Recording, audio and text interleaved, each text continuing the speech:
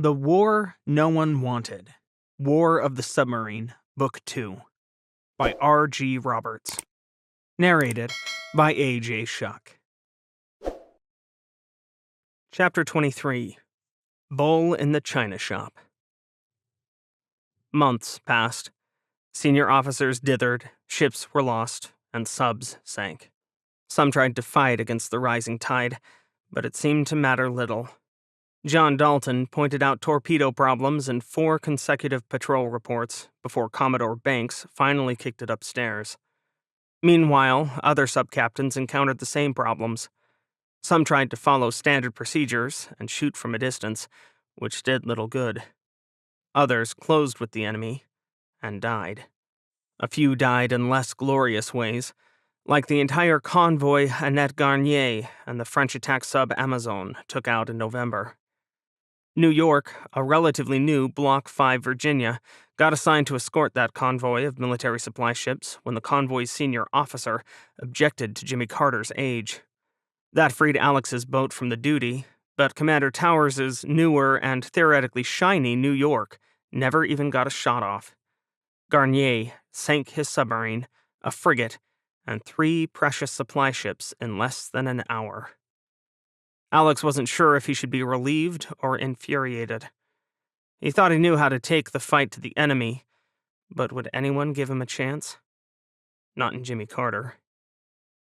Mark Easley from the Post wrote another 2 scathing articles about submarine losses, going head-to-head with Admiral Hamilton every chance he got. She did an interview with him and almost came out even. The Post reporter was sharp and fair, but he could smell blood in the water better than anyone. Easley was out to prove that the U.S. Navy had never been ready for this war, and their leadership still wasn't. And the damnable thing was that no one knew if he was wrong. Jimmy Carter spent October escorting convoys. Then they were sent to check on out-of-the-way Alliance underwater stations in November when no convoy wanted them, picking up a pair of downed aviators out of the water on the way back from Wharton Basin High, a natural gas mining station full of jaded Australian miners and not much else. The pilots were fascinated, but Alex's crew was bored within 2 hours. Once they were back in Perth, they were treated to a no-notice visit from the Subron 29 maintenance officer, who announced she was there to inventory spare parts and survey Jimmy Carter's general condition.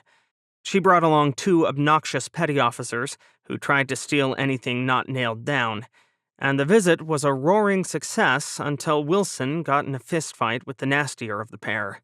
That landed Wilson in medical, and the petty officer at Commodore's mast.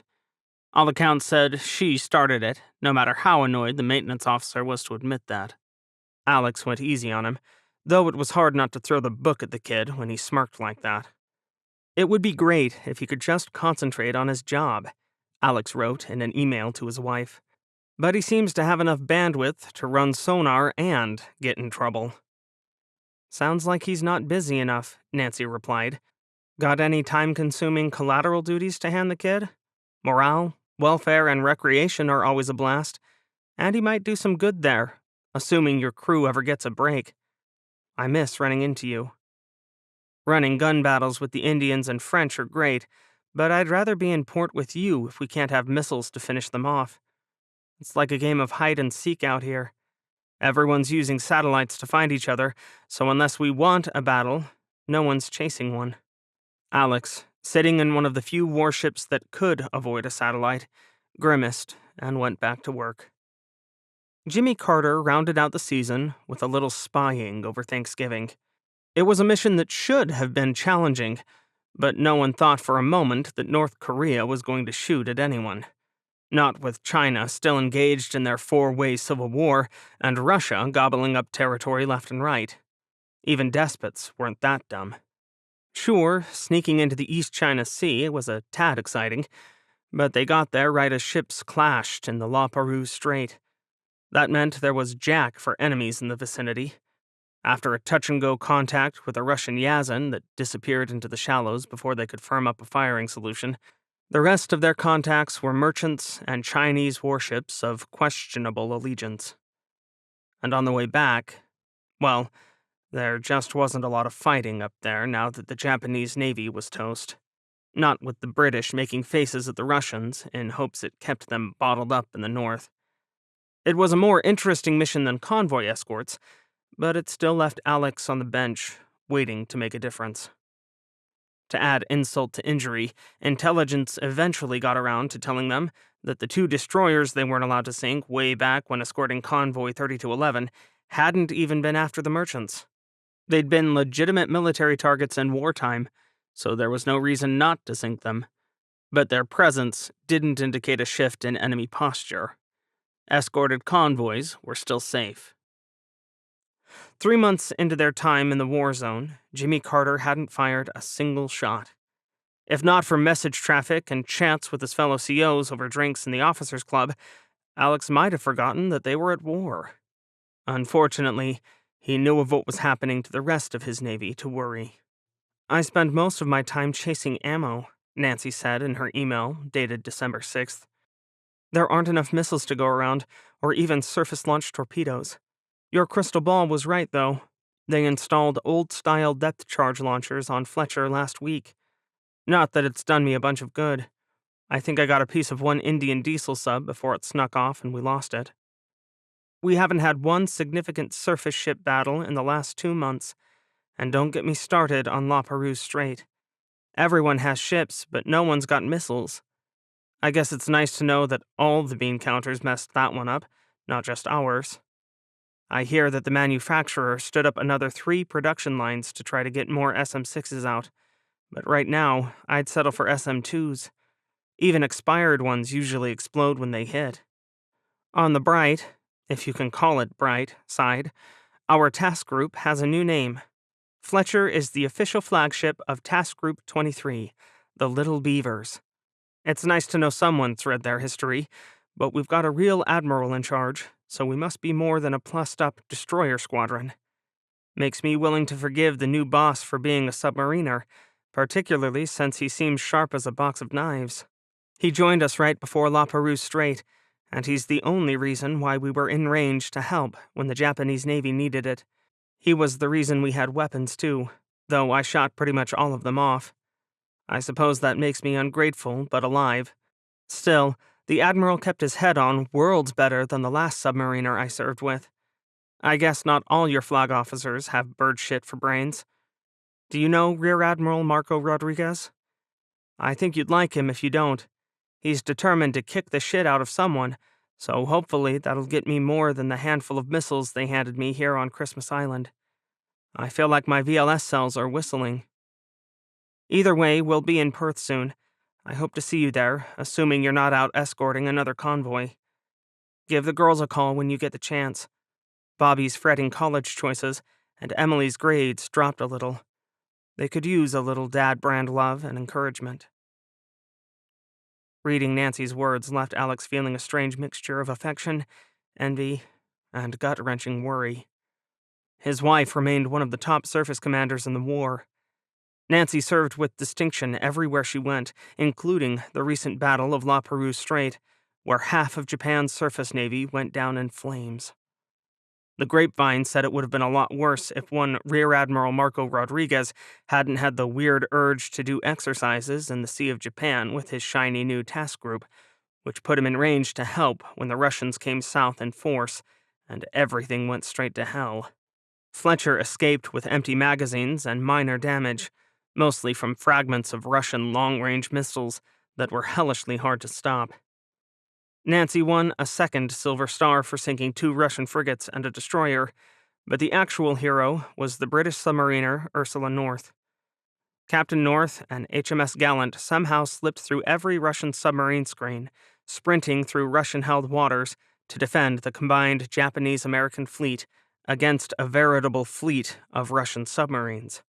She sank all 4 submarines with the Russian strike group, as well as 2 of their super frigates that the rest of the world considered destroyers. She also sank 2 surface ships as the Russians withdrew, turning the battle into a bloody draw.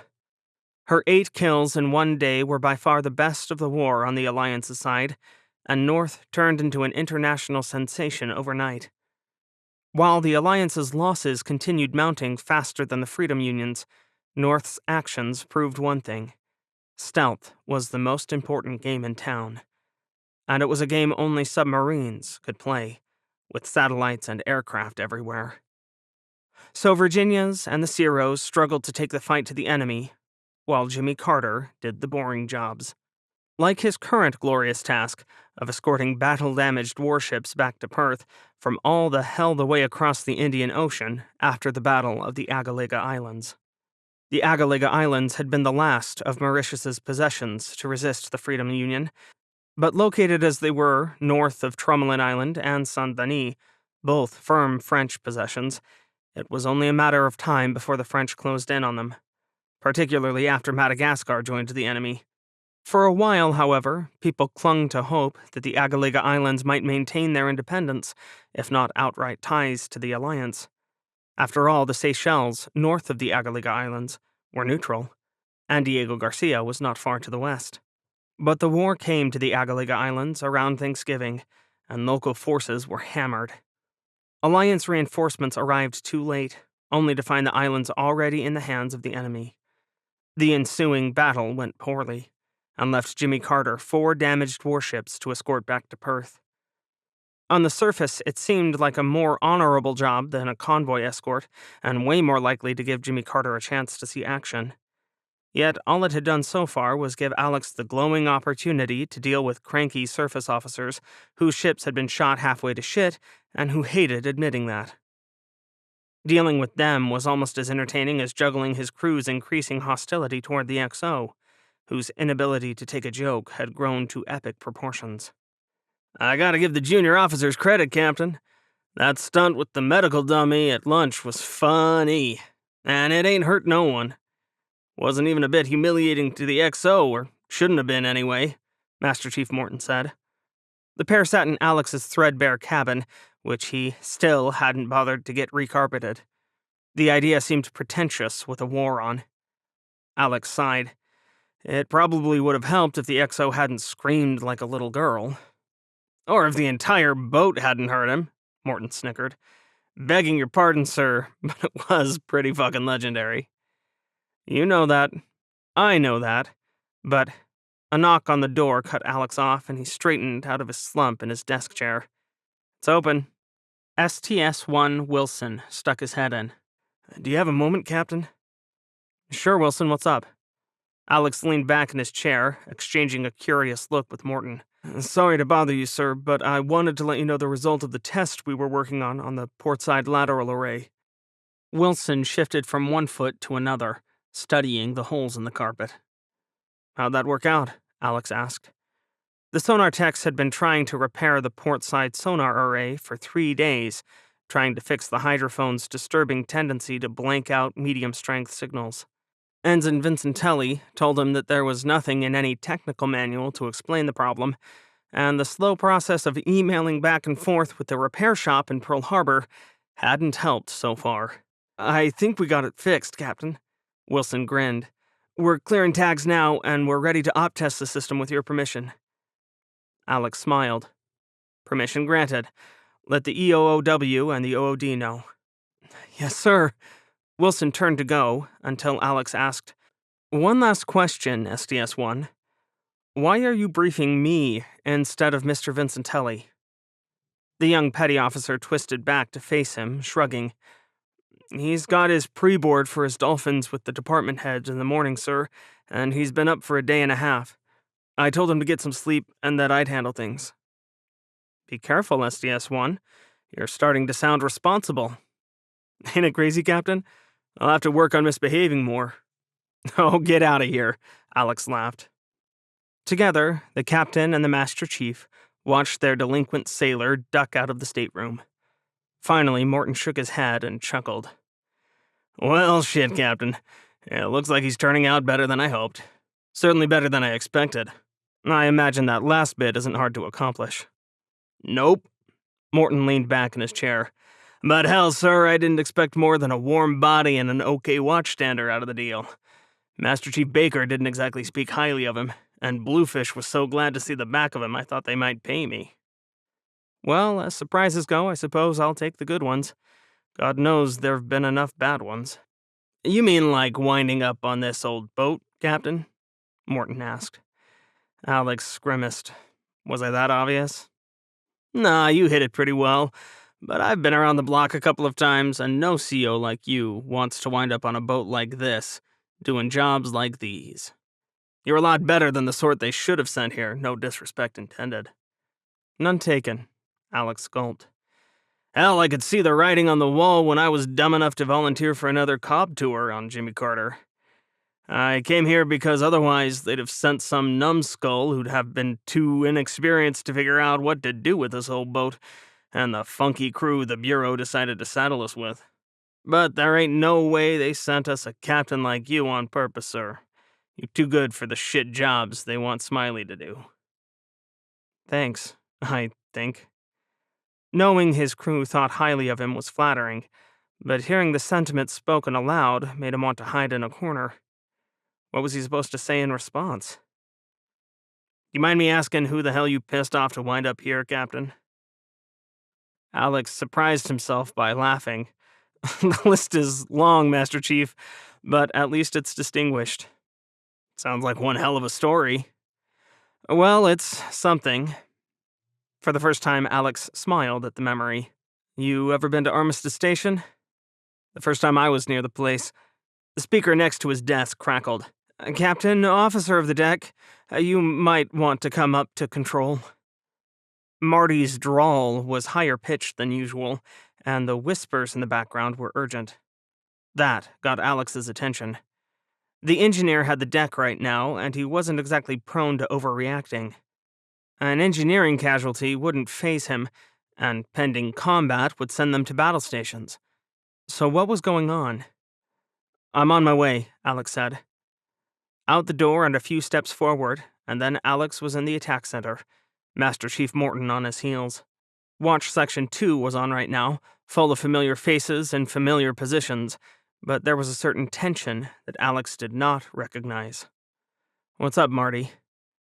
Marty Sterling was, in spite of, perhaps because of, his portly build, a perfect fit to the stereotype of the Navy engineer. His coveralls were baggy, a rag peeked out of one pocket, and at least 2 flashlights always hung from his belt. He was the oldest of Jimmy Carter's department heads, the most experienced, and the least bothered by minor setbacks. Marty often joked that he'd lost most of his hair battling with his ex-wife, so there was no use letting Smiley steal the rest of it. Now, however, that dry sense of humor seemed to have been replaced by sheer disbelief. Marty looked as stunned as if someone had smacked him between the eyes with a baseball bat. You're not going to believe this, Captain, he said. Hit me with it. Marty sighed. Safeguard had a complete reefer plant meltdown. They lost almost all their frozen and chilled foods. Okay. Alex glanced around the space, noting the other pale faces and wide eyes. A casualty on the rescue and salvage ship they were escorting shouldn't create this level of tension. Obviously, the situation sucked for those on board Safeguard, particularly since the salvage ship was carrying about half of Chesapeake Bay's crew, too. Parts of the damaged cruiser were uninhabitable from battle damage, and salvage had taken her under tow 2 days earlier. Still, it was hardly a tragedy to make his people look so shell-shocked. The captain of Chesapeake Bay has ordered us to pull alongside and replenish Safeguard stores with some of ours. What? Alex's jaw dropped.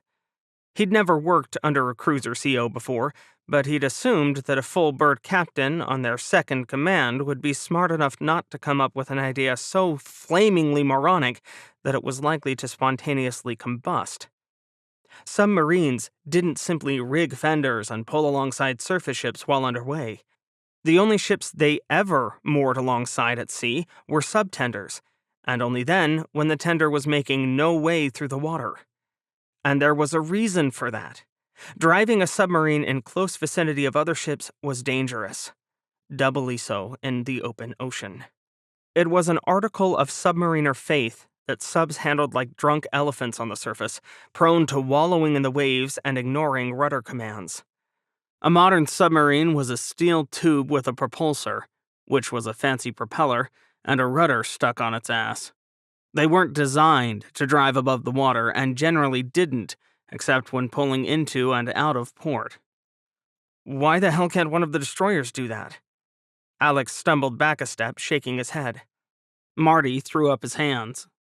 Alex resisted the urge to groan. Most surface warfare officers were smart enough, and even brilliant in their own fields, but they didn't know jack about submarines. Even Nancy was weak on the topic, and she had his brain to pick. Of course, he didn't know much about surface operations either, but it was a pain in the ass that just kept revisiting Jimmy Carter. "I'll take care of this," he said, instead of swearing up the storm he wanted to. Steeling himself, Alex lifted the handset for the convoy command comms channel. "Don't babble," he told himself, "and don't be an ass. Just stick to the facts." God, he still hated public speaking. The fact that the people on the other end couldn't see him barely helped at all. "Chesapeake Bay, this is Jimmy Carter Actual for Chess Bay Actual, over." Some convoy commanders liked to use call signs, whereas others trusted their communications encryption enough to speak in plain voice. This guy was one of the latter. "Jimmy Carter, this is Chess Bay, stand by." A minute of nothing ticked by, and then finally a new voice came over, sounding way too jolly. "Jimmy Carter, this is Chess Bay Actual. I don't see you on the surface yet, over." Alex gritted his teeth. God, these idiots really do think you can surface a submarine in 2 minutes flat, don't they?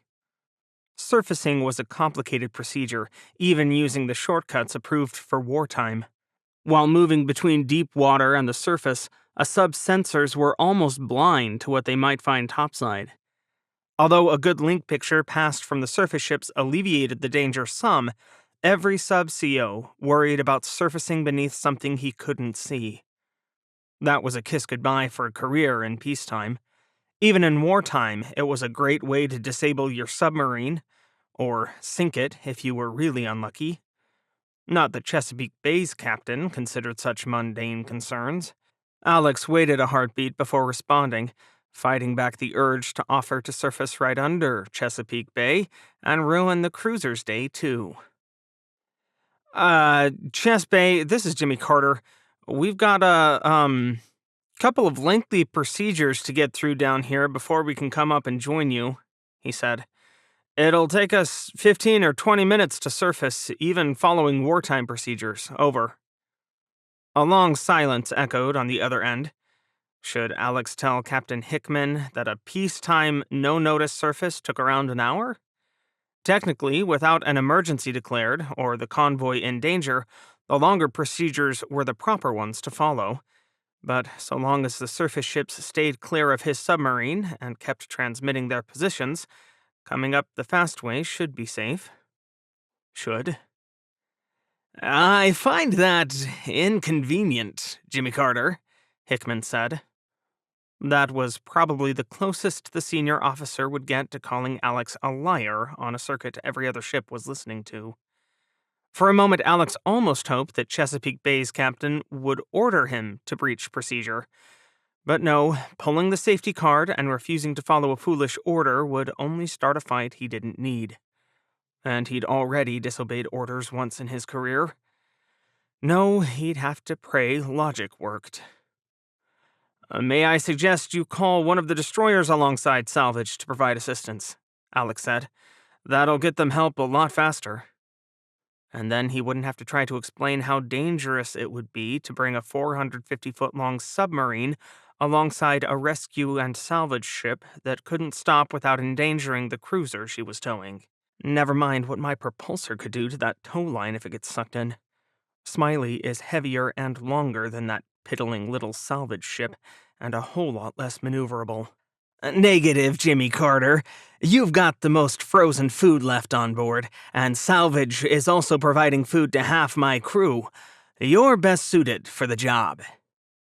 Yeah, Jimmy Carter had more food because a submarine couldn't exactly have stores delivered via helicopter. Alex snarled a curse under his breath.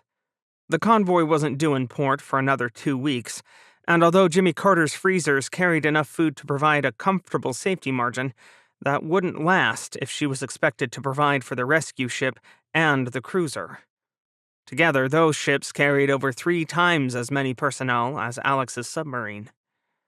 This was a disaster just waiting to happen. 5 December 2038, Washington, D.C.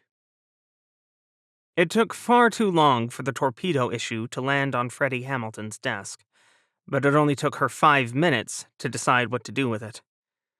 Getting an appointment with the CNO took longer, but having 3 stars and most of the war on her shoulders meant Freddie was on the short list of people who could walk in on Admiral David Scrap Chan unannounced. She wasn't that impolite, not yet, but his aide snuck her in on a Sunday. They were all working weekends. 7 months of war and 16 boats sunk, sir. It's a terrible record, Freddie said in lieu of saying hello. Scrap squinted at his coffee behind his long and shiny desk. Isn't it your job to fix that? That's why I'm here. Freddie sat down and crossed her legs, not bothering to turn her tablet on. She knew the facts. We have 2 problems. 1, more admirals than submarines. I trust you'll fix that one. 2, our torpedoes are too slow, and the enemy's boats are too fast. I can't touch the latter, but there's a faster torpedo out there, and we can have it now. Say what? How? Lazark and AIB got together and married the British Spearfish to our Mark 48. Then they gave it a sexier battery and screw. The result is the Mark 84 Advanced Spearfish variant. It's compatible with British and American firing systems, 32 knots faster than the Mark 48 and for the same range. Even better, Lazark says they can start manufacturing it next week. Scrap blinked. How much will that cost us? A lot less than another 16 new Ceros, sir, Freddie replied. But will it work? I can read World War II history as well as anyone else. We fired a ton of duds in that war. Scrap rubbed his chin. We can't afford to do that, Freddie, even if they're fast duds. Fast duds might give our boats a chance to get away, she didn't say. Telling Scrap that current submarine tactics didn't work would be like lecturing her cat about depth contours. The test results are convincing. She took a deep breath. And we have to do something, sir. Our boats can't get in close enough to get kills with the Mark 48s. They're too slow. That's one of the main things getting our people killed. Scrap sighed. Why didn't we see this coming? Surely we knew how fast enemy torpedoes were before the war. We have intel. Honestly, we've been the best so long that it never occurred to us that we might not be anymore. Christmas Island, Australia, East Indian Ocean. USS Fletcher swung gently at anchor, a warm night breeze carrying the smell of baking bread across her decks. It was wartime, so some watches were manned in her engineering spaces and CIC, but her main engines were on standby, and there was only an officer and 2 enlisted sailors on the bridge. Protected by 2 ready-duty ships, tonight a cruiser and a destroyer, most of Fletcher's crew could sleep. That included her captain, until the general alarm started blaring. Commander Nancy Coleman jerked awake just in time for her cabin phone to ring. She snatched it out of the plastic cradle so fast she almost broke the cord. Talk to me. Captain, it's the CIC watch officer. Cold Harbor reports multiple missiles inbound bearing 277. Profiles match Brahmos NG. Range 140 nautical miles. Speed Mach 7. Time to impact 1 minute 30 seconds. Shit! Nancy threw herself out of bed, grabbed her boots in one hand and coveralls in the other, and sprinted for CIC. Fletcher's Combat Information Center, the beating heart of her warfighting capability, was 1 deck down and 40 feet forward of the CO's cabin. Nancy needed 25 seconds to get there, never noticing how the metal ladder rungs stung her bare feet. She flung herself into the captain's chair, dumping her coveralls on the deck to her left. Fletcher shuddered. Birds away, targeting hostile tracks in sector. Chief Warrant Officer Anna Nagel was Fletcher's systems test officer. a gray-haired and steel-willed prior enlisted sailor who knew the Aegis weapon system like the back of her hand. Her eyes never left the screen, not even to glance at the captain who now sat by her side. "Doctrine launching ESSM.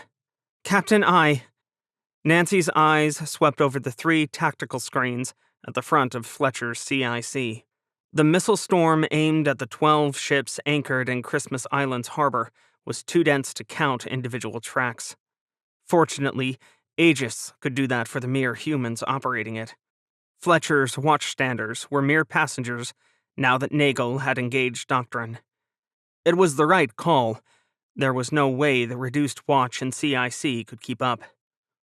Now that the battle station's watchstanders were streaming in, that would change. But Fletcher had to survive the first minutes of the battle before that mattered. She wished that the other ships around them would activate Link Doctrine, but the blinking light on Nancy's console told her that no one had. Months of war taught them that the major weakness of Link Doctrine was that it needed a cruiser's Aegis brain to be effective, or at least 3 destroyers working in tandem.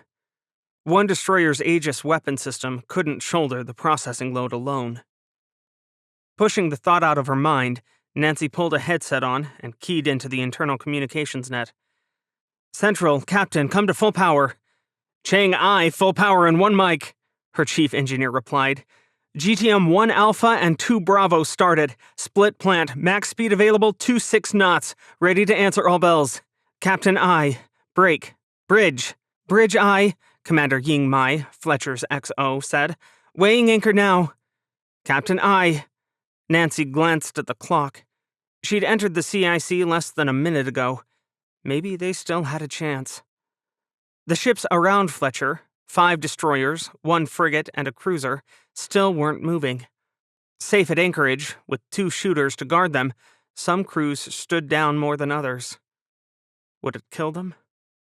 Fletcher shuddered.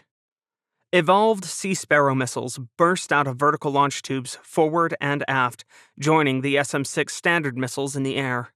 Nancy could count the white icons representing friendly missiles, and they appeared in 3 groups, all dwarfed by the tidal wave of destruction inbound.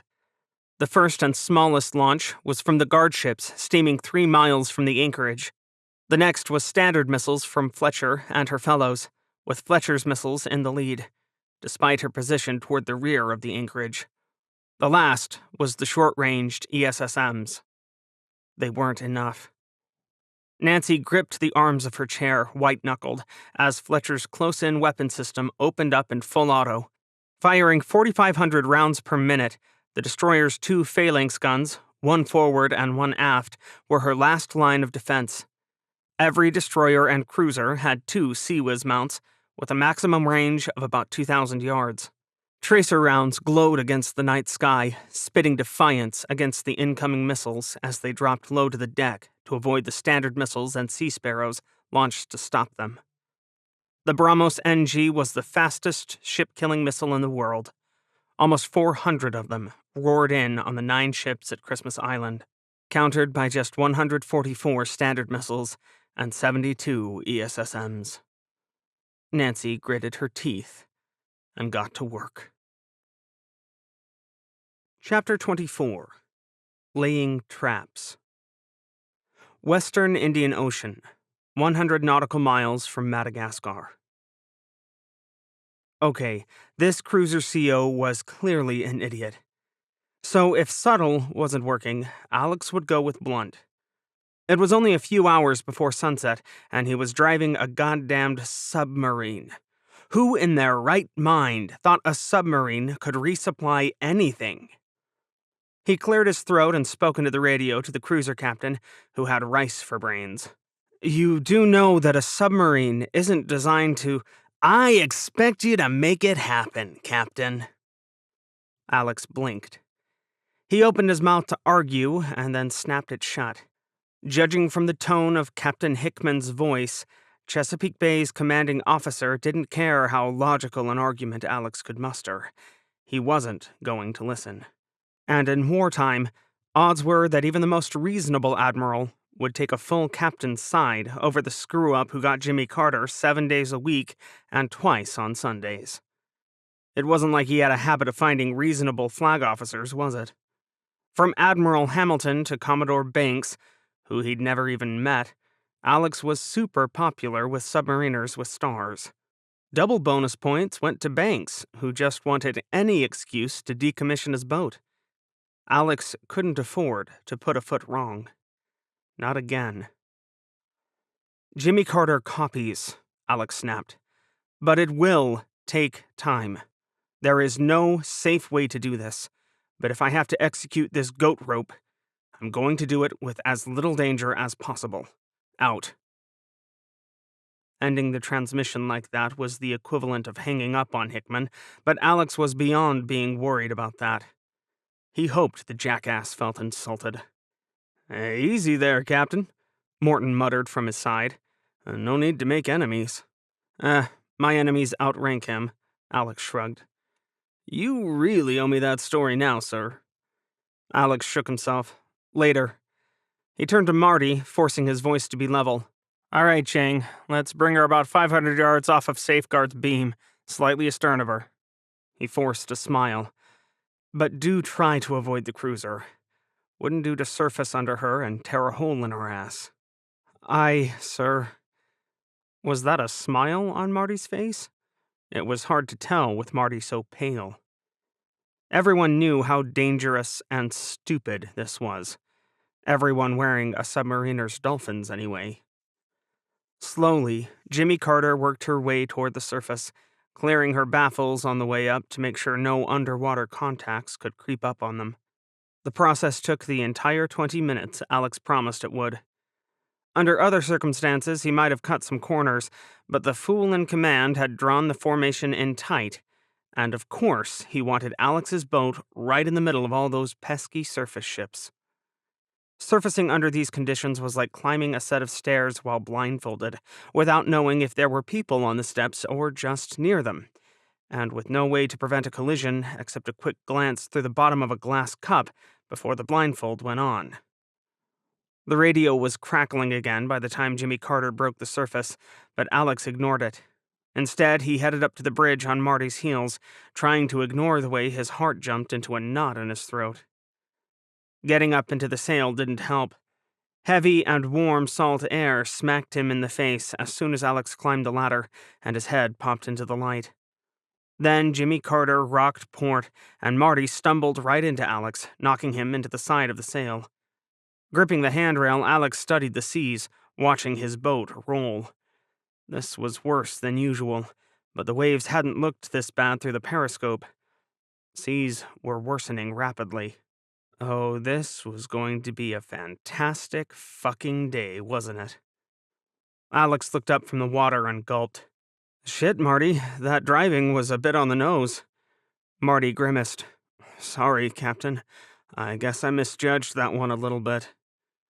Marty was an excellent engineer and a dependable officer, but he wasn't the best ship handler on Alex's crew. He had a habit of winding up just a bit off from where he aimed the submarine, and today was one of those days. Instead of 500 yards away, Jimmy Carter was barely 100 yards off Safeguard's starboard side. Nancy would have called this precision ship handling and been impressed. In a submarine, it was dangerous. But Marty was miserable enough already, so Alex didn't mention it. Did he get seasick in rough weather? Alex supposed he'd find out if his engineer puked on him. 400 yards is more than just a little bit, Lieutenant Sterling, a new voice said. Joy, just what he needed. George had scurried up the ladder, joining Alex, Marty, and the lookouts in the cramped bridge area. The XO was already all but wringing his hands. Marty twisted to glare at George. There was no love lost between these two.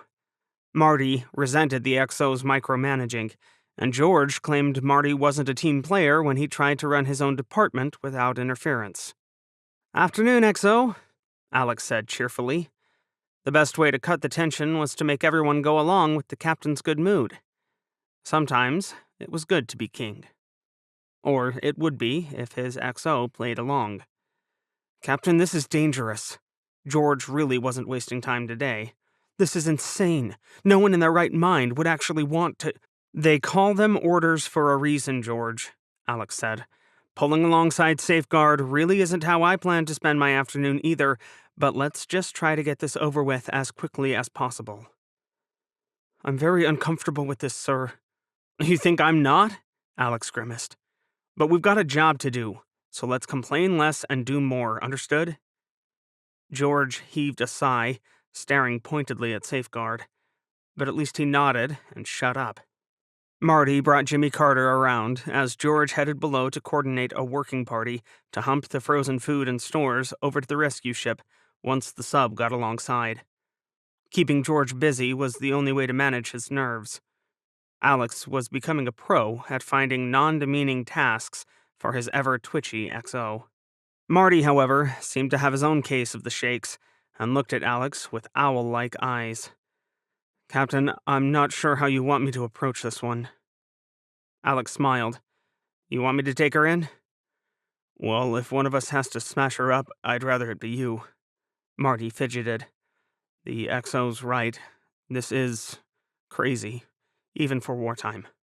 Crazy's not quite a strong enough word, Alex said, taking the sound-powered handset from Marty anyway.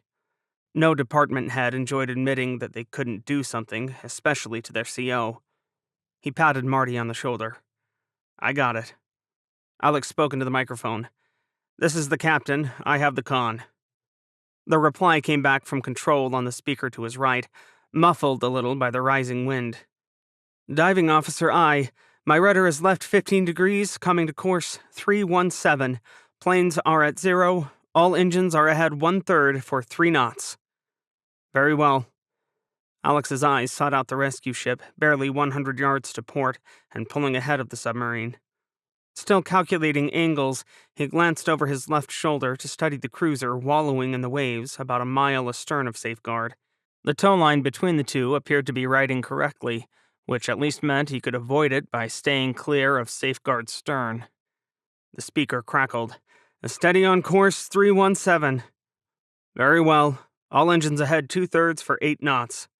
He tuned out the repeat back.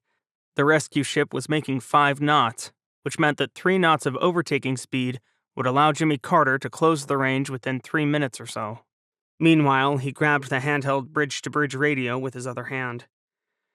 Rescue Ship 57, this is Warship 23, he called up Safeguard, using both vessels' hull numbers on the unencrypted radio circuit. This is 57, go. 5723, my intention is to approach from astern and come along your starboard side, over. We're standing by for you, 23, and we're grateful for the help. Alex could already see sailors moving to Safeguard's starboard side to receive the submarine, and yet, something was missing. Shit.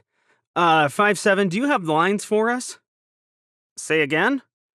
57, this is 23, subs receive lines. We don't send them over. There's no space on deck to store them, Alex said, his heart pounding. There was a long pause on the other end while Alex fought down the urge to break something in frustration. The disaster just kept growing.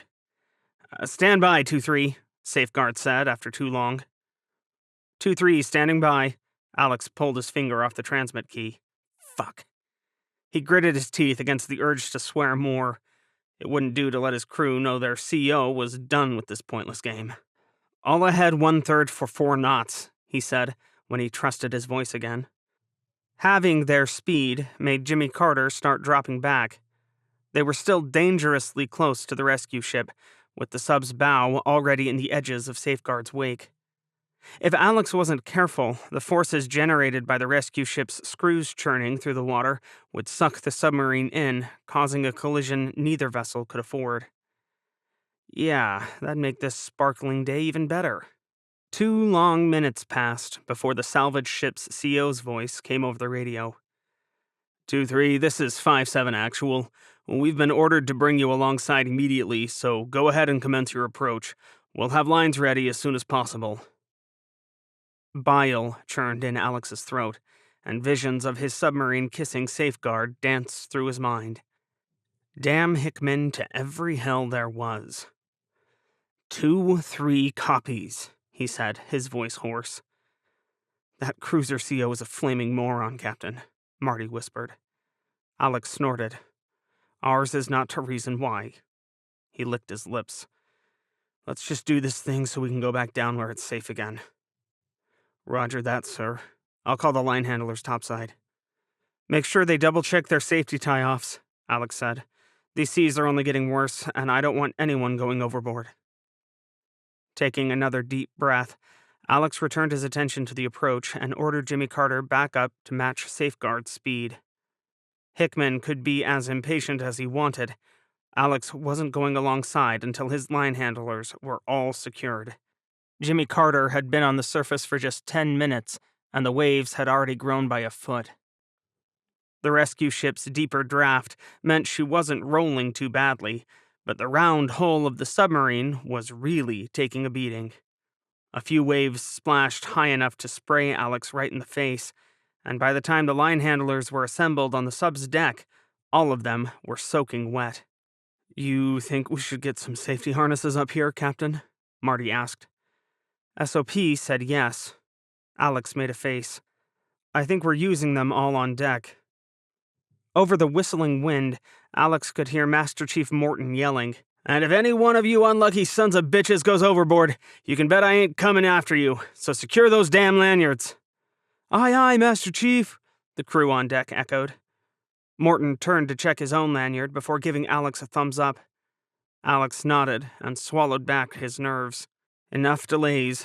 It was time to get going with this goat rope before the weather got even worse. Waltham, Massachusetts, USA. An early morning flight delivered Freddie to Massachusetts around noon, and Lazark had a car waiting at the airport. Freddie didn't believe in bringing a large staff along, but she did drag along her brand new operations officer, Captain Conrad Croft, and Commander Maria Vasquez, still her aide. The drive to the factory was blessedly short. Lazark had facilities all over the eastern seaboard, but this one was in a suburb of Boston, which meant they only had 20 minutes. That was barely enough time for Freddie to get bored. After they arrived, a veritable who's who of Lazark managers fell all over themselves to show Freddie this magical new torpedo. The factory smelled like plastic and welding. The latter smell was one Freddie liked. It said they were busy. She pushed hope down ruthlessly. So much could go wrong. She could not depend upon Lazark to do the right thing. Companies looked out for their own bottom line. There was no room for patriotism in that. Freddie knew how the world worked, and no 3-star admiral was going to change that. She just had to figure out how to work within its confines. "We tried inviting Admiral True out here," Lily Garcia, the site manager, said as they walked out onto the production floor. She was a tall woman, taller than Freddie, with graying red hair and thick glasses, but he never found time in his schedule. "I see." Freddie pursed her lips, exchanging a glance with Maria. That was a nice way of saying that True was too overwhelmed to get off his behind and look at the solution right in front of his face. They walked down one production line while an engineer rattled off the new Mark 84 specs. Freddie, who'd already recited them for the CNO, only listened with half an ear. Manufacturers always said good things about their weapons, and these were the same guys who'd been building one variant or another of the Mark 48 for 50 years. But the thing was shiny. She had to admit that once faced a torpedo with the great big fish. Most civilians thought torpedoes were small because they only saw them on television screens, but this sucker looked the same length as its predecessor, about 19 feet. It probably weighed the same 3,000 pounds, too. The torpedo was painted gray, though, not the green she was familiar with. That was a nice touch. "Is it as fast as you say?" Freddie ran a hand down the smooth body of the torp. "Tests say a 55-knot minimum, Admiral," Garcia replied. "Some have reached as high as 60 in their terminal run." "It looks like the same basic torpedo body as the Mark 48, Captain Croft said. He was a tiny man, thin, with steel gray hair and horn-rimmed glasses. He was quiet and meticulous, too, just like the boomer captain he'd been on his last tour. Freddie liked him. "Are all the connections compatible?" Garcia smiled. "Plug and play, sir." All you need is a software upgrade. Croft frowned. How fast can you roll it into production? Freddie hated asking that question. Proper procedure was for live fire testing by the Navy, validations, and then more testing. But they didn't have time. November saw 3 boats sunk. 6 days into December, and they'd already lost one. Captain Dalton's scathing but politely written reports were very clear. Her submariners needed better tools than they'd been given. We started the lineup already and have 50 in stock, Garcia replied, her face a little pale. Once the contract is signed, we will start another 3 lines up here in Waltham and another 2 in Rhode Island, working 3 shifts that will give us the ability to produce 6 torpedoes a day.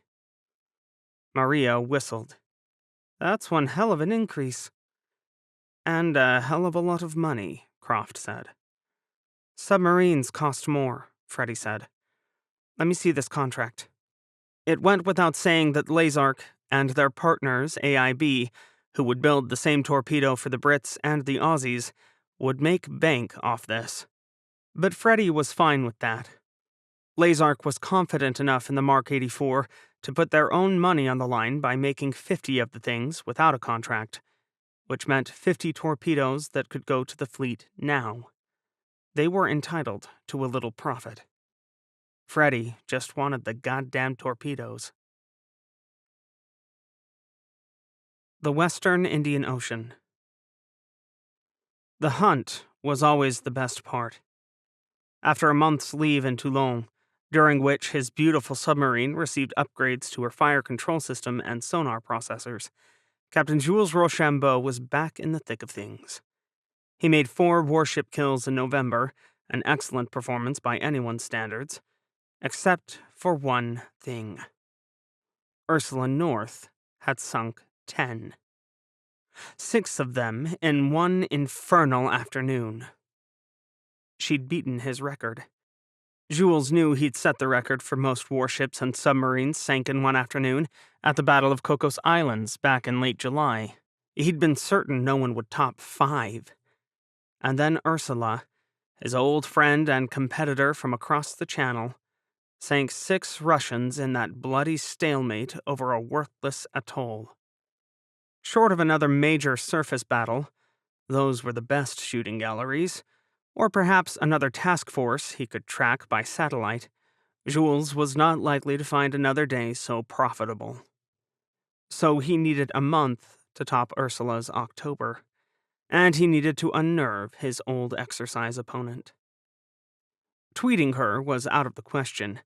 Ursula wouldn't dirty her aristocratic fingers on Twitter if it was the last social media platform on Earth. That left email. On the bright side, he doubted the Brits changed their email addresses upon the arrival of war any more than his navy had. Reconfiguring servers was just too much work when the tech geniuses had so many better things to do with their time. So Jules waited until the dead of night, always the quietest time on his submarine, particularly when not on the hunt, to sit down and type an email to his old friend. Dearest Ursula, I would congratulate you on your spectacular month in October, had you not decided to send some of my compatriots to the bottom with your torpedoes. Did you think of them when you gave the command to fire? Commander 14 shared that memorable dinner with us in Marseille. She was the one your tall PWO flirted with so shamelessly. It is strange standing against old allies, is it not? I still remember all the exercises we engaged in, each striving to kill one another with our practice torpedoes. I always enjoyed the stories and drinks afterward, but I imagine there will be no meeting after if we clash now. Rumor says you remain in northern waters. Perhaps you should come south, and we will renew our friendly rivalry. Your old friend, Jules Rochambeau. Smiling, he clicked send. She would not take the bait this time. No, not Ursula. She would rant and rave, and then return to her duty. She would probably not even answer, at least not the first email. Jules estimated it would take another 3 or 4 emails before Ursula sent him a string of creative swear words and a demand that he leave her alone. She'd be too proud to block him, of course, and Jules would not abuse that. Not often. He'd work on her slowly, little by little, until she came out to meet him. And then they'd find out who was better. For good. Christmas Island, Australia. Missile met missile in the darkness, painting the sky red, orange, and yellow with fire. Voices filled the command circuit, reporting as some ships ran out of missiles and others struggled to get underway. "Forward sea was empty," Lieutenant Commander David Attar, the General Quarters Tactical Action Officer, reported, as Chief Warrant Officer Nagel sprinted back to her station as Air Warfare Coordinator. "Reloading now." Nancy didn't even have time to swallow. "Anyone in linked doctrine?" "Negative. Aye. Own ship doctrine launching forward ESSMs," Attar said. Nancy punched a button and brought the forward camera view up, just in time to watch the missiles race into the night. Then her eyes flicked back down to the V-shaped missiles inbound toward her destroyer. Fletcher was toward the back of the formation, which meant any missile aimed at her had to get through all the other ships' point defense along the way. But it also meant Fletcher had a duty to help defend them. Her standard missiles took out 2 BrahMos, missed 3 more, and then the forward ESSMs destroyed those in an eye-bleeding flash of fiery missile-on-missile fury. Another BrahMos jinxed past Jason Dunham and dove for Fletcher, only to be caught by a single round from the aft CIWS mount and tumble end over end into the water. "All stations, Cold Harbor. I am Winchester. I say again, Cold Harbor is Winchester." There was a yelp, then static, and the previously calm voice turned high-pitched. "Cold Harbor is hit. 2 hits forward, on fire and taking on water, unable to maintain tactical command." "Shit, she was one of the ready-duty ships," Attar said. "Here's hoping they can keep her afloat." Nancy didn't have time to worry about how someone else's cruiser did damage control. She stomped on her voice pedal. "Bridge captain, get me some maneuvering room to the west. We've got more missiles than almost everyone else, and we need a clear shot at the next wave." "Bridge aye," Ying Mai replied. "Coming left to 120. "Captain aye." Nancy's eyes flicked to the Link 18 ammunition readout, and she grimaced.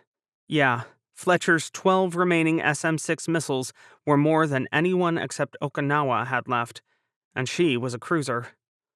The Bull Runs had a lot of magazine space, but Oki had still used up almost all of her ESSMs. She only had 1 quad pack left. Fletcher had 7 quad packs for a total of 28. "All stations, William Charette, 1 hit midships, fire under control, lost power aft," another voice reported on the net. Nancy's heart clenched. That was Commander Mina Markinson. They'd gone to the prospective commanding officers course together. Mina made great martinis and had twin sons in middle school. Her wife was in the Air Force, and... "All stations, Jason Dunham. Took 1 missile through the helo hangar with casualties. Fully mission capable." Was that Todd Kellner's voice? She hadn't known he'd taken command of Dunham.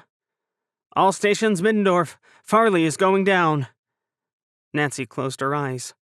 That was expected. Farley was still under repair from the Battle of La Perouse Strait.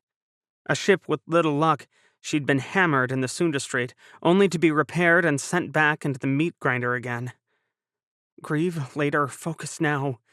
Nancy's destroyer picked up speed, sprinting around her maimed fellows as they finally weighed anchor. They knew the threat bearing, and while Nancy didn't yet have a track on the enemy, she was sure as hell going to find a way to hit them back. "Well, this is no goddamned fun," a voice said from her left. "Give me a headset and let's see if I can't straighten out this clusterfuck." Nancy twisted to see Rear Admiral Marco Rodriguez looming over her, though not by much, given how short he was. She extended a headset plugged into the external net and... "Vampire, vampire, vampire! Missiles inbound bearing 271, range 140 nautical miles, speed Mach 7, Time to impact 1 minute, 30 seconds. All stations, Fletcher, activate linked doctrine, Nancy said over the net. Immediately, the voice of the other cruiser in their group replied, Fletcher, this is Okinawa. Your recommendation is noted. Okinawa, this is Task Group 2-3 Actual, Marco Rodriguez cut in. Do as the lady says, and we might live another day. Okinawa, roger, activating link doctrine. Out. Nancy didn't bother to thank her admiral. She didn't bother to think about how she'd overstepped her authority either. She just watched the icons of enemy missiles blossom on the plot and added up the missiles the Americans had to counter them. Even with linked doctrine, it wouldn't be enough. Chapter 25. Someone Else's Mess. Christmas Island. Contested. Admiral Marco Rodriguez watched with growing horror as American ships were blown apart. This wasn't his kind of warfare, but he'd sure seen a lot of it over the last 9 months. A submariner by training, Marco commanded a fast attack boat and a submarine squadron before earning his first star and getting an amphibious strike group. Granted, that command got all twisted out of shape when the war started, and he wound up taking over for a shell-shocked Jeff McNally after the Battle of the Somme. But he'd bounced from one surface command to another ever since. Somehow, he always ended up cleaning up someone else's mess. Today, it was for Rear Admiral Chucklefuck Ingram, who was dead, dying, or somehow incapacitated over on Cold Harbor. Or maybe he was in the water. The cruiser was busy sinking, and Marco'd inherited the disaster. Only 2 of the destroyers involved in the raging Battle of Christmas Island were his, Jason Dunham and Fletcher. He'd spent the last month trying to assemble the rest of Task Force 23, only to find that his little beavers were little indeed. Every ship he was supposed to be assigned seemed to be needed somewhere else.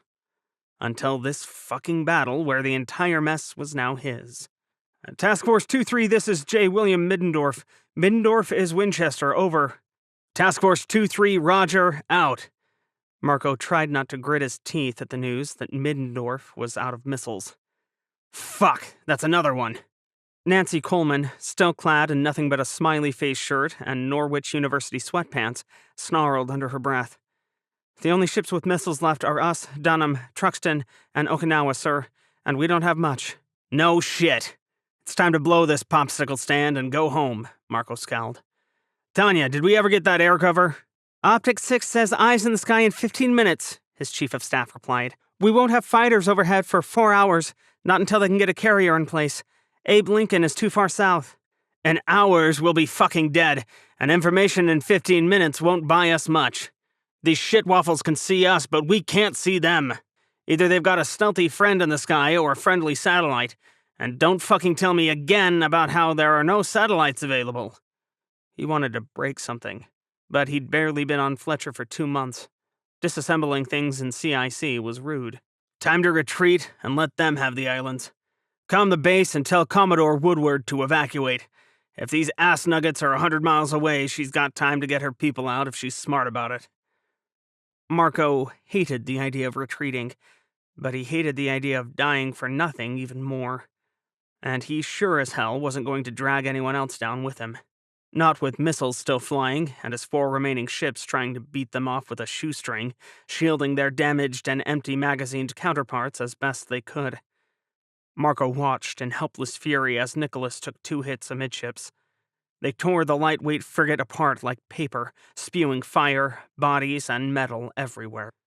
Truxton, tucked in close to try to defend Nicholas, took a flaming piece of superstructure to her bow, and it ate through her decking like a giant hell creature. That forced her to deluge some of her forward vertical launch system cells, cutting the old Arleigh Burke-class destroyer off from the rest of her ordnance. She made the Winchester call a few seconds later. Okinawa surged into the gap, launching her last missiles to defend her comrades. The cruiser took a glancing blow to the stern that destroyed her empty harpoon brackets. None of the ships had harpoons. The supply shortages were too severe, but left her largely intact. Then it was Fletcher's turn, and Marco braced himself for death and pain when a missile snaked past the best her CIWS mounts had and took the forward gun mount straight off. Nancy swore, and fires raged, But Dunham's last missiles took out the rest of the third wave, buying time for the 4 remaining warships to retreat. There was no saving Nicholas and Middendorf. Both burned brightly against the steadily lightening sky. Farley was already gone, and Cold Harbor was sinking bow down, with her screws sticking out of the water. Marco slowed to pull as many survivors on board as possible, but he only dared linger for 2 hours. By then, 2 helicopters from Okinawa got eyes on the enemy fleet and confirmed they had fucking tenders alongside. The assholes were reloading missiles at sea. Who did that? Apparently, no one told the Indians that was a bad fucking idea, even in good weather and in near-dawn darkness. At least it slowed them down long enough for Marco's 4 ships to pull hundreds of survivors out of the water and sink Nicholas when the frigate stubbornly refused to go beneath the waves on her own. Sending her to the bottom took more 5-inch rounds than he wanted to waste, but that was better than leaving her secrets for the Indians to find. What a time not to have a submarine along. Marco would have given his right arm for a Mark 48 right now, but surface ship-launched torpedoes were in short supply, and needed to ward off any future attacks by submarines. Guns were a better option, even if they took longer, and made him feel like this hellscape was some weird, alternate World War II they were losing. Meanwhile, the base on Christmas Island loaded everything they could carry on the one unlucky supply ship moored at Pier 2, and shredded everything they couldn't. Then Marco and his 5 ships ran, metaphorical tails between their fucking legs, while 10 Indian destroyers and 16 corvettes took sovereign Australian territory. "Watch out!" Master Chief Morton's shout made Alex's head snap around. He'd been focused on maintaining a slight distance between Jimmy Carter and Safeguard, but he turned in time to see a Petty Officer 3rd Class slip on the submarine's slick deck and almost fall, only to be caught by a shipmate just in time to keep her from cracking her head open on the hull. "This is getting damn ugly," he muttered to George, who'd rejoined him on the bridge when Marty headed down to engineering. "Getting?" George's laugh was nervous, but at least he wasn't trying to put his fingers into everyone else's pot today. Perhaps he really was getting better. I hope to God he is, because the weather certainly isn't. The skies hadn't quite opened up yet, but it smelled like rain. This wasn't a part of the world Alex had deployed to before, but it didn't take a genius weather guesser to search the internet and know they were about to get a late-season typhoon. Jimmy Carter had been alongside the rescue ship for almost 10 minutes, and Safeguard still hadn't managed to get lines across to the submarine.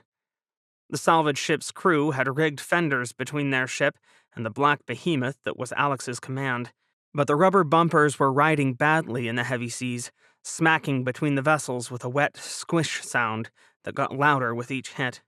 Worse yet, Safeguard's deck wasn't much higher than Jimmy Carter's, which meant the sub couldn't use the lee of the larger vessel to hide from the weather. Instead, she bounced and twisted like a cork bobbing amongst the waves, at the mercy of the seas. Safeguard wasn't much better off. Cringing, Alex watched the surface sailors slipping and sliding as they struggled to hand the first line over to the submarine. 4 efforts later, and a soaking wet line, the thick wire rope finally made it across. Alex's sailors caught it deftly and immediately started making the lineup under the Cobb's supervision. "That's one." Alex let out a breath he hadn't known he was holding. "I don't like that they started back aft, Captain," George fretted. "Me neither, but I'll take what we can. Jesus." One of Safeguard's sailors overbalanced, clearly trying to keep the forward line from dropping into the drink like the last one. As Alex watched in horror, the sailor toppled headfirst over the side of Safeguard and into the narrow gap between the 2 vessels. Were he a little luckier, it might have ended there, but a sub was considerably wider below the waterline than above it, and with the line back aft attached, Jimmy Carter was closer to the rescue ship than she'd been moments before. Thunk. The wet sound of flesh hitting metal was audible, even though the impact happened a few feet underwater. "Hard right rudder!" The order was automatic. "Captain, the stern!" But Alex's eyes were already riveted on it, watching the stern grow ever closer to the other ship. He'd had to throw the rudder over to keep the overboard sailor from being crushed between the two vessels' bows, but when the bow came out, the stern went in. Shouting came from forward, and suddenly Master Chief Morton was flat on his stomach on the deck, dangling over the side to reach for Safeguard's semi-conscious sailor. A second later, Ruse, Jimmy Carter's rescue diver, was next to him, and together they hauled the other man out of the water, while Alex's other sailors pulled the two of them back up. "Shift your rudder," Alex said just in time. Ponderously, Jimmy Carter's bow swung left, and the stern stopped inches away from hitting the rescue ship. Someday, his heart would stop trying to hammer its way out of his chest. Really, it would. "Doc, XO, we've got a personnel casualty on the forward deck," George said into his radio. "On my way." Alex tuned the exchange out. "Get that goddamned line across," he shouted down to Morton. Captain Hickman's ego had already injured one sailor, and Alex would be damned if he let it hurt another. Another giant wave swept over Jimmy Carter's deck before the forward line could be passed from Safeguard, but the sailors finally got it secured as Alex straightened the boat out. After the first two lines were across, getting the next two tied off was much easier. Rigging a makeshift brow between the two vessels was more complicated than getting the lines across, however, because subs and surface ships didn't roll the same way, even when they were attached to one another. Jimmy Carter outmassing Safeguard by a factor of 2 didn't help either. By the time the brow was secure enough to use, 45-knot winds were whipping across both vessels' bows. "Looks like we've got a monsoon brewing, Captain," George said. He looked distinctly green. "Tell me something I don't know."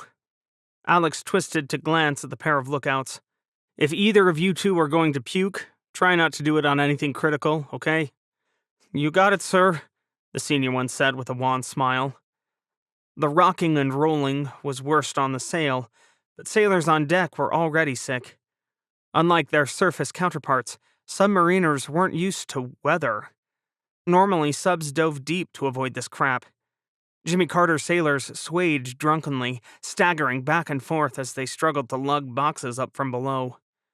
The only good thing about the bucking seas was that they washed the vomit off the deck almost as soon as it hit. Midway through the transfer, Maggie's head popped up through the hatch, and she scrambled up next to Alex. "Captain, the barometer's dropped again, and winds are almost up to 55 knots, she said. "Fleet weather is predicting a typhoon with winds up to 90 knots. "This day's just getting better and better, isn't it?" Alex said. "All right, patch me through to Convoy Command on the phone up here, will ya?" "Yes, sir." Maggie passed the orders and handed him the red-colored phone. "You're up." "Thanks, Maggie." Alex sucked in a deep breath. This wasn't going to be pleasant, but that was why the Navy paid COs the big bucks. "Chesapeake Bay, this is Jimmy Carter Actual. For Chess Bay Actual, over. Stand by." Alex glanced back at the cruiser following in the dual wakes of his sub and the rescue ship. Despite not maneuvering under her own power, the big warship rode better in the rough seas than either of them, probably because of her deeper draft. Could Hickman even see how badly the transfer was going from back there? He didn't strike Alex as the type to pick up a pair of binoculars and watch. 6 minutes ticked by. Alex timed it, growing increasingly annoyed. During that time, 2 other sailors lost their footing. A third slipped but caught herself, tearing her forearm open on the edge of the brow and splattering blood all over the box of frozen vegetables she'd been trying to pass off. The next sailor in the daisy chain decided not to catch the vegetables and opted to steady his shipmate instead, and the box tumbled overboard, bouncing off of Jimmy Carter's cylindrical hull before vanishing into the churning water between the two vessels. Thunk! Alex heard the muffled sound of wood hitting metal, and then the box was gone. Enough was enough. Every instinct Alex had was screaming at him to stop this madness before someone else got hurt. "Secure the transfer," he shouted down to Morton. Morton twisted to look at him, gesturing blankly. It took Alex a moment to realize the winds were too high for the Master Chief to hear. "Kill the transfer!" He punctuated the words by slashing his free hand across his throat and almost lost his balance when a wave hit Jimmy Carter and he wasn't holding on. Morton waved an acknowledgement, but it took Alex's soaking wet cob 3 tries to get the message across to Safeguard. Meanwhile, sailors hurried to pass the last few boxes over. Last of all, the injured Safeguard sailor limped across the brow, supported by shipmates on both sides of the divide. Jimmy Carter, actual. This is Chess Bay, actual. Send your traffic, over. Alex bit back the urge to snap at Hickman. 8 minutes. Where had the cruiser captain been? Asleep? Nice to know he cared about the ships executing dangerous orders under his command. Yeah, it wasn't combat, but weather could kill as easily as a torpedo. Chess Bay, this is Jimmy Carter. The weather's gotten worse out here, and we're seeing personnel injuries. I've secured transferring supplies to Safeguard. Suddenly, the sub took a wild roll, and Alex couldn't catch himself before his left shoulder slammed into the edge of the sail. Pain shot through his arm, and he bit back a curse. They've got about 65% of what we intended to send them, but it's dangerous out here. I'm going to break away. An almighty crack punctuated his last sentence, and one of the lines holding the brow in place snapped. It whipped backward toward the sailors on Jimmy Carter's deck, who dove out of the way. Thankfully, the lines used to tie the brow down weren't long, because snapping back lines could cut sailors in half. This one ripped across the deck like a rapid snake, but finally landed on Safeguard's quarterdeck without hitting anyone. Jesus, Alex whispered. Stand by on that, Jimmy Carter. Despite the buzz of the radio, Hickman's voice sounded damnably normal. I'd like to get a higher percentage of stores across before securing. Wide-eyed, Alex watched the bow go under as a wave rolled over the submarine. That made the brow between the ships rock precariously with only 3 lines holding it in place. Unfortunately, Safeguard was handling the seas better than Jimmy Carter, which turned the brow into a seesaw. Another wave hit Jimmy Carter, and the brow bucked wildly, almost dropping a Safeguard chief petty officer right into the drink. Then, just to make things better, it started to rain. Not to sprinkle, but real rain, with fat, warm raindrops that made the watchstanders below close the hatch to control in a hurry. Get them off that brow, Alex shouted down to Morton. Get everyone clear and cut the damn thing loose. He mimed cutting lines with an axe in case the cob couldn't hear him, which seemed to work. Morton's orders were lost in the wind, but sailors moved away from the sub's port side. Jimmy Carter, this is Chess Bay. Did you copy my last? Hickman sounded like he was ready to lecture Alex on something utterly unimportant. Wartime necessitated taking certain risks, but this was stupid. Alex mashed the talk button on the phone almost hard enough to break it. I copy, Chess Bay. However, I've got lines snapping and my deck is awash. We're way outside the envelope for submarine surface ops. I'm breaking away as soon as Safeguard pulls the brow back. Over. Wham! The brow jumped up again and came down hard on both decks. My people on Safeguard need those supplies, Jimmy Carter. Under the circumstances, I think... Alex tuned the rest out. A violent roll jerked Jimmy Carter to starboard, tossing him into the opposite side of the bridge and straight into George. He'd forgotten his XO was still there until they both yelped. Something cracked distantly, and someone on deck shouted. Staggering, Alex tried to catch his balance, only to be thrown back to where he'd started when the submarine rolled back the way she'd come from. Alex had lost the handset and didn't look to see where it fell. Crack! Alex's head snapped up. Another line tying the brow down had snapped, but now the metal of the brow itself bent, sheared, and broke. Crack! There was no time to say anything. As Jimmy Carter rolled back toward the rescue ship, the last line on Safeguard's side of the brow snapped, leaving only one line attaching the brow to the submarine and nothing to the surface ship. The heavy metal walkway reared up and swung over Jimmy Carter's deck, sweeping sailors aside like a giant scythe. It hit 3 of Alex's people full on, snapping the lanyards holding them to the boat and throwing them overboard like rag dolls. Man overboard! Port side! Alex bellowed down the hatch, distantly hearing the word passed over the 1MC. But the boat couldn't maneuver while alongside Safeguard, and both rescue divers were already topside. If they could find the 3 sailors that went over, they had a chance. But Alex was a trained rescue swimmer and knew how slim that chance was in weather like this. And he wasn't sure he'd ask anyone to go in the water, even after a shipmate. Odds were he'd lose them both. He held his breath. One of the sailors who went overboard came up immediately, and those still on deck scrambled to throw him a line. But after several agonizing seconds passed, the other two did not reappear. Vomit rose. Alex barely managed to force it back. His gaze flicked to Jimmy Carter's wake, searching desperately for his other two sailors, but no sign of them appeared amidst the waves. On deck, it took 2 tries for the others to haul the one survivor out of the water. He'd almost been washed right by the submarine by the time Master Chief Morton managed to get a line on him. His struggle up the sloping side of the submarine was a long one, and just watching him clutch his ribcage painfully made the bottom drop out of Alex's stomach. Only then did he recognize the waterlogged sailor as his miscreant sonar man, SDS-1 Wilson. Belatedly, he realized that Hickman was calling him, again. "Jimmy Carter, this is Chesapeake Bay Actual. What the hell is going on up there? Are you disobeying my direct orders?" "What the hell is his—" Alex chopped the words off, groping for the red phone. "I apologize for the delay, Chess Bay. I just lost 3 sailors overboard and recovered 1. I am breaking away now. Out." He slammed the phone down without waiting for a response. "Master Chief, cut those lines right now!" he shouted down to Morton, who was standing mercifully close to the sail. "Cut the lines, aye!" Morton turned to the line handlers. "Get moving!"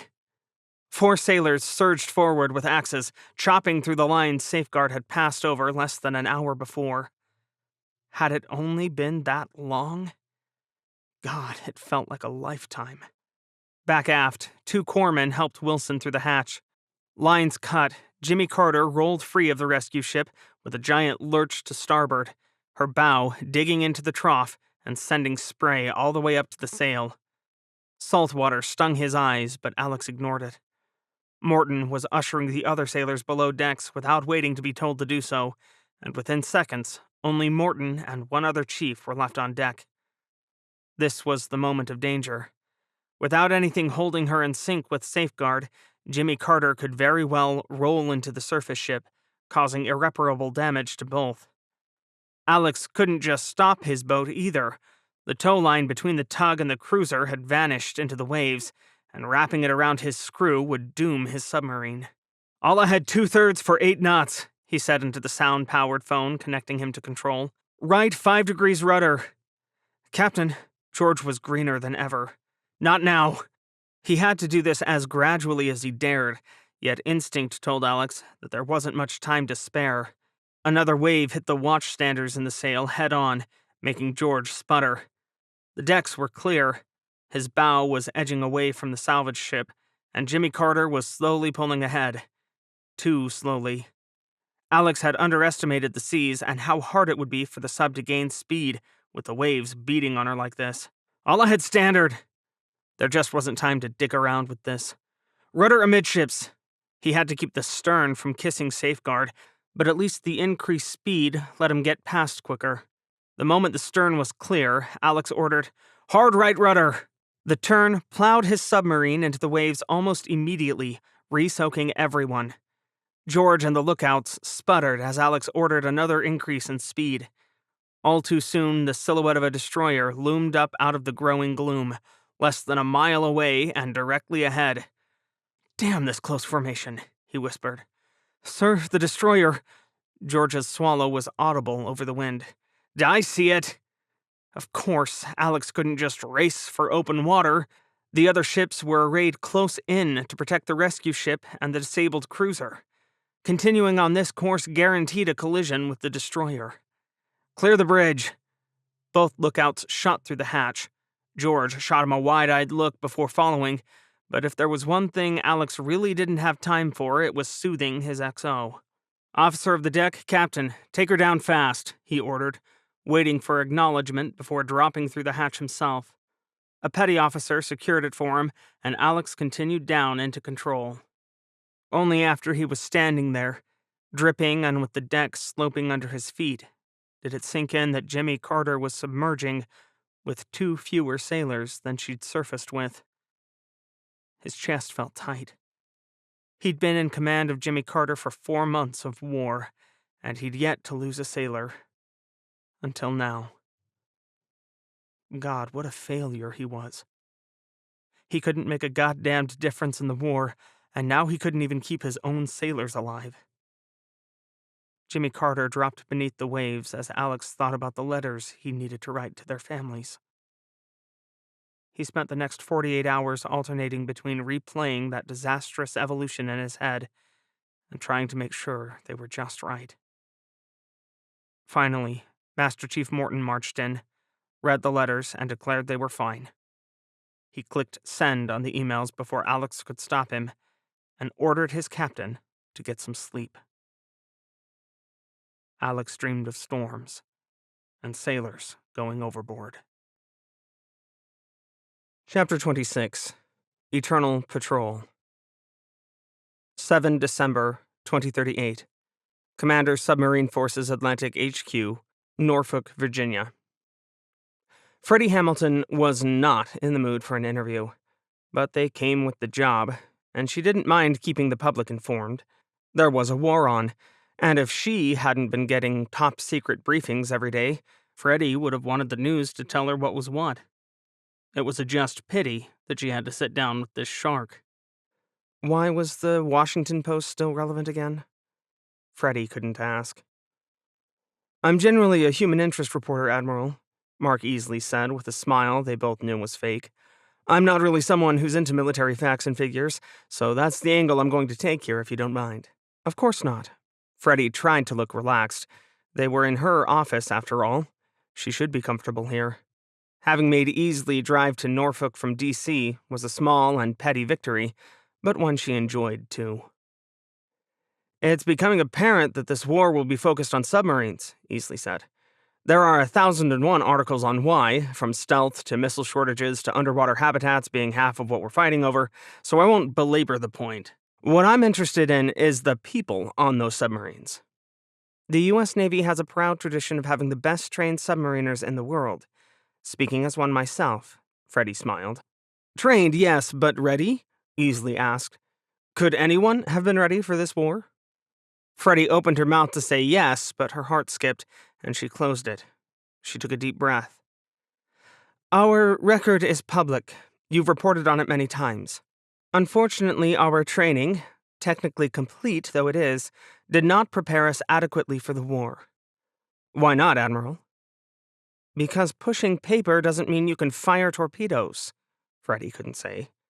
She'd spoken about the captain problem 6 months ago at the sub-school, and she was only halfway closer to solving it. "Submarine command is a beast like no other. You must be highly trained, a technical expert on every aspect of your boat, and yet independent-minded enough to come up with creative solutions to unexpected problems without support. There's no help to be had on a submarine. The captain is on their own." "And you're saying that some of them don't live up to that?" "I'm saying that pre-war training did a poor job of determining who could function under an unprecedented level of wartime leadership stress," Freddie replied. "As you said, this war is likely to move underwater, which puts even more pressure on each individual submarine captain. Some of them break, some don't." Easley's eyes narrowed. "And we can't tell which ahead of time." "We've adjusted our training methods. There's more time spent in the simulator under higher stress scenarios. We're digging into officers' careers to look at how they've handled themselves in hard situations, instead of just looking at their official records." She sighed. "But yes, it's hard to tell. Everyone's human." He perked up, and Freddie realized that Easley could be an ally if she played this right. She'd been trained not to trust the media, but the CNO insisted on this interview, so she might as well use it. "We don't want robots commanding our submarines. Robots aren't flexible, and a certain degree of flexibility is required to get the job done. That's at odds with our nuclear training, of course, which requires 100% procedural compliance, so it's a hard balance to strike. They had the same problem in World War II, you know. Minus the nuclear reactors, of course." "How did they solve it then?" "They didn't," Freddie grimaced. Easley frowned. "We won that war, and submarines made a huge impact in the early days of the Pacific Theater." Take a look at how many didn't come home, Mr. Easley, she said quietly. They solved the captain problem in the same grisly way we're solving it now, by culling out those who couldn't do the job. Easley blanched. That's a lot of dead crews. That's what I'm trying to prevent. Jason Dunham steamed parallel to Fletcher, the two destroyers at the center of the formation. William Charette and Truxton were on point, which paired their second newest destroyer with the oldest. Both were Arleigh Burkes, but Truxton was a Flight 2A with an AN Spy-1D radar, whereas Charette carried the newer and much more powerful AN Spy-6 V4. They looked similar from the outside, rather like Steph Gomez's own Dunham, also a Flight 2A, and just a year younger than Truxton. But the innards counted most. Charette's Aegis baseline 14.2.1 brain was faster and could see further. However, Charette took one hit amidships during the battle, knocking an electrical generator clean off its housing, which meant her electrical plant was a bit dodgy, so she couldn't be trusted on the front end by herself. Not when she tended to drop out of link with no warning and leave everyone with a big honking blind spot up front. Fletcher, to Dunham's starboard side, had a hole where her 5-inch gun had been, and the secondary explosions from that hit mangled her forward CIWS mount too. That meant someone, namely Dunham, whose hole in her helicopter hangar miraculously only destroyed one of her helicopters, since the other had been sitting on deck, had to cover the gap in the flagship's defenses. Okinawa, their lone cruiser, lagged behind the destroyers. Only Oki had a second set of spy deckhouses back aft, so she was ideal to bring up the rear. She was slower than the others, though. Even Dunham and Truxton, both almost 30 years old, could hit 33 knots in good weather. Oki struggled to make it past 29 on a good day. Today wasn't a good day. Due to flooding on Charette and damage to Oki, they were limping along at 22 knots, which was hardly fast enough to outrun a teenager on a bicycle. They were a ragged little fleet, beat 7 ways past Sunday and with the scars to prove it. Not that any of it was Lieutenant Commander Steph Gomez's problem to solve. She was just the lowly executive officer of the third most senior destroyer in their group, keeping an eye on things so her captain could sleep. Commander Todd Kellner was a good sort, or seemed to be so far, quiet and thoughtful. He pretty much let her have her way, which Steph liked, and he kept his head on in the battle, which kept them alive. 2 afternoons after the Battle of Christmas Island, Steph sat curled up on the XO's chair on Jason Dunham's bridge.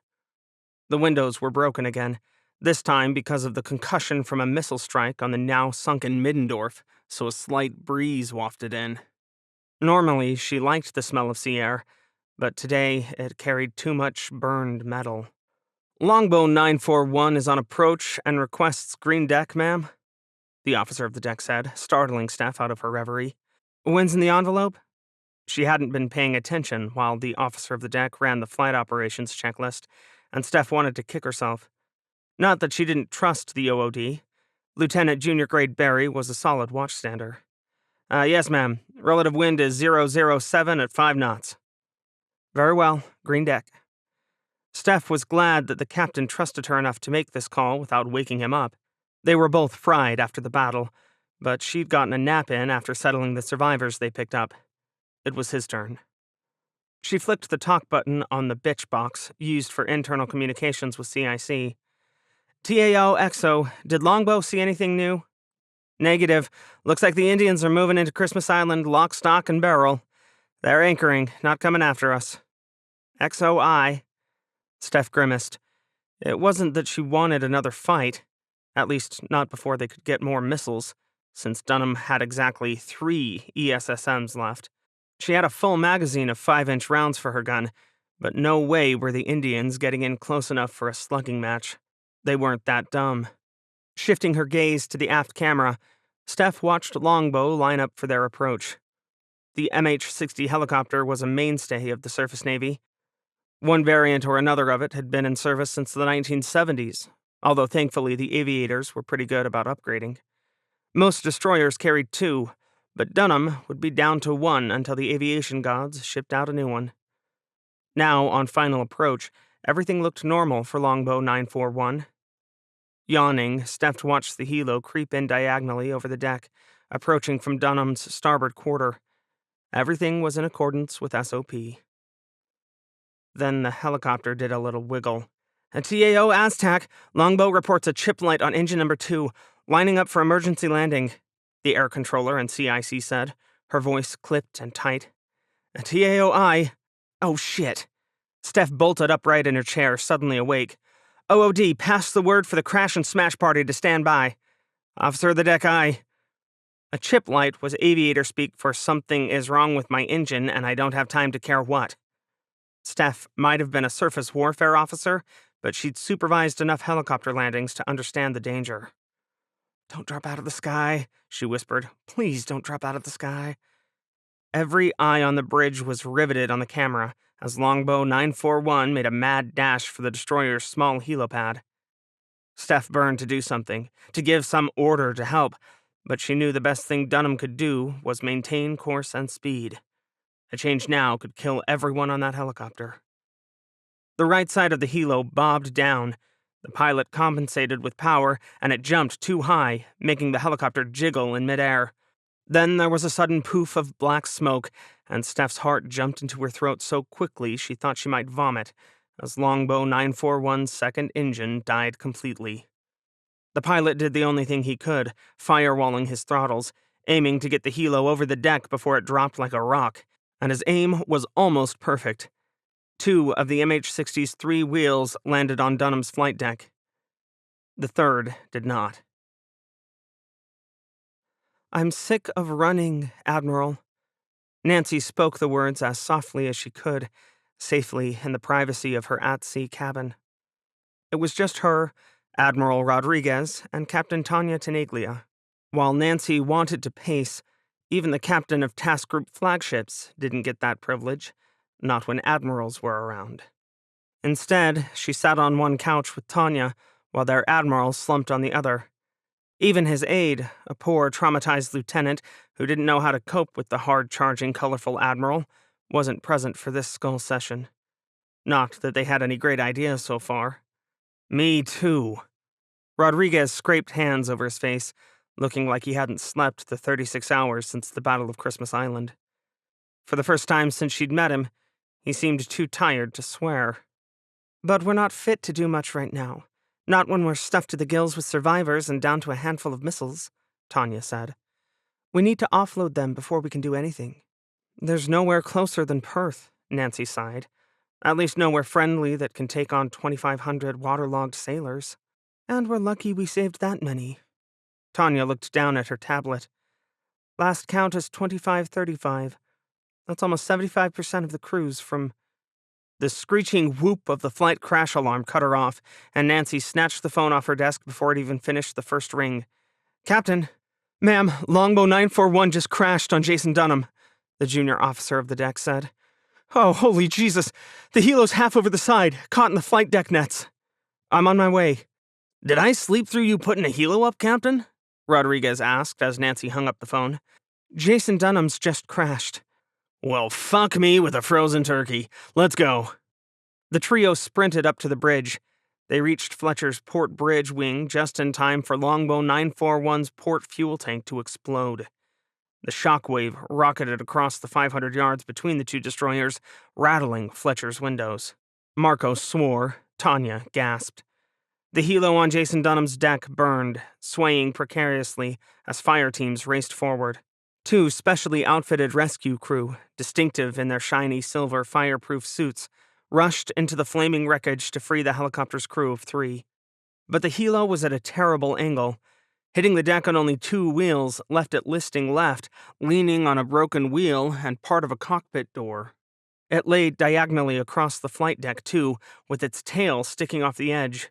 The rotors weren't turning, but the aircraft was still unbalanced, leaning against the metal nets, several of which were already bent.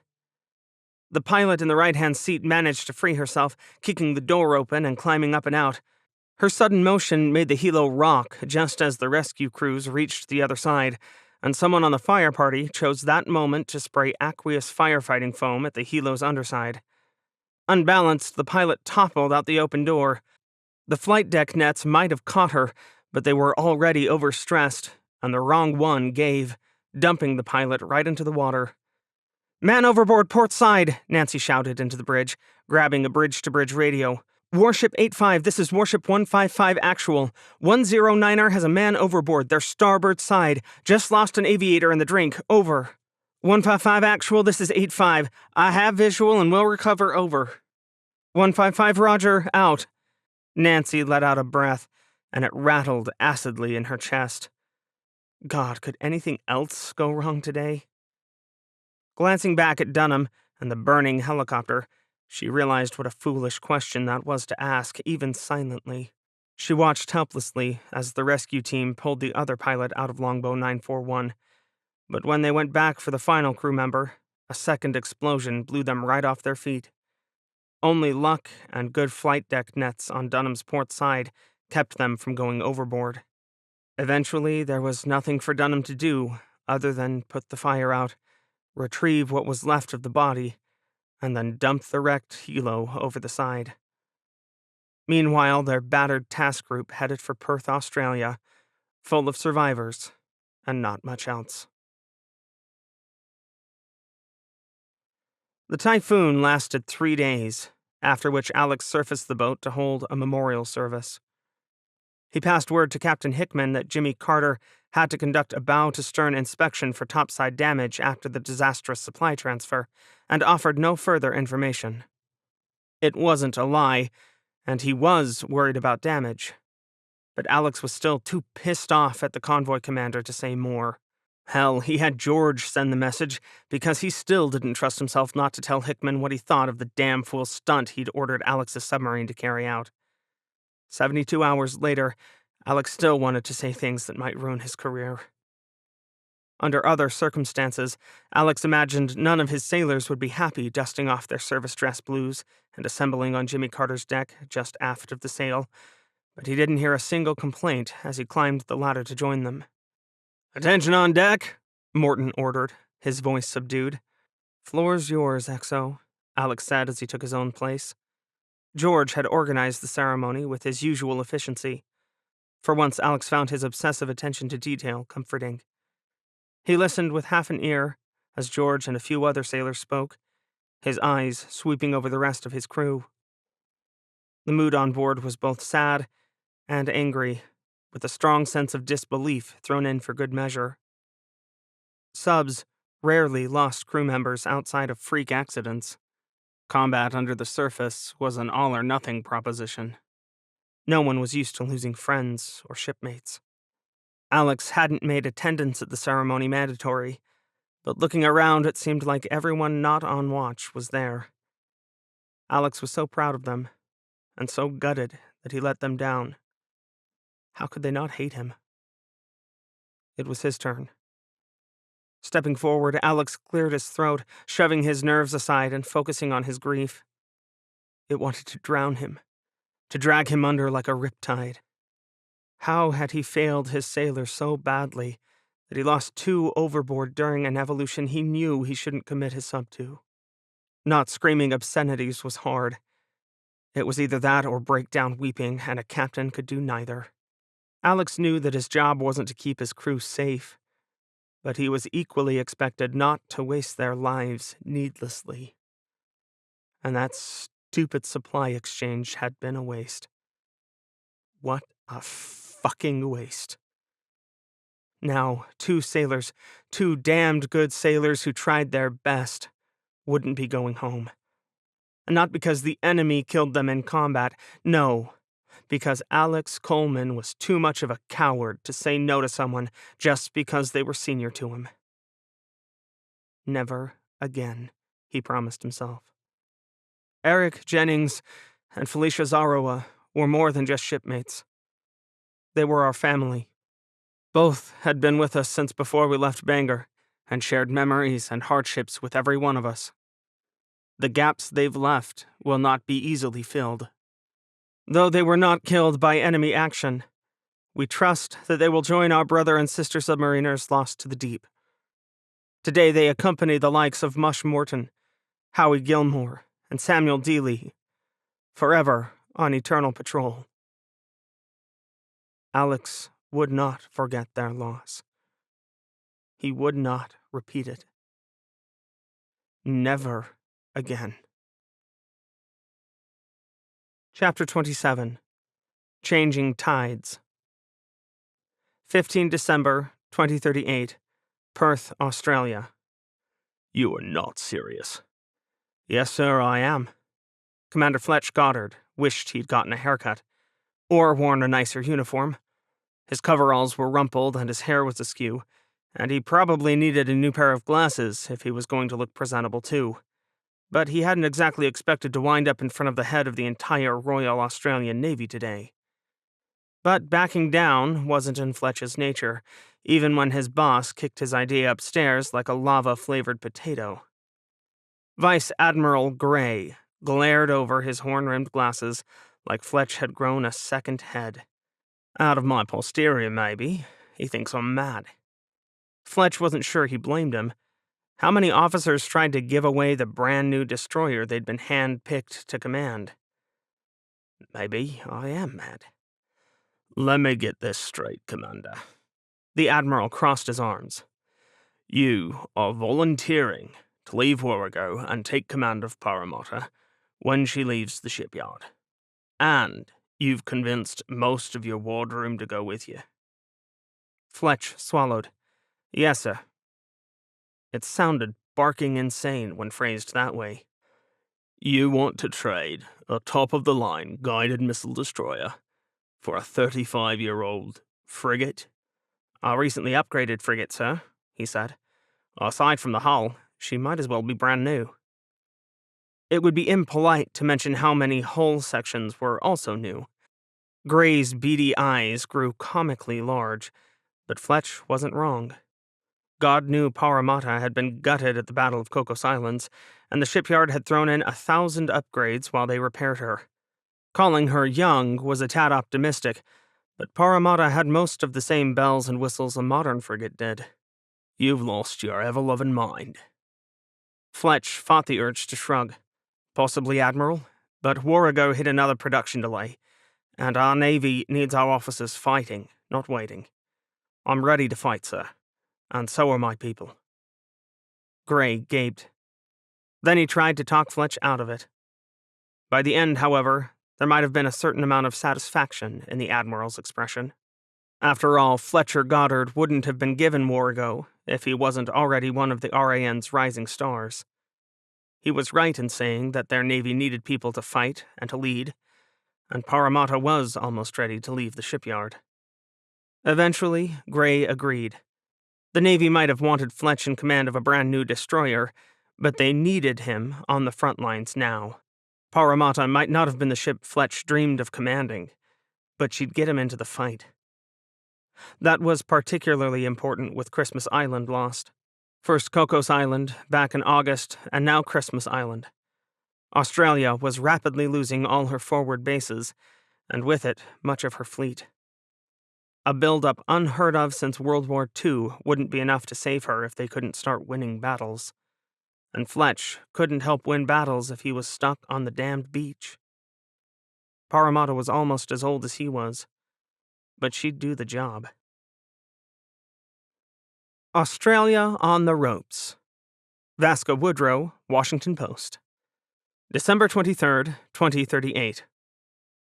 These days, everyone knows that the Grand Alliance of the United States, Great Britain, Canada, and Australia isn't exactly the powerhouse we expected.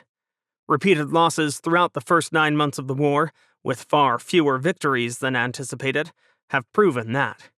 Multiple smaller nations that signed on with the alliance in the early days, including Indonesia, the Philippines, Singapore, and Papua New Guinea, have been re-evaluating their relationships with the Big Four, considering the recent loss of Christmas Island. This follows the bloody Battle of the Cocos, Keeling Islands, in early July, in which the alliance's hard-won victory saw the deaths of over 4,000 Allied sailors and Marines. And that's just in the Australian sphere of influence. The undersea war goes just as badly, with both First Station and Cartier Combine, Australian-owned and operated, falling to the Freedom Union in the last few weeks. With these two critical stations lost, what's next? Australia's GDP growth in the years before the war, in large part because of undersea resources and Australian-owned stations, supported a significant naval buildup. Without these resources, will Australia soldier on? Without Australia, could the alliance continue at all? Should it? Christmas came and went. Most of December after the Battle of Christmas Island passed in an eerie quiet caused by mutual exhaustion. Even the Christmas Eve sinking of USS Gato by Barracuda didn't rouse the Alliance out of their bone-weary slumber. Perhaps because Jules Rochambeau's victorious tweet was unusually subdued. USS Fletcher and her battered compatriots from the Battle of Christmas Island went into shipyards around Australia. Sending them home to the U.S., even to Pearl Harbor, just took too long. The Navy didn't own enough floating dry docks, so civilian-owned companies in Australia picked up the slack, doing a good job despite politicians back home screaming about security concerns. Freddie Hamilton ignored the politicians where she could. Surface ships weren't her problem, and quietly bought every Mark 84 ASV torpedo she could get her hands on, loading them on a C-130 heading to Pearl Harbor, Hawaii. By New Year's Eve, there were 200 torpedoes on the way, enough to fill 7 boats' torpedo rooms, with some left over. That wasn't nearly enough, but it was something. "Pick your boats carefully," she said in an email to Vice Admiral Doug Brown, her Pacific Ocean counterpart. Brown was senior to her in rank, but inferior to her in position. As Commander, Submarine Forces Atlantic, Freddie was dual-hatted as Commander, Submarine Naval Submarine Forces. That meant ComSub PAC worked for her, a fact she knew Brown hated. Freddie didn't care. She was too worried he'd send a handful of torps to every sub he had, and none of them would do any good. Or that he'd fully load some idiot who'd get sunk in 3 days flat. "We can't afford to have anyone take a full weapons room of Mark 84s to the bottom," she added to the email as an afterthought. It was a sentence she would later regret. 8 January 2039. Perth, Australia. Ding ding, ding ding. The ringing of bells echoed over the 1MC, followed by, "Fletcher arriving." Alex's head snapped up as soon as he heard the announcement. Before he could even reach for his radio, George's voice crackled over Jimmy Carter's main net. "Officer of the deck, XO, is there something I should know about?" Hearing the XO's panic made Alex cringe. George hated schedule changes. He hated creativity and chaos. Sure, he was a hell of a planner, and no commanding officer could ever complain that Lieutenant Commander Kirkland wasn't on top of things. But man, his jitters were exhausting.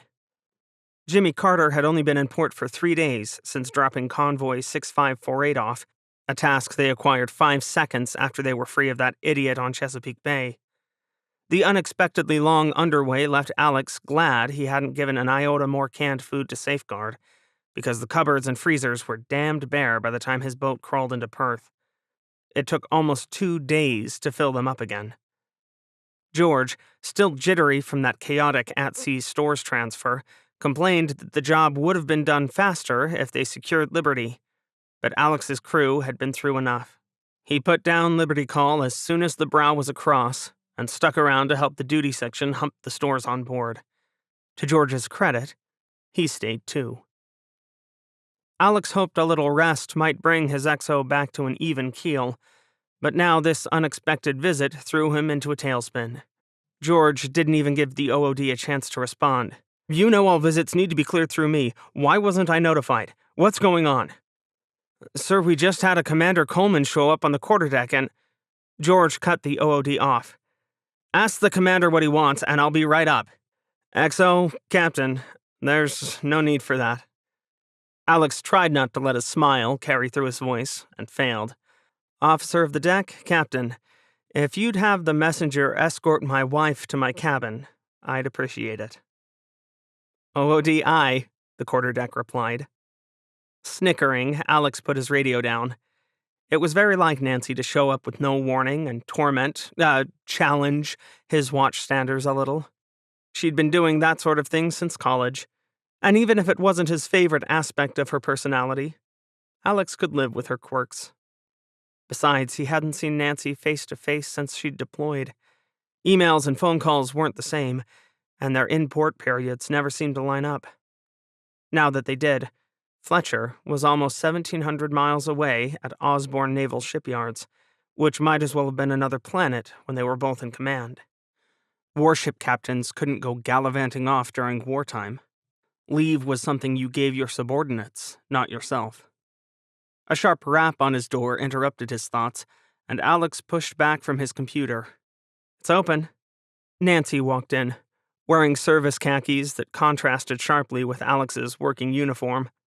He would have been wearing coveralls if he hadn't had to go over to the Submarine earlier that morning, but even during wartime, leaving the boat in coveralls was prohibited. The brass probably didn't like the fact that the uniform felt too much like comfortable pajamas. "Thank you, ET3. Nancy smiled at the messenger and slipped inside. The door clicked shut, and Alex didn't recall standing up before she was in his arms. Breathing in the faint smell of her made Alex smile. It was the same lotion she always used, and it felt like home. "Hey, babe." "Hey, yourself." They stood in silence for a long moment. They'd married their senior year in college, nearly 18 years ago. Separations were old hat by now, but with a war on, neither could forget that each moment could be their last. 1 out of every 3 American submariners still weren't coming home, and the odds for destroyers weren't much better. "At least there's more of a chance of getting off a destroyer before it sinks," Alex told himself for the 1,000th time. He couldn't disparage Nancy's choices. He'd love her a lot less if she was anyone other than the independent and bull-headed woman she was. But he still worried. Finally, Alex pulled back and grinned. "I'm so glad you called ahead and let me know you were coming out to Perth." Nancy laughed. "You know I like to keep you on your toes." God, he'd missed her. "How long can you stay?" he asked, after they separated and sat down in 2 ugly green chairs that added to Jimmy Carter's charm. "3 days," Nancy replied. "I made a deal with Admiral Rodriguez that Ying could mind the store while Fletcher is up in the blocks getting her rudders replaced." "Both rudders? That sounds ominous." Nancy shook her head. "It's not as bad as it sounds. It's a class issue. The rudder pins on the O'Bannon shear off if they encounter a combination of high-speed turns and underwater concussions. They're trying to replace everyone's." "Must be nice to have a ship that isn't in a class by yourself." Alex shook his head. "All my problems are so unique that no one knows what to do with them." "Comes with the territory when your boat is old enough to drink." "So does doing jack shit and nothing." Alex tried to sound casual, but he knew the effort had failed when Nancy punched him lightly in the arm. "Don't be a dumbass. I'm perfectly content with you staying safe and bored. Bad enough that I'm dancing where the fire is hottest." "At least you get to make a difference," Alex scowled. "Difference? Ha!" Nancy snorted. "So far, I've mostly managed to survive long enough to run away and get medals for it. Sometimes I sink someone else before I do that, but we haven't exactly done great things out there." "Story of the war so far, babe." Alex wasn't sure which was worse, fighting and losing, or not getting to fight at all. Both he and Nancy were frustrated, worn out, and trying to do their duty in a war where that was incredibly hard. "Things back home are a mess, too. Mom tells me that no one's talking about rationing or anything crazy, but the War Powers Act has been invoked to focus the economy on the war." "Really? I hadn't heard about that." "Just happened this morning, our time. So, last night back home," Nancy said. "This 12-hour time difference is murder." "This everything is murder." Alex rubbed his eyes. "We've been at war since April, but it feels like all we've done is retreat, fight losing battles, and watch friends die. Or just pick up survivors in my case." "Will it help you forget for a bit if I told you I got us a room at the Pan Pacific Hotel?" she asked. Alex grinned. "Damn straight it will." "Good." Her smile turned wicked. "Because once we get there, you're the one who gets to call your daughter." "What'd Bobby do this time?" Because it had to be Bobby. Roberta Coleman was the troublemaker. Emily was much better behaved. Nancy sighed. She's decided she wants to go to the academy, according to Mom. Ah. Alex was proud that his eldest daughter had received an appointment to the Naval Academy. Competition was fiercer than ever with the war on, but Bobby had never really shown any inclination to go anywhere other than her parents' alma mater. Alex frowned. What brought this on? You did. Huh? She's pissed at you, Nancy said.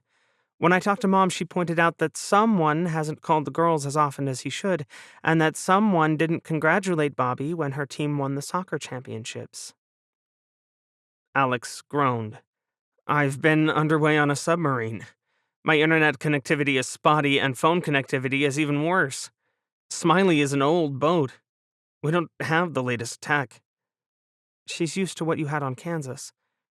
It's hard on the girls, Alex. I know you call when you can, but Bobby's stressing about college. She's not going to be rational about this.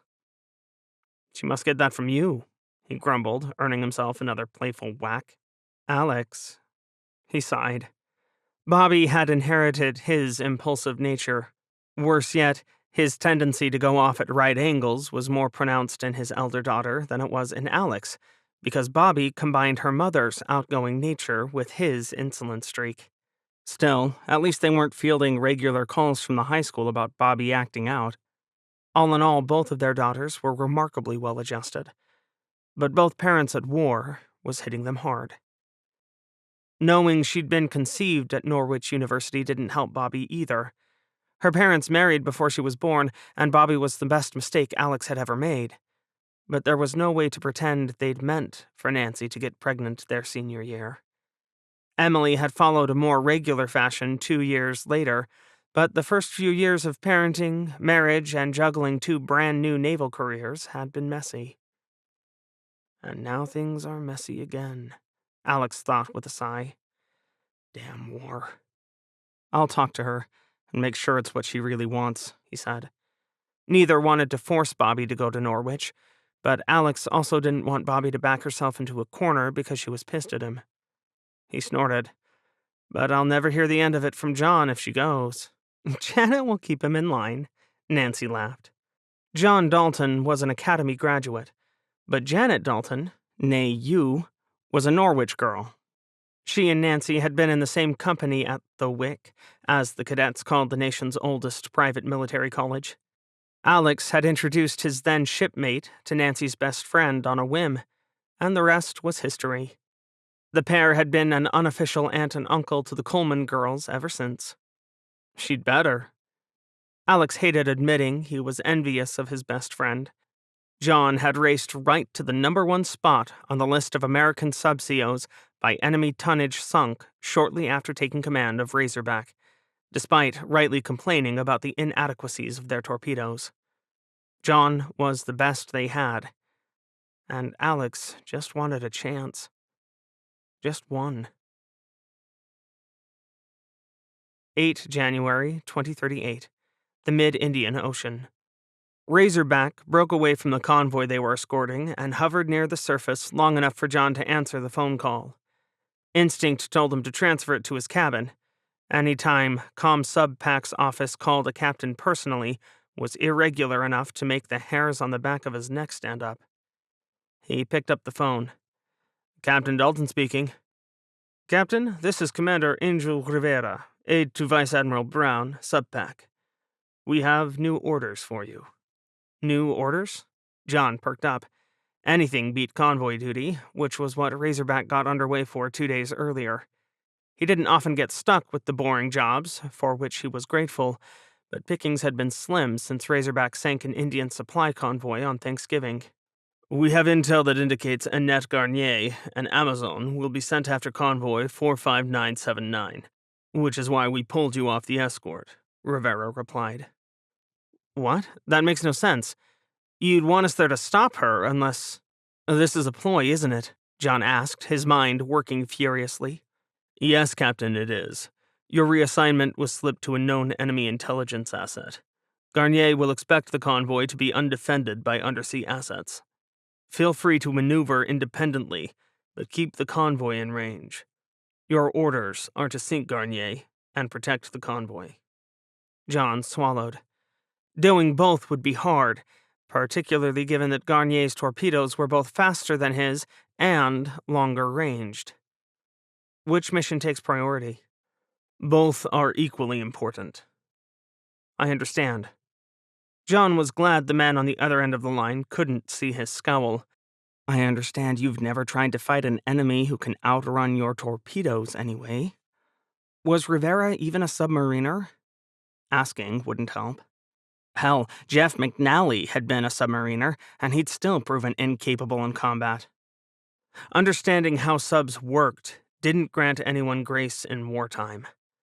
John's predecessor on Razorback proved that when he froze up and let enemy aircraft carriers sail on by without shooting. Rank didn't guarantee competence. "Good luck and good hunting, Captain." "Thank you," John said. He hung up the phone and sat for a long moment, contemplating the impossibility of these orders. He could have pushed back, but that wasn't John Dalton's style. Not if he wanted to make his way to the top. Besides, he had faith in his people. They were damned good, and if anyone could pull off protecting a convoy and hunting France's second-best submariner, it was his crew. So perhaps his orders were not impossible, just difficult. He would have to be smart, smarter than his adversary. That would necessitate a good plan and the flexibility to put it down as needed. John closed his eyes, wishing he could talk to his wife. Janet would probably have some crazy idea for him, one he'd translate out of ex-Air Force and into submarine tactics. But calling his wife while underway was selfish. Personal calls were prohibited, even if he knew some sub-captains who got away with it. Much to his shame, John contemplated it for a long moment. Commodore Banks probably wouldn't say anything, not to his top captain. Banks knew he needed good COs to rise to the top, which meant he needed John a lot more than John needed him. Man, the urge was strong. But John pushed it aside. He needed to concentrate on the mission, not spill classified information to his wife. That was against the law, and for good reason. Shaking his head, he called his XO's stateroom. "Patricia, you better grab Nav and get in here. We've got some fiendishly clever planning to do." Pat's cheerful competence was always reassuring. "On my way," she said. Maybe they could pull this off. Chapter 28. Old School. 10 January, 2039. The Mid-Indian Ocean. There was no way to know when Annette Garnier and Amazon would intercept convoy 45979. Their route from Perth to Diego Garcia was almost 3,000 nautical miles long, and it wasn't like John could just set up an ambush in a canyon or something. Navigating underwater didn't work like that. "You think intel might have been a bit more specific about where Amazon is?" Lieutenant Commander Patricia Abercrombie glared at the plot in Razorback's attack center. "Telling us she's coming down from the northeast leaves a metric shit ton of water to search." "Tell me about it." Captain John Dalton rubbed his eyes, wishing the display would change. It didn't, and he sighed. "We're in the best possible position here. No reason to change yet." "What if she sneaks around behind us? Pardon me for saying so, Captain, but that harebrained order from Subpac about protecting the convoy and using it as bait sounds like it sprung from the brow of a half-witted 2-year-old. "I've known smarter toddlers, that's for sure," John smiled wryly. "But ours is not to reason why, right?" Patricia snorted. "That's what they say." Razorback was parked 3 miles out from the convoy off its starboard bow, angled to meet the most likely approach Amazon would make. John didn't have a lot of confidence that the wily French submariner would come in fast enough for him to hear her if he raced around out here, though, so he chose not to use the classic submariner tactic of sprinting and drifting. Instead, he trusted the designers at Electric Boat when they claimed the improved Ceros had a top silent speed of 29 knots. No one really tried to test that outside of exercises.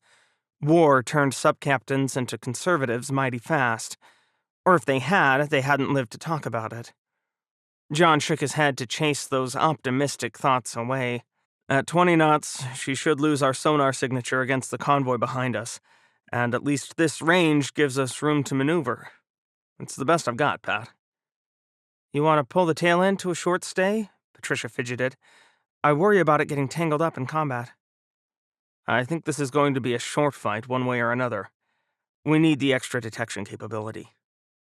Razorback's tail, or Tactical Towed Sonar Array, TACTUS, was a long string of hydrophones deployed behind her to extend her passive sonar range.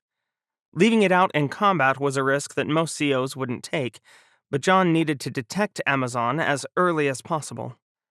Sure, he could snap the array, but the odds of that were low.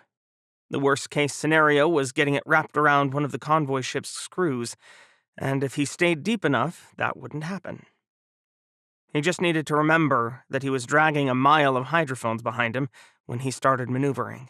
He caught Patricia's frown and added, "But feel free to reel it into a short stay once we fire. Then she'll know where we are, and she'll probably be going too fast to lose her on the lateral arrays anyway." You got it. Her smile was wan and did little to hide the butterflies marching around in her stomach. John knew they were there because he had them too. Hours passed, and John wished he dared nap. It was the middle of the night by Razorback's clocks. They were still on Perth time, since they didn't plan on pulling into any ports, and swapping time zones every few days was a pain. And interruptions to his sleep schedule always put John Dalton in the worst mood. One of the best things about being a captain, even in wartime, was that he could generally sleep when he needed it. Yeah, people woke him up at odd hours with tactical updates, but that was the job. So were moments like this, when he was needed in control, despite the sleep weighing his eyes down like sandy lead. Thank goodness there was a fold-down seat next to the chart table. Only the improved Zeros had it. The original ones, like Zero, which John commanded in his first command tour, didn't. But Razorback had a sweet little chair, complete with smelly blue padding.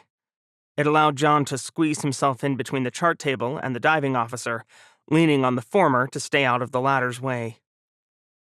He wasn't stupid enough to keep his boat at battle stations for days on end. That was a good way to wear the crew down, and going into combat with a worn-down crew was a good way to die. However, sonar got their first long-range sniff of something 4 hours earlier, which meant Razorback was primed and ready to fight. They just had to wait for the mystery contact to firm up, and then... "You're looking peaked, boss," Patricia said, handing him a cup of coffee.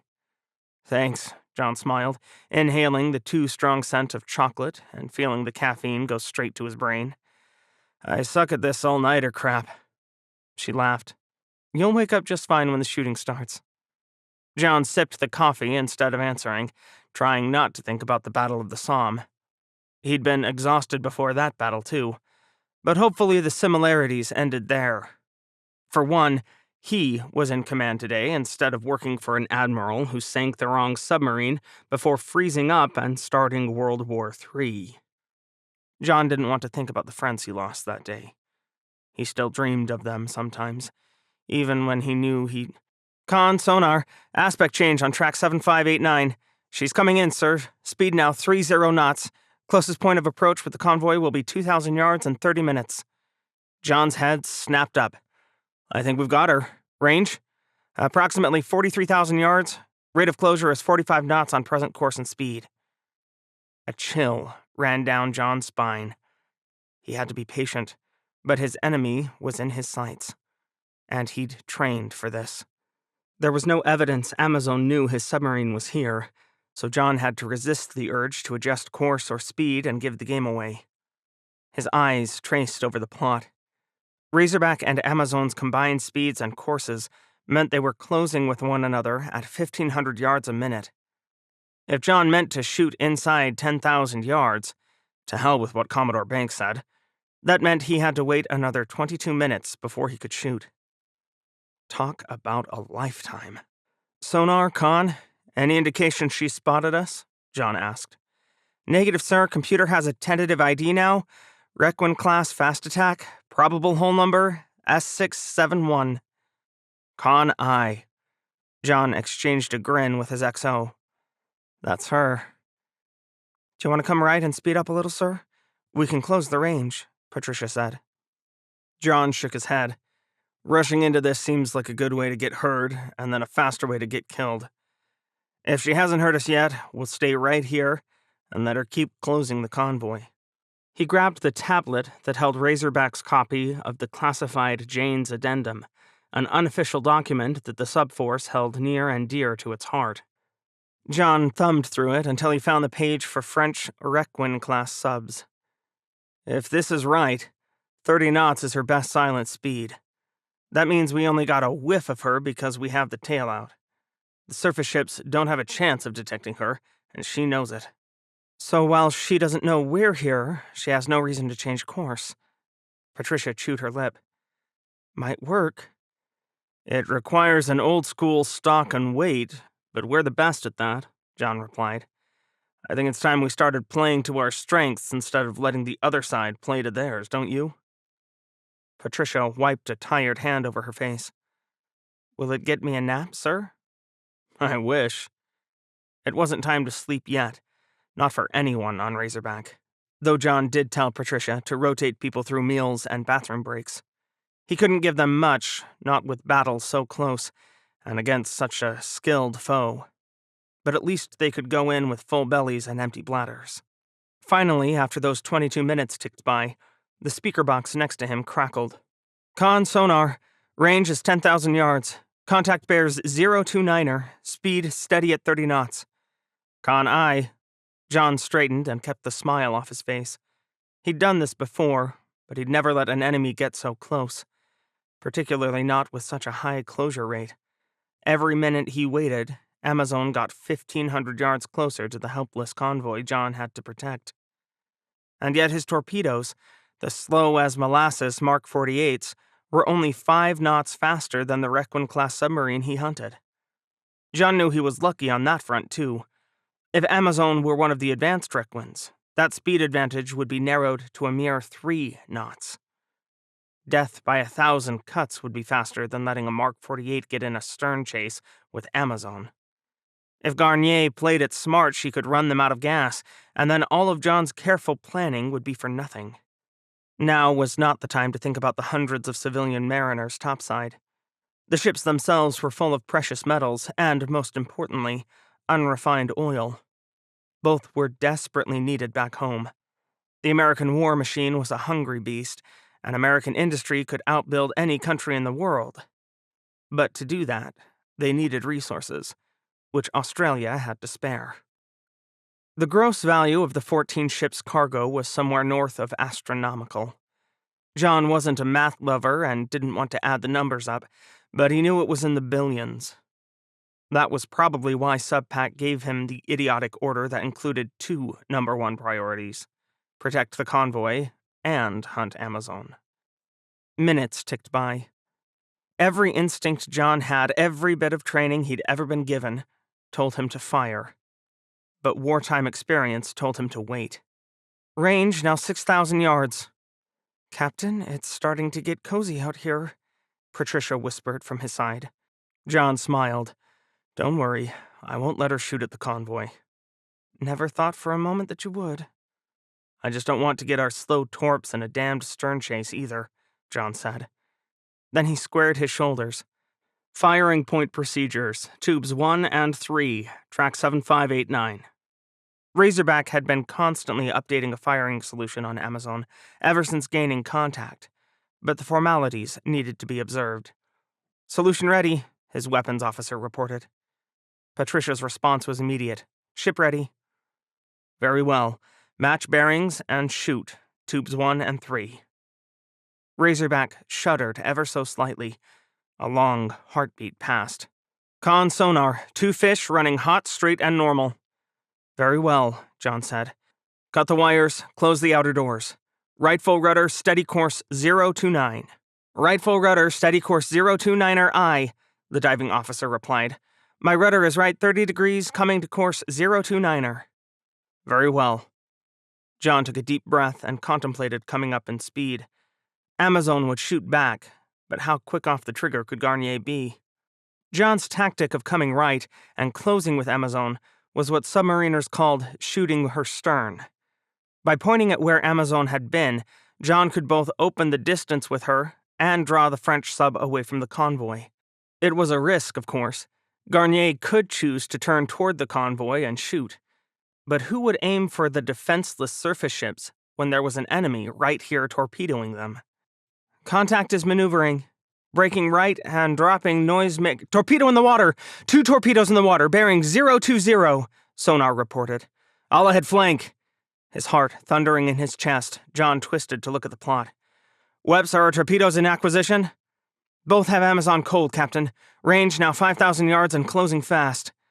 That won't last. Once she gets up to speed, this is going to take a while. John tore his eyes away from the torpedoes he'd fired. He had to trust them to do their job, because Amazon's torpedoes could kill him if he wasn't careful.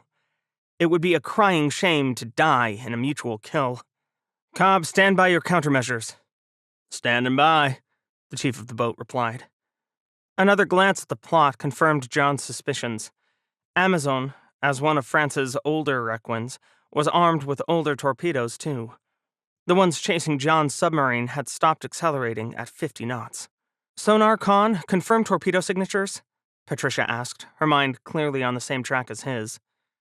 Con sonar, enemy torps match F-21 Artemis torps. Max speed 50 knots, max range 31 nautical miles. Con aye, Patricia replied. Rudder amidships. John watched the speed gauge as his submarine leveled out, her speed roaring up to 63 knots. Damn, his baby was fast. Sonar con, range to enemy torpedoes. 6,500 yards, and opening. John glanced around control, taking in his team's wide eyes and white knuckles. Breathe, people. We've got a 13-knot speed advantage over those torps. They can only hit us if I do something really dumb. Saints preserve us from that, Captain. Patricia's smile was wan.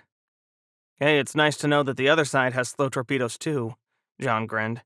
I could get used to this. You just want to run them out of gas, sir? Cobb asked.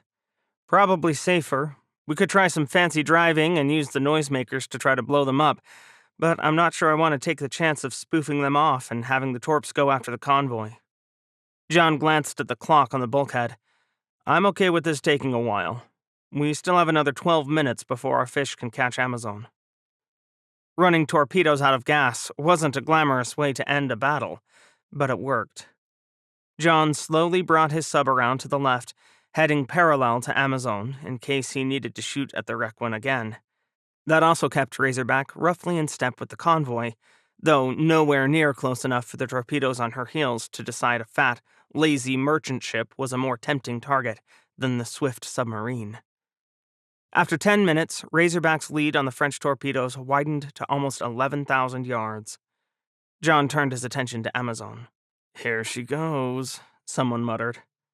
The French sub jinked left and right, trying desperately to avoid the 2 Mark 48s slowly gaining on her. They didn't have much of a speed advantage, only 5 knots, but it was enough. And the Mark 48 might not have been a terribly fast torpedo, but it was smart. Both torpedoes ignored multiple noisemakers and course changes, boring in on Amazon tenaciously. 19 minutes after Razorback fired, both slammed into Amazon's aft end. The first explosions tore her screw right off and opened her engineering spaces to the seas. The secondary explosions burst through her watertight bulkheads and sent the sub diving toward the bottom like a rocket. There were no survivors. 18 minutes after that, Amazon's last 2 torpedoes ran out of gas and dropped to the ocean floor, allowing Razorback to lope back to join Convoy 45979. Chapter 29. Old Friends. 25 January 2039, Perth, Australia. The Mediterranean was one of the best restaurants in Perth, or so said the list the officers' club kept. Sick of drinking the same beer and eating the same fries, Alex and John decided to be daring and try somewhere further away, 2 weeks after John sank Amazon. Since Alex had just bought a used Jeep, it was a good deal. He loved Jeeps, and he had to spend some of that hazard pay on something fun. They decided to make the half-hour drive across the city and try a new place. At first glance, the restaurant was fancy. The decor was tasteful, the staff dressed to the nines, and the wait was long. But once they were seated, the glittery veneer started peeling back. Alex's chair was missing a rubber foot, making it creak while it rocked back and forth. The menus were leather-bound and embossed, but the entrees listed inside were from here, there, and everywhere. It was more like an American joint pretending to be fancy than what Alex expected. Somehow he thought Australia would be better. This place really is a dump, isn't it? John glanced up from his menu. Talk about pretensions of grandeur. I think that's supposed to look like expensive artwork on the wall, but I'm not impressed. Alex snorted. You wouldn't be. I don't know the difference between finger painting and fine art. Trust me, that, John gestured with his wine glass, isn't fine art. I'm not even sure it's art, and this isn't fine wine either. I can't believe this damn glass cost me $29. That's why some of us drink beer. He grinned. The Aussies make a good brew. If you weren't a pseudo-aristocratic ninny, you'd know that. If I wasn't a what? You heard me, Alex laughed. While he wasn't sure he'd call the Mediterranean a dump, the restaurant was a dive, despite its claims to the contrary. The food was ridiculously overpriced, too. Alex wasn't hurting for money, and there was nowhere to spend it on a sub, particularly one underway as often as Jimmy Carter. The Coleman family wasn't exactly rich, but they were doing pretty well these days, even with daughters looking at colleges. He and Nancy both pulled down commander's pay and combat pay, not to mention command bonuses and Alex's sub pay. He'd never dreamed of being in this position. Alex hadn't grown up really poor, but his parents' deaths in a car accident when he was in high school meant he and his older brother went from mostly comfortable to scraping by. He made it through college on a scholarship. His brother never even tried. You're just pissed off because Bobby got accepted to the academy instead of going to your batshit insane army-flavored alma mater. Alex scowled. Damn it all if his elder daughter wasn't set on attending the Naval Academy. Not long ago, she'd sworn up, down, and sideways that she'd follow in her parents' footsteps at Norwich University. But Bobby was a rebel, and Alex was proud of her, particularly since his grades had never been high enough for the academy. He just wished he could be there to see her off for plebe summer. But there was no way he'd get back stateside short of the war ending or Jimmy Carter sinking. Right now, the latter seemed more likely, given how little combat he'd seen. You do remember that your wife attended that batshit insane army-flavored school, don't you? He arched an eyebrow. Where do you think I learned to call it that from? All you Norwich people are nuts. Alex grinned. No argument. The snazzily dressed waiter returned, and Alex broke down and ordered a steak, hoping that the place couldn't screw that up too badly. It was the simplest thing on the menu. John called him a chicken and ordered something fancier. You've got no sense of adventure. Alex shrugged. Escorting convoys sucks it all out of me. Yeah, it's not my favorite gig either. John looked away. A cynical part of Alex wanted to bitch and moan. John was one of the Alliance's golden boys. Even when he was assigned to a convoy, he got to do important things like hunting down Amazon. But it wasn't John's fault that Alex had enemies in high places, so he sighed. Besides, the chances of John not coming home one of these days got a hell of a lot higher the longer he danced on the razor's edge. The recent example of Kurt Kins hung silently in the air between them. Kins had been one of the best, ahead of John for enemy ships and subs killed, and where had that gotten him? Adventure equaled danger in wartime. So, in other news, you wouldn't believe the phone call I got right before I stepped off the boat, Alex said, mostly to end the silence. Oh? Commodore Banks's chief of staff called me to poach an HMC off Jimmy Carter, Alex said. I kind of ruined her plans when I pointed out that I don't have a chief corpsman. Someone's an idiot if they didn't check that ahead of time, John frowned. Alex shrugged, trying not to think about the undertone in that call. Jimmy Carter didn't do enough to matter, so why did they need a chief corpsman? He shook himself. If I interpreted the ranting and raving coming from the other side of the pier correctly, they wound up stealing one from Bluefish. Where'd they send him? Kansas. Ah, your favorite boat. John's smile was sad. I've got nothing against Kansas. Alex kept his voice as level as he could. Not the boat, sure, John replied. You could do more than they're letting you, don't argue with that. If Kennedy hadn't screwed up so spectacularly, you'd be pulling the missions I am, in a hell of a different boat than you have now. That made Alex roll his eyes. Keep flying so high and I'll wonder if you pre-gamed. John laughed. You know, I've got a spare HMC if you need one. My HM1 recently put on chief, and she's high speed. As soon as Big Navy catches on to the fact that I have two HMCs, I'll lose him anyway. So if you want him, you don't have to twist my arm, John. I'll gladly take him. Then he couldn't resist adding, You need a sonar tech first class? Not if it's that Wilson you keep emailing me about. Alex laughed, and then sobered. Speaking of sonar and things that go boom, any news on the new torpedoes in the pipeline? No. John's brow furrowed. But you know where Janet works. I know the damned things are out there somewhere, but they're sure as hell not in my weapons room. You're afraid they're sitting in a warehouse gathering dust. Or in a supply ship on the bottom of the Indian Ocean. John downed his wine and grimaced. I'm not sure which would be worse, frankly. Alex felt a crooked smile twist his lips. If that's where they are, Navy'll never tell us. Not officially, but the rumor mill probably would have by now, which is why I'm thinking warehouse, John replied. And isn't that a kick to the gut? You know how close I had to get to Garnier to sink Amazon with a Mark 48? I let her get to 6,000 yards, and she still almost outran the damn things. That's spitting distance. Is that why your hair is going gray? Oh, shut up, John laughed. I should have known you wouldn't commiserate with me properly. I hear they're going to pin the Navy Cross on you for that. It's hard to feel sorry for you. Alex grinned. But I'll try to cry some crocodile tears if you want. Great big ones. I think Commodore Banks might have an aneurysm. He told me to stay outside 15,000 yards. Disobeying orders? Alex arched an eyebrow. Am I wearing off on you? John shrugged. It was the only way to get the job done. Playing political games was a waste of goddamn time.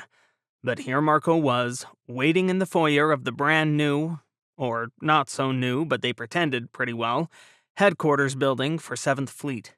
He'd even had to dust off a nice uniform for this rigmarole, as had Tanya.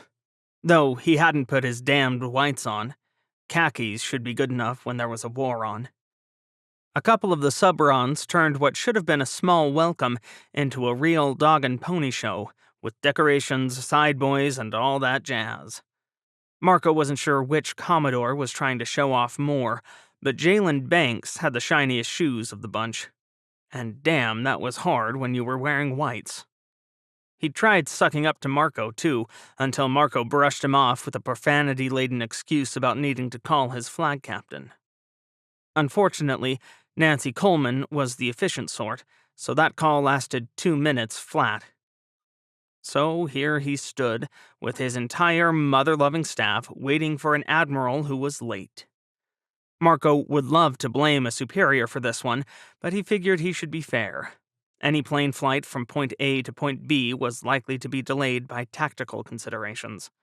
Flying from Japan to Australia wasn't a quick hop. Even in military aircraft, it took 12 hours if you did it in a straight shot. And no one wanted to fly a valuable officer over all that disputed, and sometimes outright hostile territory, so it was likely that it took even longer. Marco was lucky that he'd done most of his traveling via ship these days, even if it was something of a step sideways from his submariner roots. God damn, he missed the boats. Sure, being an admiral and commanding task forces, he couldn't quite call his units a fleet, of ships was pretty fucking cool. Sometimes he felt like Nimitz, just with more swearing and fewer stars. It wasn't a bad life, and it was a damned good way to take the fight to the enemy, while the missiles lasted. "Any news on missile reloads?" he asked Tanya in an undertone, scraping a hand over his face. "Not a peep, sir.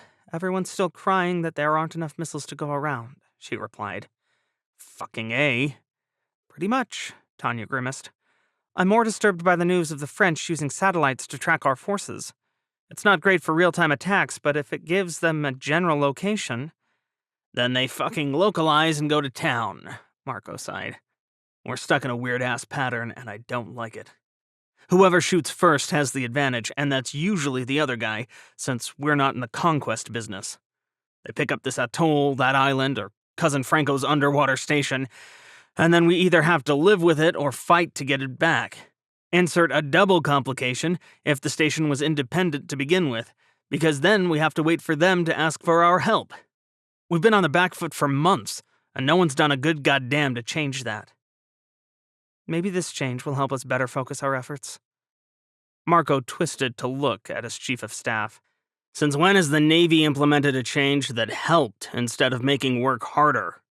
She held her hands up in surrender. "7th Fleet arriving," the petty officer near the door announced. Vice Admiral Christensen was wearing his whites, of course, as was his entire staff. Oops. Taking a deep breath, Marco stepped forward and held out his hand. At least he was a 2-star admiral. He didn't have to be intimidated by Christensen the way mere humans did, and he could get in before the show-off commodores. "Admiral, I say it's a pleasure, but anything that brings you out to Australia is bad fucking news for me and mine." Marco didn't bother with a fake smile. By now, no one in the Navy thought he was someone's yes-man. They did, however, know he got the job done, and that counted during wartime. Vice Admiral Christensen, Commander, 7th Fleet, frowned. "I'm here to transfer 7th Fleet to Perth." "Well, that's a raw-ass admission of defeat that I didn't want to be party to." "Thank you for the colorful summary," Christensen grimaced. "Be it as it may, for now, Task Force 2-3 is under my command." The way he spoke, it sounded like he hoped he wouldn't have to put up with one Marco Rodriguez for long. "Including the effort to retake Christmas Island, which will be your primary mission." Great. He'd expected that ever since they lost the goddamned place. Not that the island had been Marco's to hold, but he'd been the senior guy left holding the bag when Admiral Ingram had the bad grace to die during the attack. "How many units am I getting?" "I'm afraid I can't give you much more than you've already got. We're scraping the bottom of the barrel as it is, and new ships won't be here for at least 2 months. But we need a victory now," Christensen said. "You have a reputation for pulling off difficult tasks. Can you do it again?" "You're asking me to make a pie without filling, sir." Marco crossed his arms. "Even if I manage, it's going to be ugly, and taste like dog shit." "We need a win, Marco." "Don't I fucking know it?" Marco sighed and looked around the still empty building. "I'll get to work." Reagan's Rooster was cheerful and bright, just the kind of bar SDS-1 Bud Wilson picked back in his worst drinking days.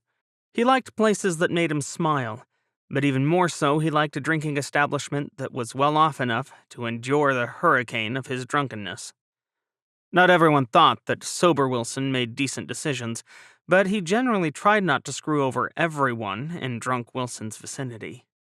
He'd learned that, young and early, when his first chief took him on a ripper around New York City during Fleet Week. Now he avoided places with swim-up bars, dancers, and karaoke. The Rooster had none of those. But it did have 2 bars, lots of tables full of happy and semi-drunk patrons, and a bartender who generally didn't cut people off. It was a legend in the naval service after just a couple months of war, and Shore Patrol had picked Bud up here twice. "Webbs is gonna kill you dead if you keep drinking, Bud," his companion said as he picked up his beer. They sat at a corner table, enjoying the music and the general vibe. The food was good, too. Bud never had eaten much here before, or at least not that he remembered, but the homemade chips were fantastic, and he couldn't get enough. What? He tried looking innocent, but knew that wouldn't help much. Bud Wilson looked more like the hockey player he'd been during his 2 years of aborted college than some sweet little cherub, and he had no problems playing rough.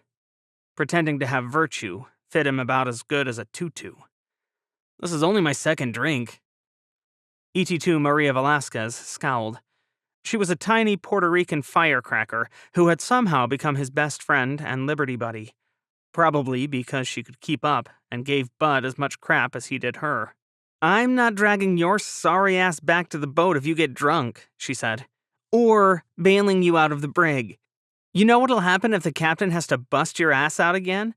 He ain't laid back all the time, and you'll get kicked off the boat quicker than you can shit if you try your stupid finger painting thing again. Give me a little credit. I never do the same dumb drunk antics twice." She rolled her eyes. "'Cause that makes everything so much better. Come on, Maria, I'll be good, I promise." Bud had no desire to sample the mattresses in Perth's brig again. They had lumps, and he wasn't sure there weren't bedbugs. Ooh, maybe he left bedbugs on Bluefish. That was a happy thought. He'd spent 5 months on his best behavior, and Jimmy Carter's officers were starting to trust his judgment as a sonar tech. Ensign Vincentelli had finally warmed up to him, and that trust meant more to Wilson than he enjoyed admitting. And yeah, he'd gotten drunk a few times on Liberty since his trip to the brig in Pearl, but never drunk enough to be extra stupid. He hadn't forgotten the captain's warning, and for once in his life, he didn't think an officer was bluffing when they threatened to hand him his head on a platter. "I'll believe that when I see it," Velasquez said. "Cross my heart and hope to... Oh, for fuck's sake." "What?" She twisted in her chair to follow his gaze, but Bud just slumped and groaned. Sadly, he wasn't drunk enough to hallucinate. He'd done that, and it was kind of fun as long as you stayed drunk. The aftermath sucked, though, and Bud had tried to drink his way through that once with no success. But today was not that day, and the trio of newcomers marching into the bar was from Bluefish. Even better, they were old drinking buddies of his. Until Bud's antics got them tossed in the brig for building a fort out of bar stools, among other silly crimes. Yeah, add that to the list of reasons Bud was delighted to leave Bluefish. Bluefish might have been a hell of a lot newer than Jimmy Carter, but Bud would bet his mama's restaurant that crew was just as miserable as they were when he left. He didn't know what idiot went and gave Commander Peterson a state-of-the-art boat when they handed Commander Coleman the dinosaur, but he'd stick to the dinosaur every time.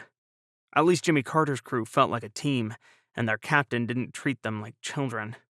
Or criminals. Nothing. Maybe he could hide. Just some old shipmates I don't want to hang out with.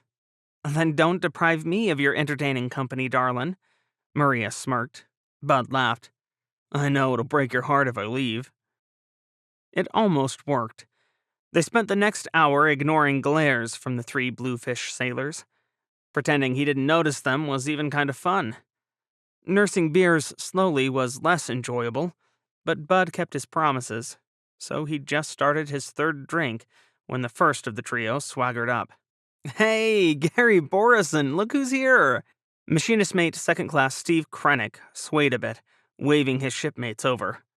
"SDS2, or is it SDS3 now? Wilson, our old friend!" Bud shrugged as innocently as he could manage. "Still SDS1, actually. Miracles do happen." "No shit!" "Yes, shit. Sorry to disappoint." The foursome got busted together 2 years back, and while Wilson and Borison both managed to make 1st Class Petty Officer again, the other 2 were both still 2nd classes. There was nothing worse than watching your friends advance while you were stuck in place. That was something Bud knew from experience. "How the hell did you avoid being busted after that last bout of stupidity?" Ramona Borison demanded, her voice growing shriller, just like it always did when she was drunk. "Am I this annoying? God, I see why sober people drink. Then the drunks are less painful to be around." I guess I was lucky, just like I was damn lucky to get off Bluefish. Bud regretted those words immediately. Sailors might complain amongst themselves, but if an outsider insulted a submariner's boat, there was hell to pay. Even if the sailor in question used to be on the same miserable boat as those who were currently offended. Surprisingly, it was Corpsman Second Class Ryan Gary who spoke up. He usually was the sensible one. "Bring my old shipmate a drink. 2 drinks," he yelled to the bartender. "We'll drink to Bluefish." If there was one situation where drinking might have been the smart idea, this was it. But Bud Wilson never claimed to make smart decisions. He'd spent most of his career being damned for making the stupider choice whenever 2 were available. The bartender delivered a pair of tequila shots. Velasquez eyed them like they were poisonous. "Don't you dare." Bud licked his lips. Maybe they were poisonous. Maybe he should be good. Sure, he'd drunk a hell of a lot more than 3 beers and 2 shots before, and made a royal-ass mess out of things. But he'd promised to be better, hadn't he? And he didn't want to let Jimmy Carter down. Not this time. "Actually, I've reached my limit for the night, Ryan, but thanks." "You've what?" Bud took a deep breath. "I was about to head back to the boat." He'd planned on having another drink before these morons ruined that, but not anymore. "You're gonna insult your old shipmates and your old boat by not drinking with us?" Ramona demanded. "Well, it's not exactly an insult, but I'm..." The first punch came out of nowhere. Lieutenant Bobby O'Kane was in the middle of an email to one of his brothers when the call came, sitting at the small fold-out desk in his cramped stateroom and minding his own business. It was a bit early in the evening for any of Bluefish's sailors to have gotten in trouble now that Wilson was gone, so he answered the phone with his usual aplomb. His good mood evaporated when a chief from Shore Patrol was on the other end of the line, but Bobby agreed to take custody of 3 miscreant sailors so that they weren't sent to the brig. He scrawled their names and their misdeeds on the back of an old nav plan, and then he called Harriet Ainsworth on the quarterdeck to let her know what to expect. After that, Bobby had to stop putting off the inevitable. The one good thing about the captain deciding that he didn't want to talk to anyone lower than the XO was that Bobby got to call Vanderbilt instead of Peterson. Still, he knew he'd face Peterson's wrath the next day. No amount of fancy dinners with his wife were going to make the captain forget this one. Vanderbilt wasn't on the boat, but he answered on the first ring. "XO. Sir, it's the navigator. I've got the duty tonight, and I just got a call from Shore Patrol that we have 3 sailors inbound for a courtesy turnover." "What'd they do this time?" Even Vanderbilt couldn't hide his sigh. Then again, if being the hapless navigator on board the good ship Bluefish was miserable, Bobby could only guess how the XO felt most days. "Drunk and disorderly at Reagan's Rooster. Something about a fight." "Anyone hurt?" "Not that Shore Patrol mentioned," Bobby replied. "They're still on their way back." "Very well." Vanderbilt sounded like he was sucking lemons. "I'll call the captain." "Aye, sir," Bobby said and hung up. He knew where this would go. The entire crew would probably be on restricted liberty. Again. Now, all Bobby had to do was wait for Gary, Borison, and Krennic to show up. He might as well finish his email while he still had time, and while his head was still on his shoulders. Forcing himself to stop fretting, he read what he'd written to Derek. "I really hope that the aviator life on that carrier is treating you better than sub life is going for me. Not gonna lie, I'm starting to consider begging Peter for a job. Working for Dad and Peter at the car dealership can't be worse than crap on BLF right now. We're still stuck to the pier, and of course it's all my fault. Yeah, the outboard breaks, but the thing was a piece of junk before I arrived. I don't get it. I don't get Peter blaming me for Carter deciding he wants to be a fireman either. How's it my fault that he's setting fires all over the house just so he can put them out? I told him about how subs fight fires last year, and he's not my kid, so not my fault. Anyway, Got any ideas on what to get Cole for his birthday? I've searched the internet up and down and can't find anything. You're the oldest uncle, so it's your job to figure out gifts." His radio crackled. "CDO, officer of the deck. Shore Patrol is here, sir." Harry always had such great timing. "I'm on my way." Bobby popped up out of his chair and headed topside. Did he slam his stateroom door shut on the way out? Maybe. This wasn't a good day, and no amount of pretending would stop that. Even the sailors he saw on his walk forward looked glum. But that was life on Bluefish, wasn't it? He started whistling a happy tune in self-defense, which made 2 sailors laugh and 1 roll their eyes. Better. Bobby was only halfway up the ladder when an angry voice floated up to him. "I'd like to speak to your CDO immediately." "He's on his way, ma'am." Harry sounded unhappy, but Bobby frowned. Ma'am? Since when did the base send officers out on shore patrol? Harry had just been promoted to lieutenant junior grade, so the visitor had to be at least a lieutenant. And here I am. Bobby hated the way he resorted to manic cheerfulness under pressure, but he couldn't help it. He scrambled up the ladder onto Bluefish's quarterdeck, determined to save Harry from whatever angry fate was after her. Someone should protect the younglings, after all. Bobby spotted the interloper immediately, just from her scowl. She was indeed a lieutenant, slender and trim like a gymnast, and with curly black hair vying mightily to work its way free of her bun. She wore a Jimmy Carter ball cap over that hair, and a narrow-eyed glare that transferred straight to Bobby. "You're the CDO?" Her flat voice made it sound unbelievable. "Bobby O'Kane," he held out a hand. "Nav and CDO, obviously." "Obviously," she said. "Maggie Bennett. I'm the Nav and CDO from Jimmy Carter." There'd been no way to miss the behemoth pulling into the pier behind Bluefish that afternoon. Rose and Bobby had gaped as the big boat came alongside without using a single tug, sure it would hit Bluefish, and then Peterson would have another tantrum. But it hadn't. So why would their command duty officer pay him such an angry visit? "So, what can I do for you this fine evening?" he asked. The weather was nice, too. Real nice, if you forgot about the war. Too nice to be dealing with Liberty incidents. "3 of your sailors beat the holy hell out of one of mine, and now my sailor is in the brig because of it." Bennett crossed her arms. "Can't you give them a verbal release and have Shore Patrol bring your sailor back?" Bobby frowned. Perth was one of the easier bases to deal with, and hadn't he done just that? "I can't. He's a repeat offender." Subtlety really wasn't Bobby's strong suit. "So how do you know it was my sailors that started it?" "Because another one of my sailors was right there, and she wasn't drunk." It was too bad Bennett was so angry.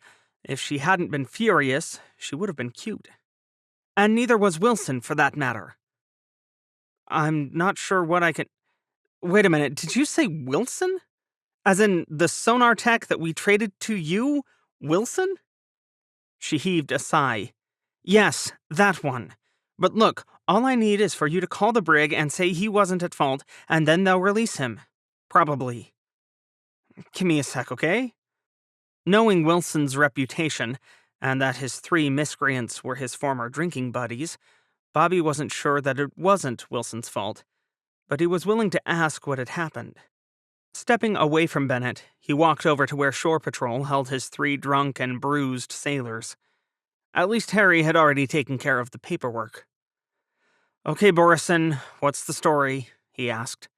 She was the senior one of the bunch, and usually the reasonable one. Bobby figured he had the best chance of getting an answer out of her.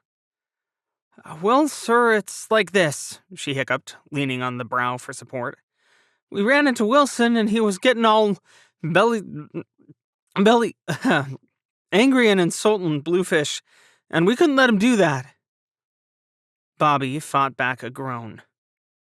"Who started it, MM1? "I don't really recall, sir." "Great." It was Bennett again. She'd stalked over to listen and looked ready to do murder. "Look, O'Kane, those 3 have had enough that I could get drunk just breathing around them. You really think you're going to get sense out of them?" Look, no offense, but I can't slam my sailors for something your sailor says they did, particularly since I have experience with Wilson. You want to ask my ET2 then? Compared to these three, she's a rock of sobriety. Talking to her isn't going to help. I'm sorry, but I'm not just going to throw these three under the bus. They're only trouble when Wilson's around, so it kinda figures that the same thing has always happened. He was babbling, but even if these three were guilty, it was his job to protect them as best he could. There was no way Peterson wasn't going to bust them down a rank, but if the captain thought they were at fault, it would only make things worse. Shore Patrol had to haul your sailors off, Wilson, and suddenly it's his fault? She asked. Look, I'm not saying you're wrong, just that I want them to sober up before I start assigning blame, okay? Bobby only earned himself another glare of death. Feeling helpless, he turned to Harry. Get those three below. Yes, sir. And send. Ah, crap. HMC already left, didn't he? 2 hours ago, Harry said. Then find what's his name, the new guy who's an EMT. Send him down to look at them. Because, of course, HM2 Gary was now Bluefish's only corpsman, with their chief corpsman stolen by Kansas. Fortunately, one of the fire control technicians was a qualified EMT. I'll send Cesare down. Thanks, Harry. Taking a deep breath, Bobby turned back to Bennett, only to discover she was on her phone. Yes, sir. I'm over on Bluefish now, talking to their CDO. He won't call the brig. She scowled at Bobby again, then gave him a half-apologetic shrug. Honestly, I'm not sure if it'd do any good. The sailors from Bluefish are pretty trashed, and I don't think they even remember who started the fight. The other sub's CDO paused, and then a look of alarm crossed her face. Sir, I'm sure we can do... Bennett bit her lip, listening. Well, no, but... Benji's probably going to die of embarrassment if you bail Wilson out again. Bobby could hear the laughter from the other end. Bennett's tense expression eased, and she was cute. Maybe Bobby should try making her acquaintance when she wasn't mad at him. Yeah, I do. Another pause. Then I'll fish Baby Doc out of his rack and have him standing by for when you get there. Thanks, Captain. She hung up. Bobby got in before she could speak, trying to keep his jaw from dropping. Is your captain really going to bail Wilson out of the brig? I tried to get you to call. Bennett's glare was back. And yes, he is. It's not the first time either. She stalked off Bluefish before Bobby could find a response. Chapter 30. Sacrificial Lambs. 16 February 2039. Perth, Australia. They crammed into the small planning room like teenagers at a concert, with the body odor to match. Unfortunately, the room wasn't nearly as well decorated as the raves Nancy Coleman's elder daughter wanted to attend. It held 2 computers, an electronic charting system, 1 wall-size big-screen monitor, and a conference table barely big enough to hold half of Rear Admiral Rodriguez's staff. There wasn't even a coffee maker, an unforgivable sin in the Navy, so Tanya Tenaglia brought in a portable one that now sat next to the door on a folding tray table. Nancy scowled as the coffee maker beeped after filling her cup. House rules said that the last person to use it had to refill it, so she set to work refilling the water reservoir while her compatriots filed in. Their little hidey hole was attached to an out-of-the-way maintenance building out by a disused helicopter pad, near nothing except a parking lot. No one came out here, which made it doubly secure, and the technology was 1 generation short of state-of-the-art. Nancy didn't want to know a classified planning room existed way out here, or why it was so small. The planning room was a great metaphor for this entire operation, done on a shoestring and hidden away where most decision-makers couldn't see them. This was their 2nd week of planning, and so far, they'd come up with exactly 0 brilliant ideas to win back Christmas Island. But they did have 100 innovative ways to get their entire task force killed. Marco Rodriguez turned to her, his brow furrowed. Can you target Tomahawk missiles off of GPS data from another unit instead of a satellite? Like, passed in real time? I can't see why not. Nancy sipped her coffee. It was lukewarm, as usual. That coffee maker was on its last legs. The system isn't exactly designed to shoot quickly, but we can make it work. What are you thinking? I'm thinking that we have a metric shit ton of tomahawks left, and their warheads are big enough to rip ships apart. Yeah, but satellite pictures are time late, and ships move, Admiral, Captain Tanya Tenaglia, Rodriguez's chief of staff, replied.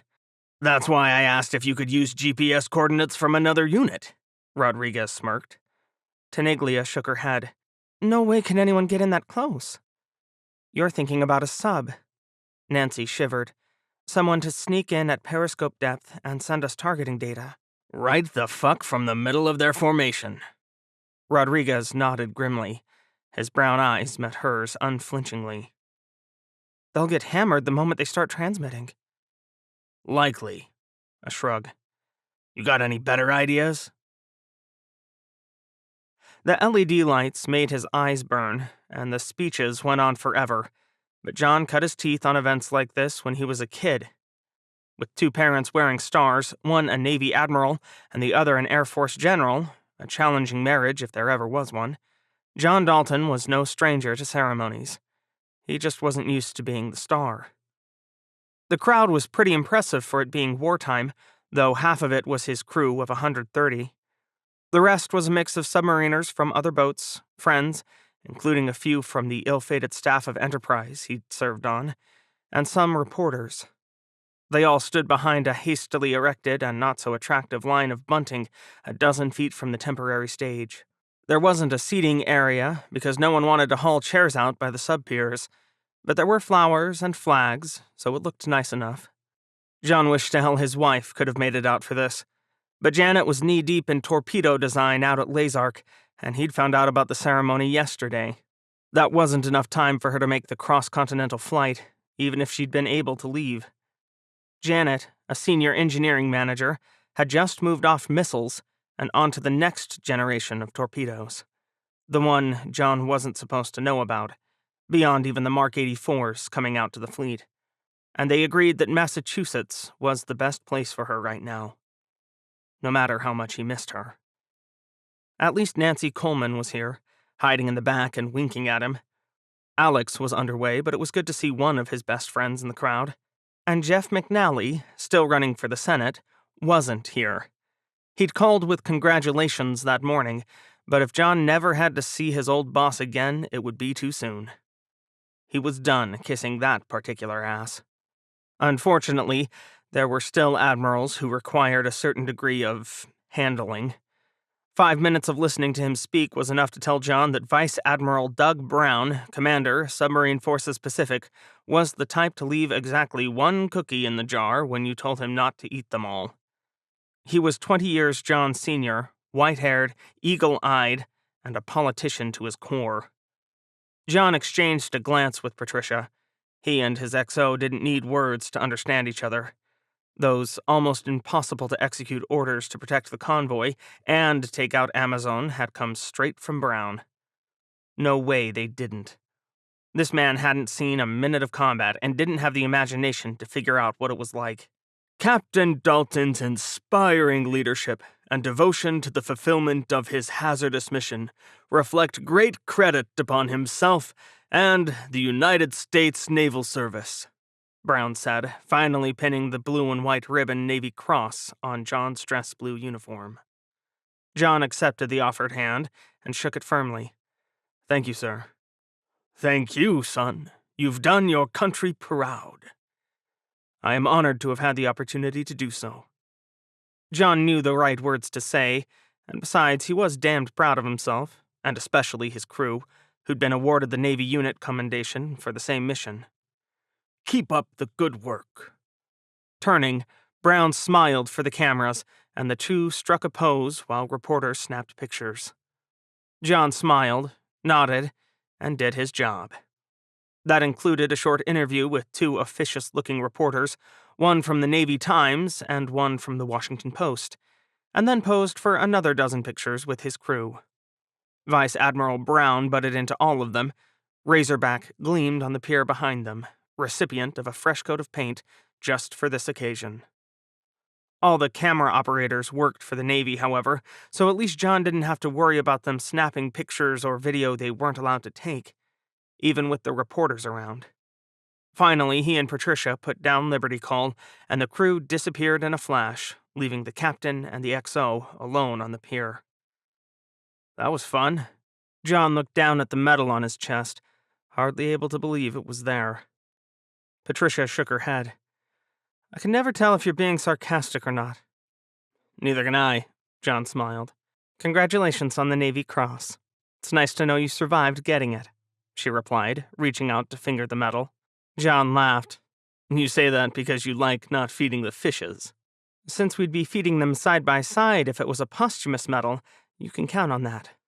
They both had too many friends on the bottom of the ocean, too many boats lost, and too many posthumous medals. Sinking one French submarine, no matter how successful, shouldn't be worthy of a Navy Cross. A Navy Cross? But John knew the Navy needed every victory it could get, particularly ones from boats that came home. Humping stores was no one's idea of fun, but Bud Wilson found himself supervising a lot of it on Jimmy Carter. Supervising. Him. Today it was a long line of food that needed to get on the boat. Nothing new. They were always humping stores on board and finding places to hide it. Torpedo tubes 7 and 8 were the crew's favorites for egg and milk overflow. The tubes were nice and cold, great for storing things that shouldn't get warm. Besides, the weapons guys said those tubes were a bitch to load anyway, so might as well stick boxes of milk, eggs, and taters in them. As usual, Jimmy Carter's sailors formed a sailor-powered conveyor belt to schlep the food onto the boat, handing off box after box until it went down the aft hatch and to wherever the supply officer decided it should hide today. On long underways, the floors of passageways and berthings were lined with boxes that the crew just walked on, which sucked if you were tall. That was after they filled up every little fan room with food, of course. There was never enough storage space on a fast-attack submarine, something Bud was coming to appreciate more and more as he gained responsibility. Now that he was a couple months into his time on Smiley, he was smart enough to have spare parts for the ancient sonar computer hidden in his rack. They weren't in the stock system. Those were ones he bought off eBay or scrounged off another ship, trading this and that, including an old Jimmy Carter plaque that he hoped no one would miss off the mess decks. The boat was still chronically short of chief petty officers, though, which meant he stood in for one on a lot of occasions. It was a weird-ass feeling being respected. People even listened to his opinion and trusted him not to get drunk and stupid. Like when he got bailed out of the brig a second time around, only this time for a fight he really hadn't started. Why the scowl, Bud? Maria Velasquez asked. Thinking about Bluefish, he replied as he tore into the pallet of sodas their supply officer indicated was ready to go aboard. Best you don't do that. Always puts you in a black mood, and I like you better when you aren't a fucking asshole, she replied. Yeah, me too, he sighed. It's embarrassing to get bailed out of the brig for something I didn't do, okay? More embarrassing than all the times you got thrown in there for things you did? She tossed a flat of sodas to the next sailor in the chain. Way more. Then I could take perverse pride in whatever artistic disaster I created. Maria laughed. You're fucked up, you know that? I was a destructive child. The doctors always said it was because I was bored, and it cleared right up once I started playing hockey. Bud grinned. Pity you can't do that on the boat, she muttered just as a newcomer approaching the boat caught Bud's eye.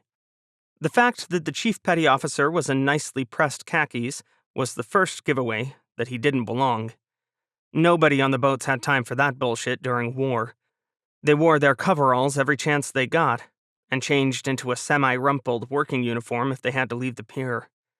This guy, however, had creases in his fucking pants and was wearing all his ribbons. Those were all surefire signs of a shore weenie. He had silver dolphins on, though, which meant he'd qualified in submarines at some point. Probably years ago, Bud decided, stepping forward. Can I help you, Chief? I'm looking for your combat systems duty chief. I'm here from Subron 29 to evaluate your spare parts inventory and see what systems you have on board. No chief today, just me. Bud offered his hand. The handshake he got in return was unsurprisingly limp. STS-1 Wilson, sonar soup. We just got the latest upgrade to the Integrated Combat Systems suite. Sonar software's a bit dodgy because it was written for Virginia hardware, but we threw some extra memory in the system and it's running okay now. The strange chief pursed his lips. I'd like to go aboard and see your spare parts inventory. Sure. You here to see if we need anything? Bud gestured for him to follow up the brow as sailors humping stores shifted to make room for them. More like seeing what you've got on board in case this old boat is deconned and we need to parcel it out to newer boats. The chief looked across Jimmy Carter's deck with a critical eye, frowning. Looks like your topside preservation could use some work. Bud felt his eyes narrow. She's 41, Chief. Be nice to the lady. That's exactly why she shouldn't be at war. The chief wrinkled his nose. You're lucky she's still seaworthy. Hey now, we do pretty good. Doing what, exactly? More than some boats, Bud snapped. Like Bluefish, he didn't add. We rescued Georgia's crew back in October, and those 2 pilots in November, and none of the convoys we've escorted have got sunk either. Escorted convoys are rarely attacked.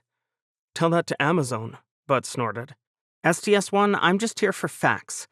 If you'll take me to your storeroom, I'll be about my business, the chief replied, gesturing at the down ladder by the quarterdeck.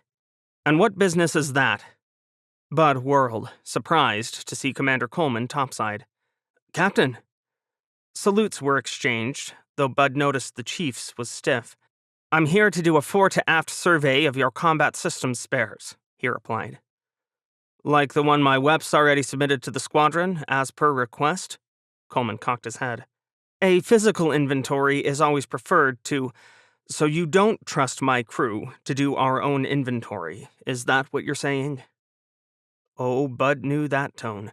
That was the deceptively calm tone that came right before the captain fucked you right up. He decided to help. I didn't realize you wanted to do a kill-to-kill inventory, Chief. I'd need WEP's permission for that, and he's off the boat today. You just said you wanted to see our spare parts inventory. I was going to pull that up on a computer. Best not to mention that WEP's was visiting with his senator dad, who'd apparently come out to Australia under the radar to see his one and only kid. They could leave that one in their back pockets.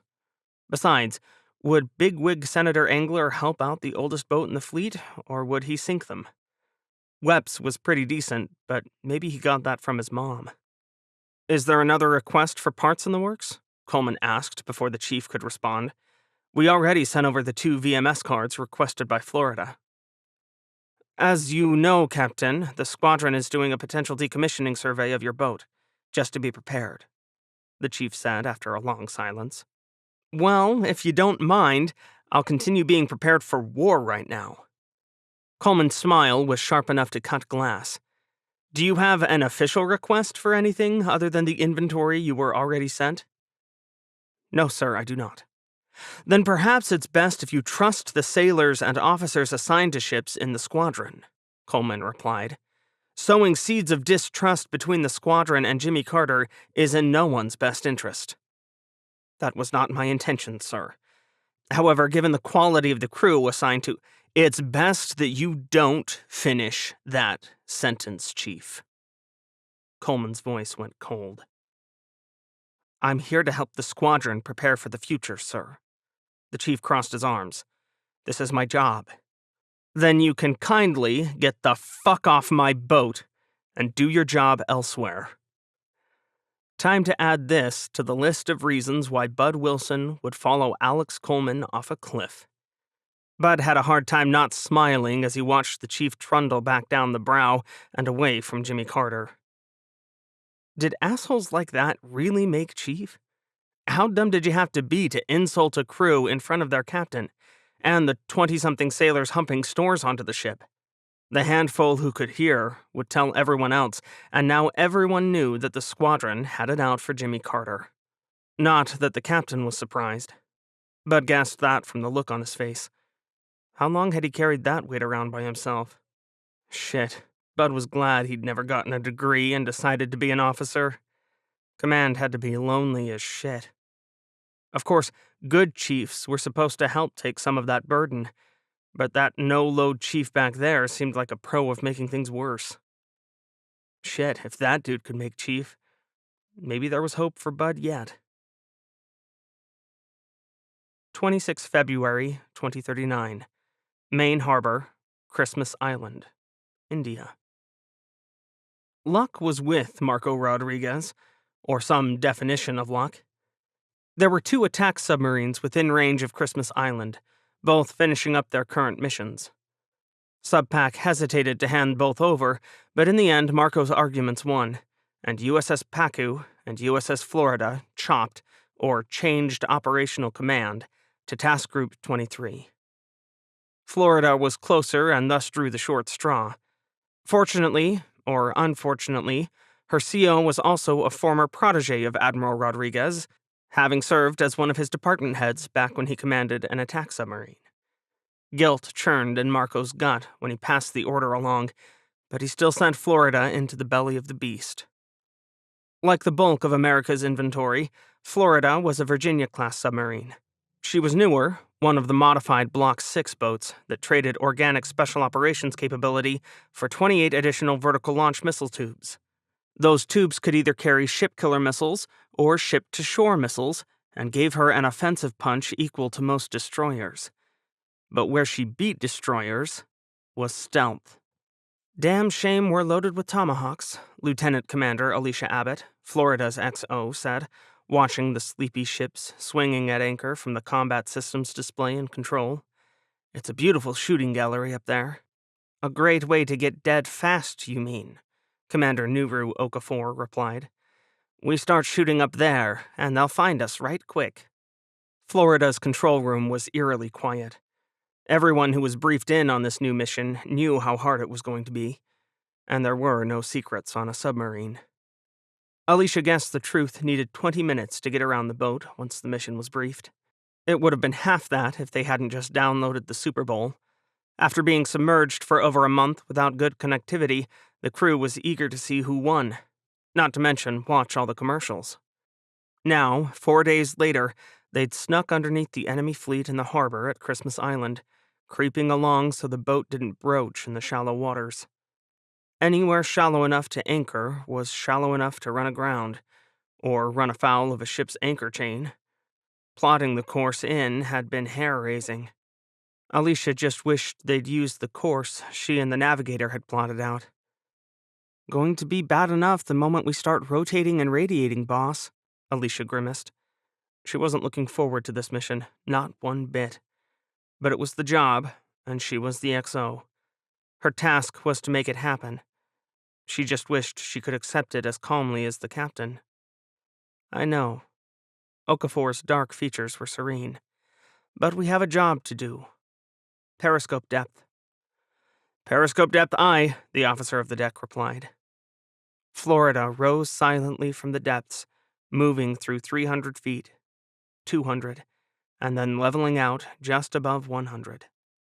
There she hovered while Abbott directed the scope in a circle, counting enemy ships on the horizon. They stood out as steadily lightening silhouettes against the fading orange and pink lights of the dawn. This was an ideal time of day to take periscope bearings. Submariners trained endlessly with warship silhouettes, even in these modern times. The Indian fleet that swung gently at anchor was far bigger than the American one it had displaced. 7 destroyers, 4 frigates, 2 cruisers, 2 amphibious warships. And were those submarines on the surface? She squinted at the periscope display screen. I think they got 2 French destroyers here, Captain, she said. And it looks like one of those submarines might be a wreck one, too. Look at the sail. I believe you might be right. Okafor chewed a nail. I believe those cargo ships have missile pods on deck, too. Damn, Alicia whistled. We going to paint them as targets? You bet we are, Okafor replied. 5 minutes to go time. General quarters set, Captain, Lieutenant Commander David Attar, Fletcher's tactical action officer, reported. Condition 2 strike set. Very well. Nancy took a deep breath and turned to Rodriguez, sitting to her left in Fletcher's darkened CIC. With only blue lights and computer screens providing illumination, her crew in combat was almost unaware of the time topside, but they'd been on station for the last 2 hours, just sitting on go. "We're ready when the call comes, Admiral." Nancy's breathing was steady, though. She sat back in her chair, watching the plot with a practiced eye, radiating competence. This was not her normal battle, but what was normal in this war? "Florida will come through." Rodriguez's hands were busy dismantling a calculator. "It's a suicide mission," Nancy whispered. A strange feeling stole up her spine. "I know." Rodriguez closed his eyes briefly. "Would you do it, if ordered?"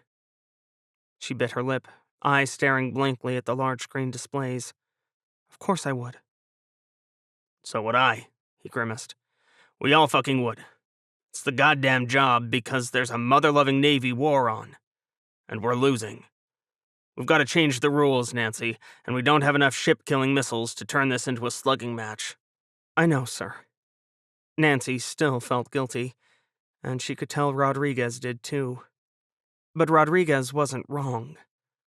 They didn't have another way to take Christmas Island back, at least not quickly. And the Alliance needed a quick victory. Really, they needed any victory that lasted. Nancy had retreated one too many times, had picked up the pieces of dead or drowning friends. Enough was enough. They had to do something different. That was how this crazy, straight-out-of-left-field plan had developed. Not out of good tactics, but out of desperation, and more than a few ounces of creativity. Nancy let her eyes drift over the icons representing the other ships in their task group. Jason Dunham stuck close to Fletcher's side, with nits to port. Truxton, Farley, and Karen were aft of the trio, with 2 Australian frigates, the brand-new Bogan and ancient Parramatta out on either flank, already searching for submarines. Seeing a surface ship even older than her husband's submarine was flat-out weird. Parramatta had looked like she was in decent shape lying against the pier back in Perth. She wore a fresh coat of paint, and every line was faked out with precision, but she was still an Anzac-class frigate, commissioned in 2003. Nancy had been 3 in 2003. Ships almost as old as those commanding them were not supposed to go to war. But then again, no one really planned for this war, did they? If they had, no one in their right mind would have come up with the current battle plan. Sitting a mere 30 miles away from her target, steaming in radio silence, just waiting for a submarine to tell her where to shoot, was barely short of insanity. Fletcher's surface search radars were almost this long-ranged, but Tomahawk missiles weren't built to take radar input. Once, a lifetime ago, there had been a ship-killing variant of the TLAM, but budget cuts killed it, and those missiles were converted to the Block 4 TLAMs now in Fletcher's launch cells. Tomahawks were designed to go after land-based targets that didn't move. Once fired, they could be updated for a new GPS-specific target, but Tomahawks didn't do terminal maneuvers like ship-killing missiles. They just bored in on their targets with the inevitability of rocks falling from the sky. Rocks with really, really big warheads. Jimmy Carter, newly underway, was actually the 3rd closest submarine when Marco Rodriguez put out the call. But they dodged the bullet that ended up landing squarely on USS Pacu. Much like Florida, Pacu spent several days creeping in close to Christmas Island, though in her case, she didn't enter the harbor. Instead, she lurked right outside, inside torpedo range of the ships guarding the entranceway. The irony wasn't lost on her crew. Not long ago, the Indians started a battle by taking out the Alliance ships in this same position. Now, maybe they could return the favor. "Florida's going in close, boys and girls. It's our job to draw fire away from her for as long as possible," Commander Steve Munson told his crew on the 1MC. "And we're going to do that by sinking as many of the enemy as possible, as fast as we can load torpedoes." Unlike Florida, Pacu was a Cero-class boat, the 4th one off the line. She wasn't as advanced as later boats like Razorback, but she was quick, quiet, and well-led. Munson had also read John Dalton's patrol reports and had a healthy respect for the tortoise-like nature of his Mark 48 sea bass torpedoes. He hung up the microphone to the 1MC and returned to studying the plot, standing in the center of a soft buzz of activity in Paku's control room. This was what the instructors at the sub-school called a target-rich environment, but unease bubbled in Munson's gut. He had a full weapons room. 28 torpedoes were enough to sink 14 of the 17 enemy ships on the surface if he shot 2 at each target. But Munson doubted he'd get the chance. If all went right, Admiral Rodriguez's plan would work, and missiles from the surface ships would sink anything Paku couldn't. If things went wrong, well, Paku wasn't likely to get the chance to reload 7 times. Munson licked his lips and tried not to think about that. At least they didn't have Florida's mission. "How do you want to play this, sir?" Lieutenant Commander Courtney Hatcher slid up next to him, elbowing Munson lightly in the side. Hatcher could have been Munson's twin, born a handful of years too late. Both were tall, dark-haired, and green-eyed. Random luck and the Bureau of Personnel brought both native Alaskans to Paku, even though they hadn't seen one another since their academy days. "Right around the edges.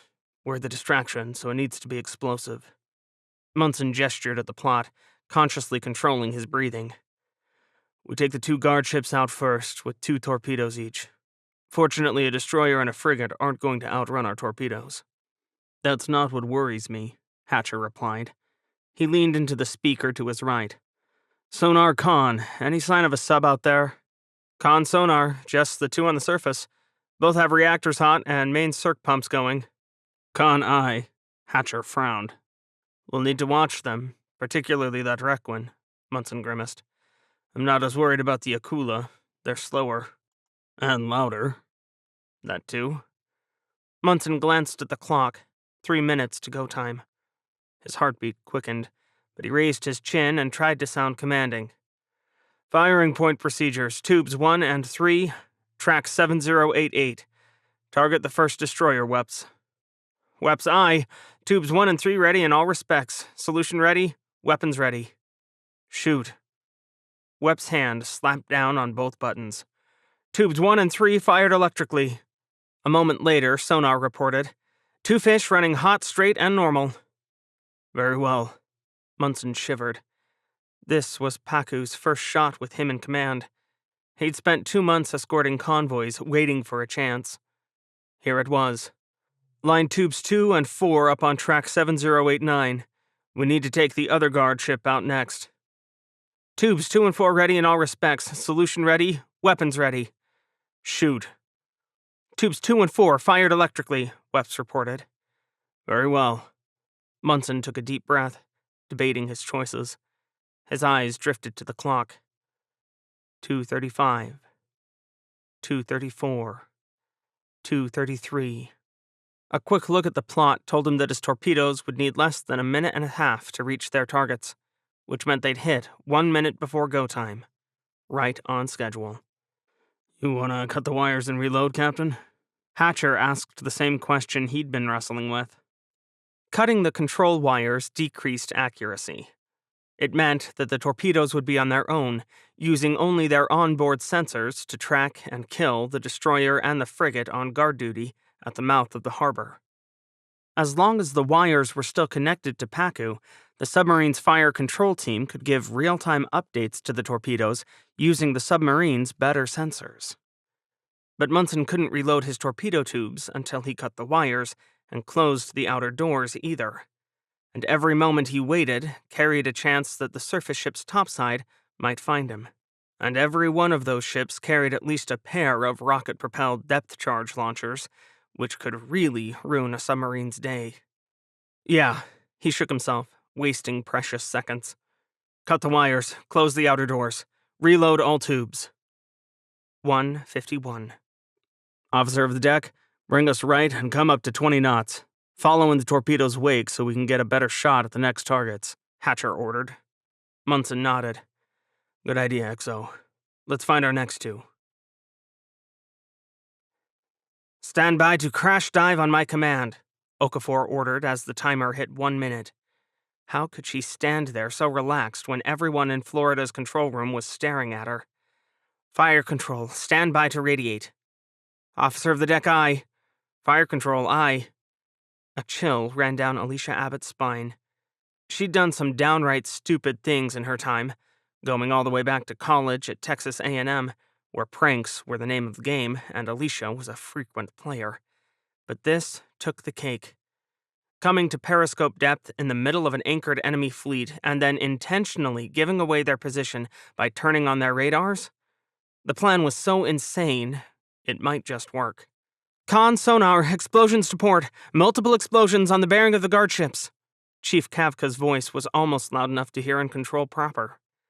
Okafor's smile remained serene. That would be Paku. Glad we've got friends on our side, ma'am, Alicia whispered. As am I. Alicia would have given her eye teeth to have Paku's mission instead of Florida's, but they called them orders for a reason. It wasn't like they got to pick and choose. And there was something thrilling to being in the middle of an enemy fleet, lurking right beneath the surface. No one knew they were here. Yet. She stood by Okafor's side at the navigation table, watching the plot. None of the Indian ships were moving, at least not as far as sonar could detect, but Alicia could imagine the chaos on board those formerly sleeping ships. Serves you bastards right, she thought. How long would it take sleeping crews to raise anchor and go sub-hunting? Their focus would be in the wrong direction, with every sensor pointed out to sea, hunting Paku. That would give Florida a small window of opportunity. Would it be long enough? Her heart pounded in her ears like bongo drums. 15 seconds to go time, the navigator announced. Stand by, fire control, Okafor ordered. Radiate surface search radars at go time and start transmitting in Link 18 immediately. Do not wait for my order. Radiate surface radars and go active in Link immediately, fire control aye, Wepps replied. Okafor turned to meet Alicia's eyes.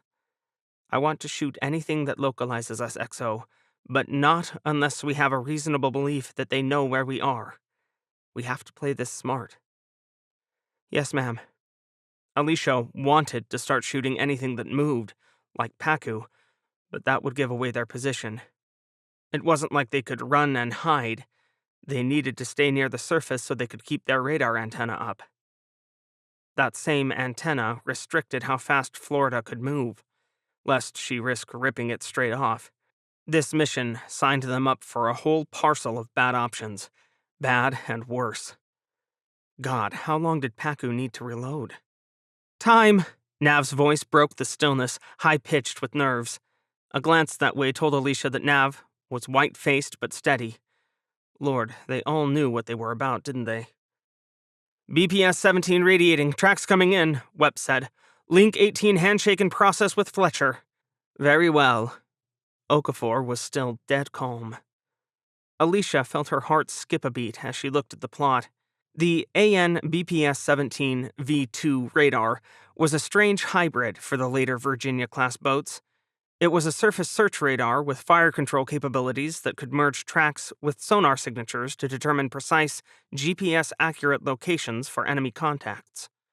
Combining sonar and radar data meant Florida knew the Indian ship's locations down to a few feet, the accuracy needed for Tomahawk missile launches.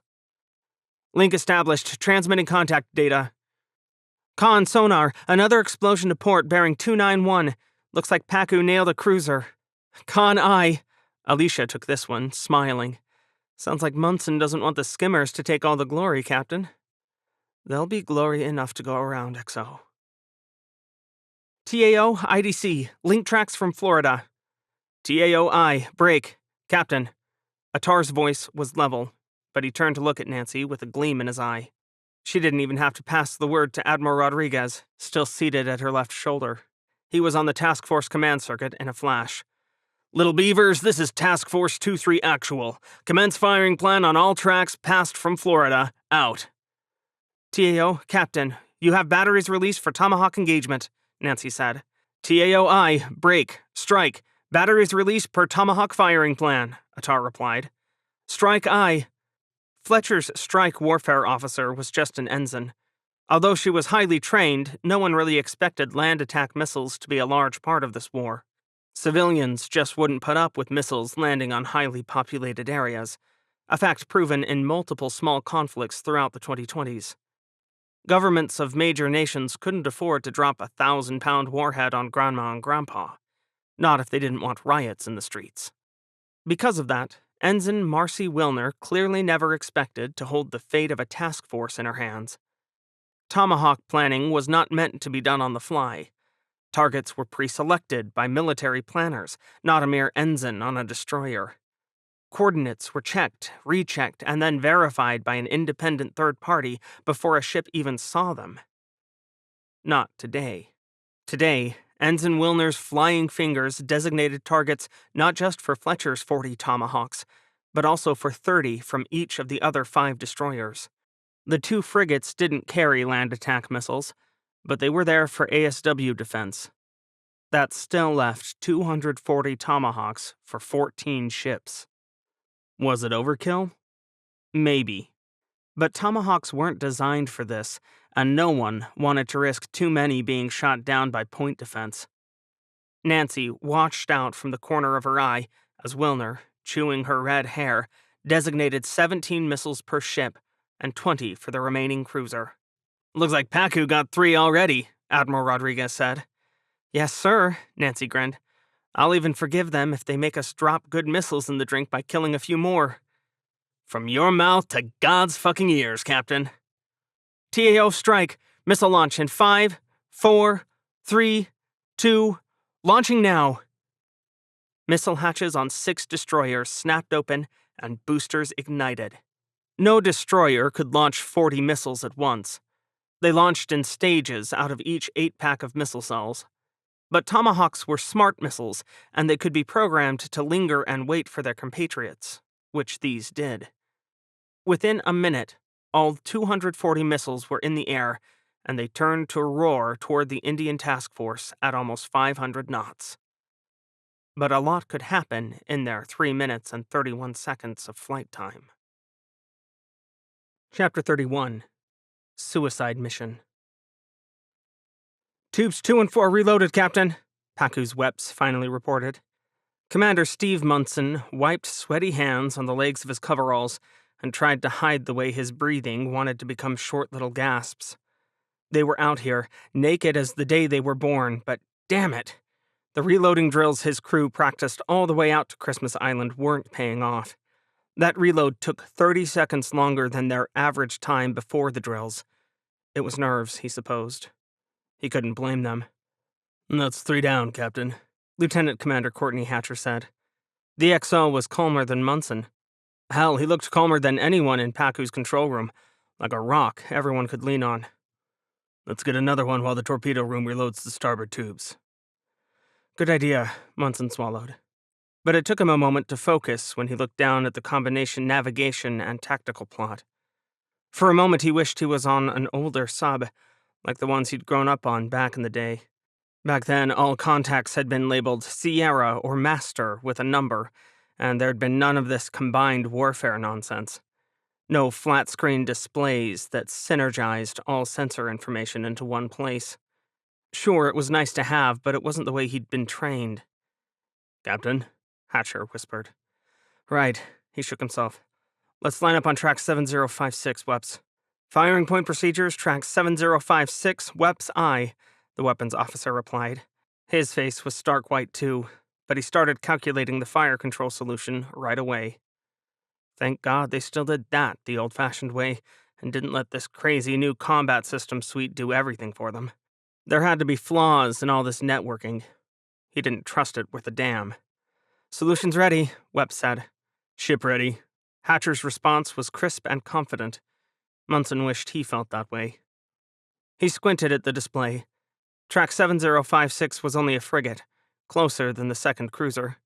The cruiser was a higher-value target, but it was harder to hit with a frigate and a destroyer in the way. Should he maneuver to go for the cruiser, or would the Indians be underway by then? What if there was no time? "Captain?" Hatcher was at his side again, nudging him. "Right, we should..." Con, sonar, high-speed screws. Torpedoes in the water bearing 124, range unknown. Speed approximately 139 knots. What? Munson spun, heart in his throat. Impact in 20 seconds. Barracuda was almost close enough to kiss the enemy submarine at just 3/4 of a mile away. Jules considered wandering closer for a moment, doing something reckless like launching one of his drones and taking pictures of the American submarine's hull. That would be fun. But, alas, business called. The F-27 Raphaels are impressive, mon capitaine. Commander Camille Dubois turned to him with a smile as the new torpedoes roared out of Barracuda's tubes with amazing speed. Every bit as fast as the naval group promised. Oui, Jules Rochambeau nodded, his eyes already searching for his next target. His silly imagination could wait. He leaned over the plot and studied the traces of enemy contacts. This was a time for business. Barracuda was not officially part of the task group at Christmas Island. Jules was too talented, and his crew too proficient to waste, by chaining them to some unimportant little island. But he was also no fool. Jules knew the Alliance would try to take the island back. It was a point of pride for Australia, if nothing else. So, lurking under the sleepy anchored formation— anchored, how foolish could you be? Barracuda waited for the enemy to arrive. He did not expect the enemy to be 2 submarines, one of which snuck right past him. Smarting, Jules maneuvered his submarine between the pair as quickly as he could, firing 2 of his brand-new F-27 Rafale torpedoes at the first Zero class. After all, it was the one attacking his allies. The other was simply at periscope depth. Were they a scout? Jules did not know or care. The Zero, his computers could not identify which one it was before he killed it, had taken out 3 ships already. Jules was not a compassionate man, but letting it sink more of his country's allies reflected badly upon him. Impact, mon capitaine, his sonar supervisor reported. 2 excellent hits. Well done, Jules smiled. Come left to 090. Prepare to fire upon the Virginia. Oui, mon capitaine. Camille led the firing party, while Jules mused over what he would tweet later. It was bad luck that the Zero was close enough to attack the fleet before Jules could stop him. He'd need to spin this into a victory. Minutes ticked by as they closed Florida. Jules watched on the plot as the unsuspecting American submarine slowly descended from periscope depth, creeping back toward the safety of the deep. Did they think their mission was complete and they were safe? Fools. Firing solution ready, his weapons officer reported. Jules did not look up. His team knew their business. He merely checked the range, watching it spiral downward as Barracuda glided toward the American. Yes, he would fire this torpedo from even closer range. This enemy had no idea he was here. Another minute. 2. Fire. Remaining flight time 2 minutes, 30 seconds, Captain, Ensign Wilner reported. Thank you, Strike. Nancy sat back and tried to look calm. But damn if Tomahawks weren't slow. They only traveled at about Mach .74, a little under 500 knots. Standard missiles were almost 5 times that fast. 7 if you counted the next-generation SM-6 Block 1B that had barely made it out to the fleet when the shooting started. This takes goddamned forever, Admiral Rodriguez growled. It's as bad as Dalton says our fucking torpedoes are. What's that? Nancy turned in her chair to look at her admiral. The Mark 48 is as old as my dead grandmother. Older, probably. The latest version, the Seabass, is only about 30, but the original Torp entered service in 1982. It was state-of-the-art when it came out. Now it's slow as an elephant dick and a monument to government asshattery. Nancy blinked. How bad is it? I hadn't heard anything. Marco snorted. How many submariners do you talk to? My husband, for one. Ah, that's right the fuck out of what I expected. He in command? Jimmy Carter. Interesting. Marco pursed his lips but said nothing for a long moment. Then he shrugged. Anyway, the goddamn things are slower than shit stuck to a frozen telephone pole. 50 years ago, 55 knots sounded sprightly. Nowadays, half our enemies' boats are faster. That's a problem. Nancy didn't have to drive subs for a living to do that math, or to figure out how it could get people killed, including Alex. A big fucking one, yep. We've got to get newer torps. I just hope it's fucking fast enough. Just like these goddamned missiles. The Indians have to have seen them coming by now.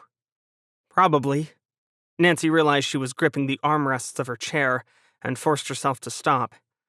We did program them for a sea-skimming approach, so their radars should have a hard time tracking them. And with 2 subs in the middle of their formation, yeah, their eyes might be elsewhere. You really think we're gonna get that fucking lucky? Rodriguez laughed. It's my plan. I sold it to Subpac, but even I'm not such a fucktard as to think it'll come off all roses and glitter. Despite the seriousness of the situation, Nancy smiled. We can always go in with guns if it doesn't, sir. Might have to. His eyes drifted downward and he started disassembling yet another grease pencil. Nancy made a mental note to have her crew order the things in bulk if the Admiral was going to keep breaking them. How many standard missiles do we have? Task group wide? 47. Nothing near enough to saturate their defenses. Could be enough if the T-Lambs tear 'em up, though. Rodriguez frowned. Strike, how long we got? 2 minutes, 3 seconds, sir. All right, let's stop sitting around like cancerous lumps. Rodriguez stomped his foot pedal. Little Beavers, this is Little Beaver Actual. Immediate execute, course 300, speed 25 knots, over. Fletcher and her consorts turned left, increasing speed and dashing away from their previous position. This kept the Indians from determining their firing position and sending missiles back down that bearing. Not that Nancy thought the Indians had enough spare missiles to fling them around indiscriminately. No one did. She was more worried about submarines. Scopes awash, Commander Nuru Okafor said on board Florida. Downscope. Make your depth 200 feet. All ahead full for 15 knots.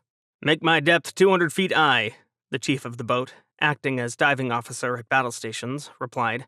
All ahead full for 15 knots aye.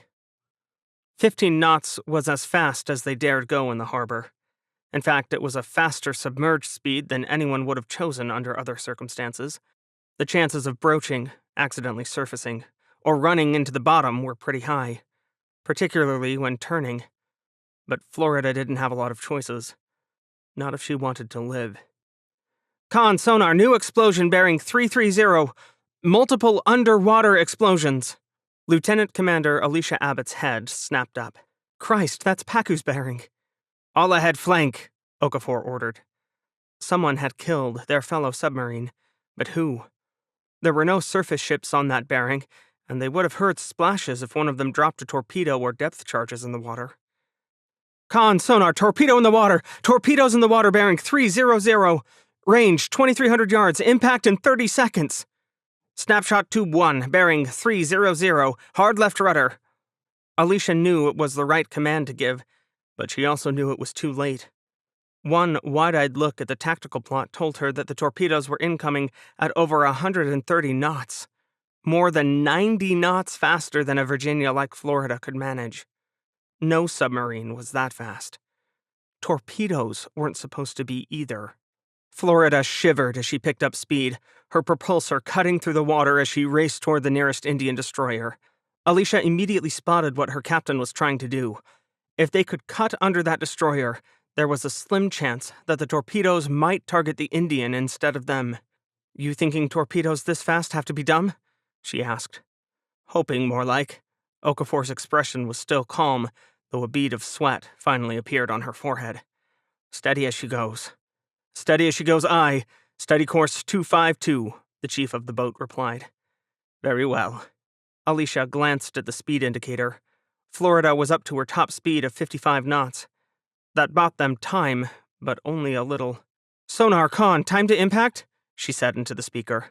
42 seconds. Her heart clenched so hard that speaking was difficult. Range to nearest destroyer? Con, sonar, about 800 yards. Con, aye. Alicia did quick math in her head. They could do it. She looked at her captain. That's less than 20 seconds to spare. Any more, and this can't possibly work, Okafor replied. Stand by the countermeasures. Countermeasures aye. Hands clammy, Alicia rushed over to the countermeasure control panel. 15 seconds. Submarine-launched countermeasures were just noisemakers. Designed to create underwater noise and bubbles, their entire purpose was to distract torpedoes for a few critical seconds, allowing the submarine to make a course change and get out of the torpedo sonar's range. Onboard sonar on a torpedo was limited by the space it lived in, the head of the torpedo. Alicia swallowed. Countermeasures ready.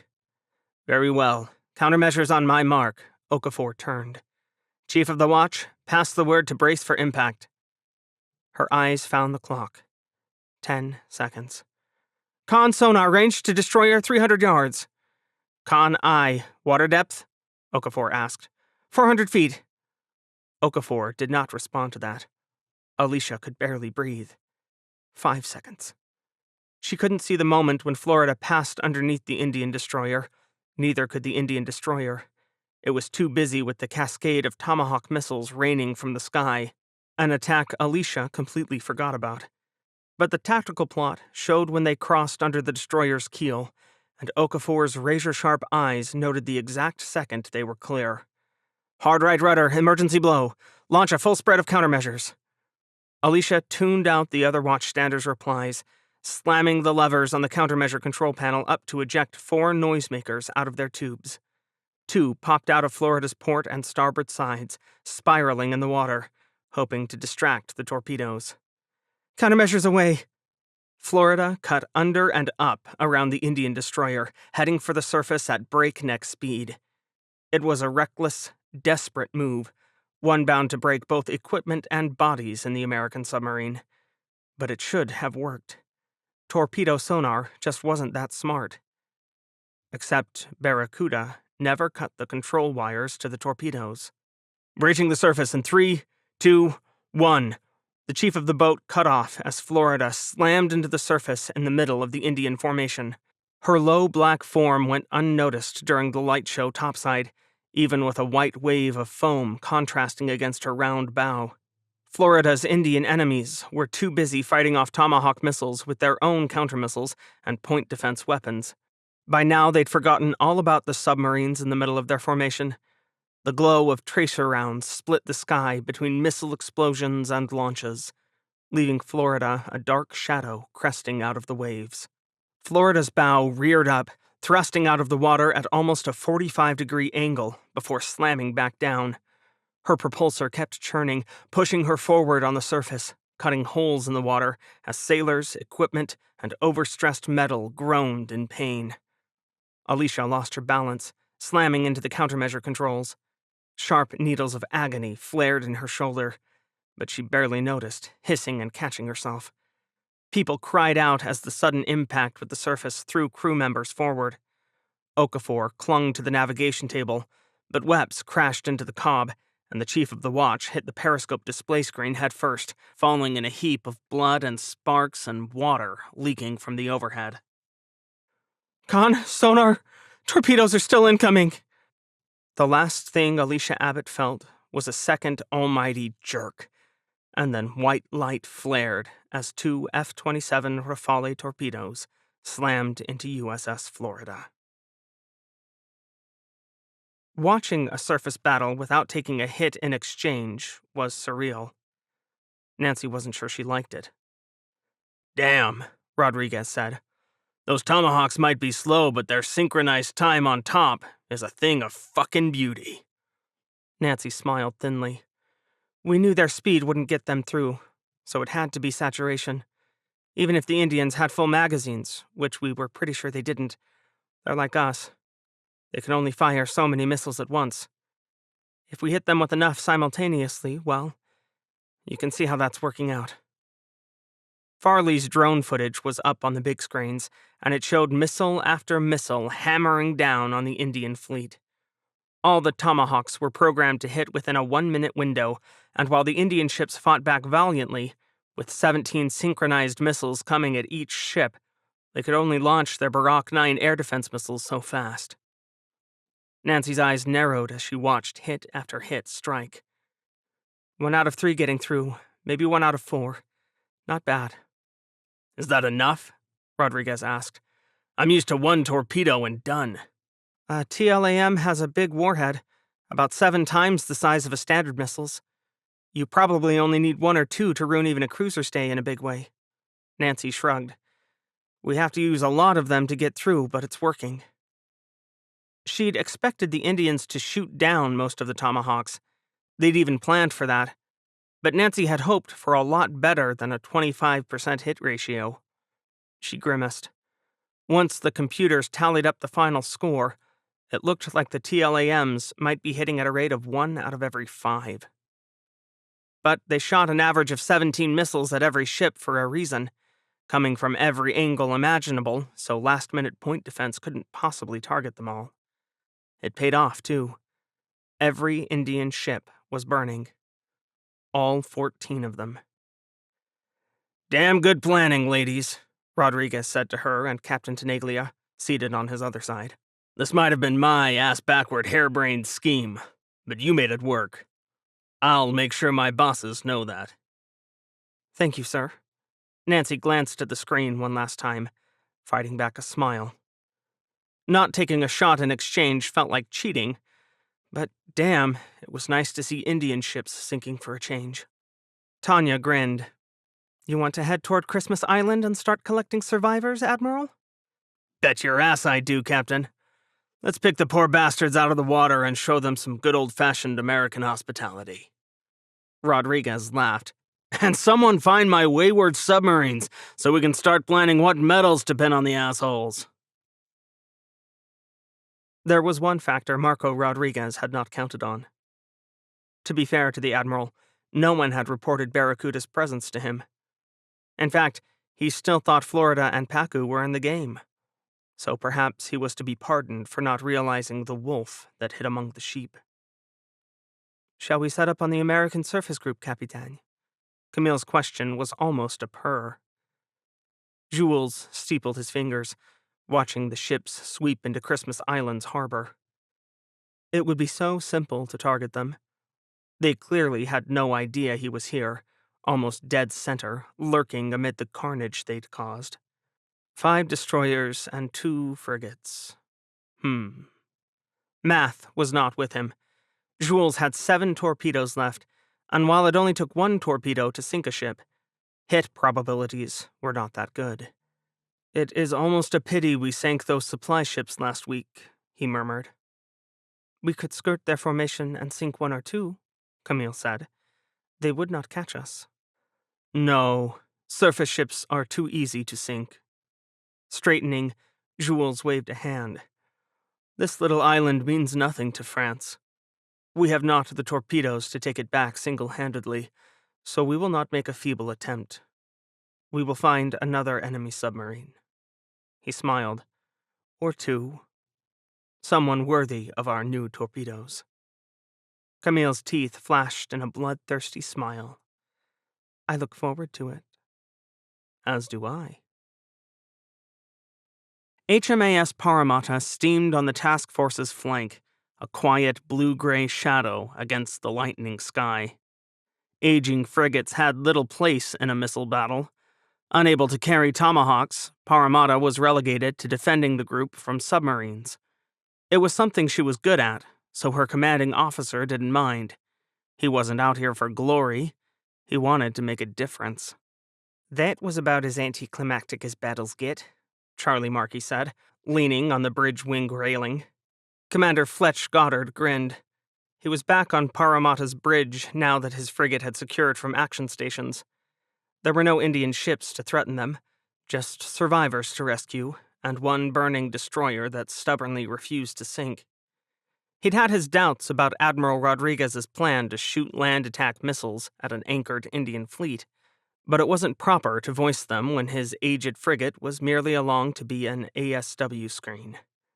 Now, he was glad he hadn't, particularly since they were so discourteous as to send the anchored submarines to the bottom too, he asked. Charlie, his first officer, laughed. That was mighty rude of them. Might put us out of work.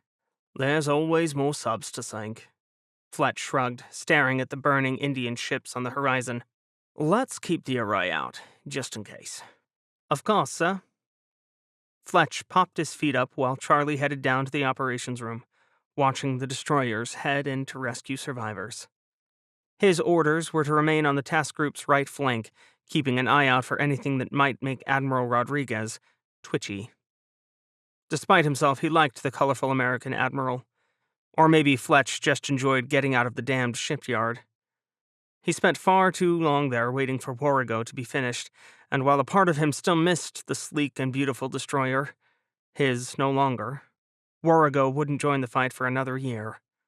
Parramatta, old or not, was here now. Thinking of older ships made instinct prickle. Fletch leaned forward and keyed his internal communications console. Ops, Captain. Have we heard anything from the 2 American submarines? One of them was an older Virginia, he remembered. Not nearly as old as Parramatta, who was just a mite younger than her captain, but older than most every other ship out here. No, sir. The flag's been trying to raise them on Gertrude with no effect. Very good. Fletch sat back in his chair, scanning the horizon as a chill raced down his spine. Neither of them? Neither, sir. Officer of the watch, come right to 000. Ops, go active on sonar. Sir, under the Geneva Conventions, I'm obligated to treat all surrendered and rescued personnel with dignity and respect, Marco said for the 3rd time, gripping the radio like he wanted to strangle it. I assure you that my country has no interest in committing war crimes. Over. Not swearing at the captain of INS Chennai was difficult. Marco had no doubt that the poor bastard was in a bad place. His ship was on fire, a good portion of his crew had to be dead, and every other Indian ship nearby was on the bottom. But did he have to keep asking the same damned questions? When there was no answer, Marco continued. Chennai Actual, this is Task Force 2-3 Actual. I personally guarantee the safety of your personnel if you surrender. USS Farley is closing to provide firefighting and rescue assistance.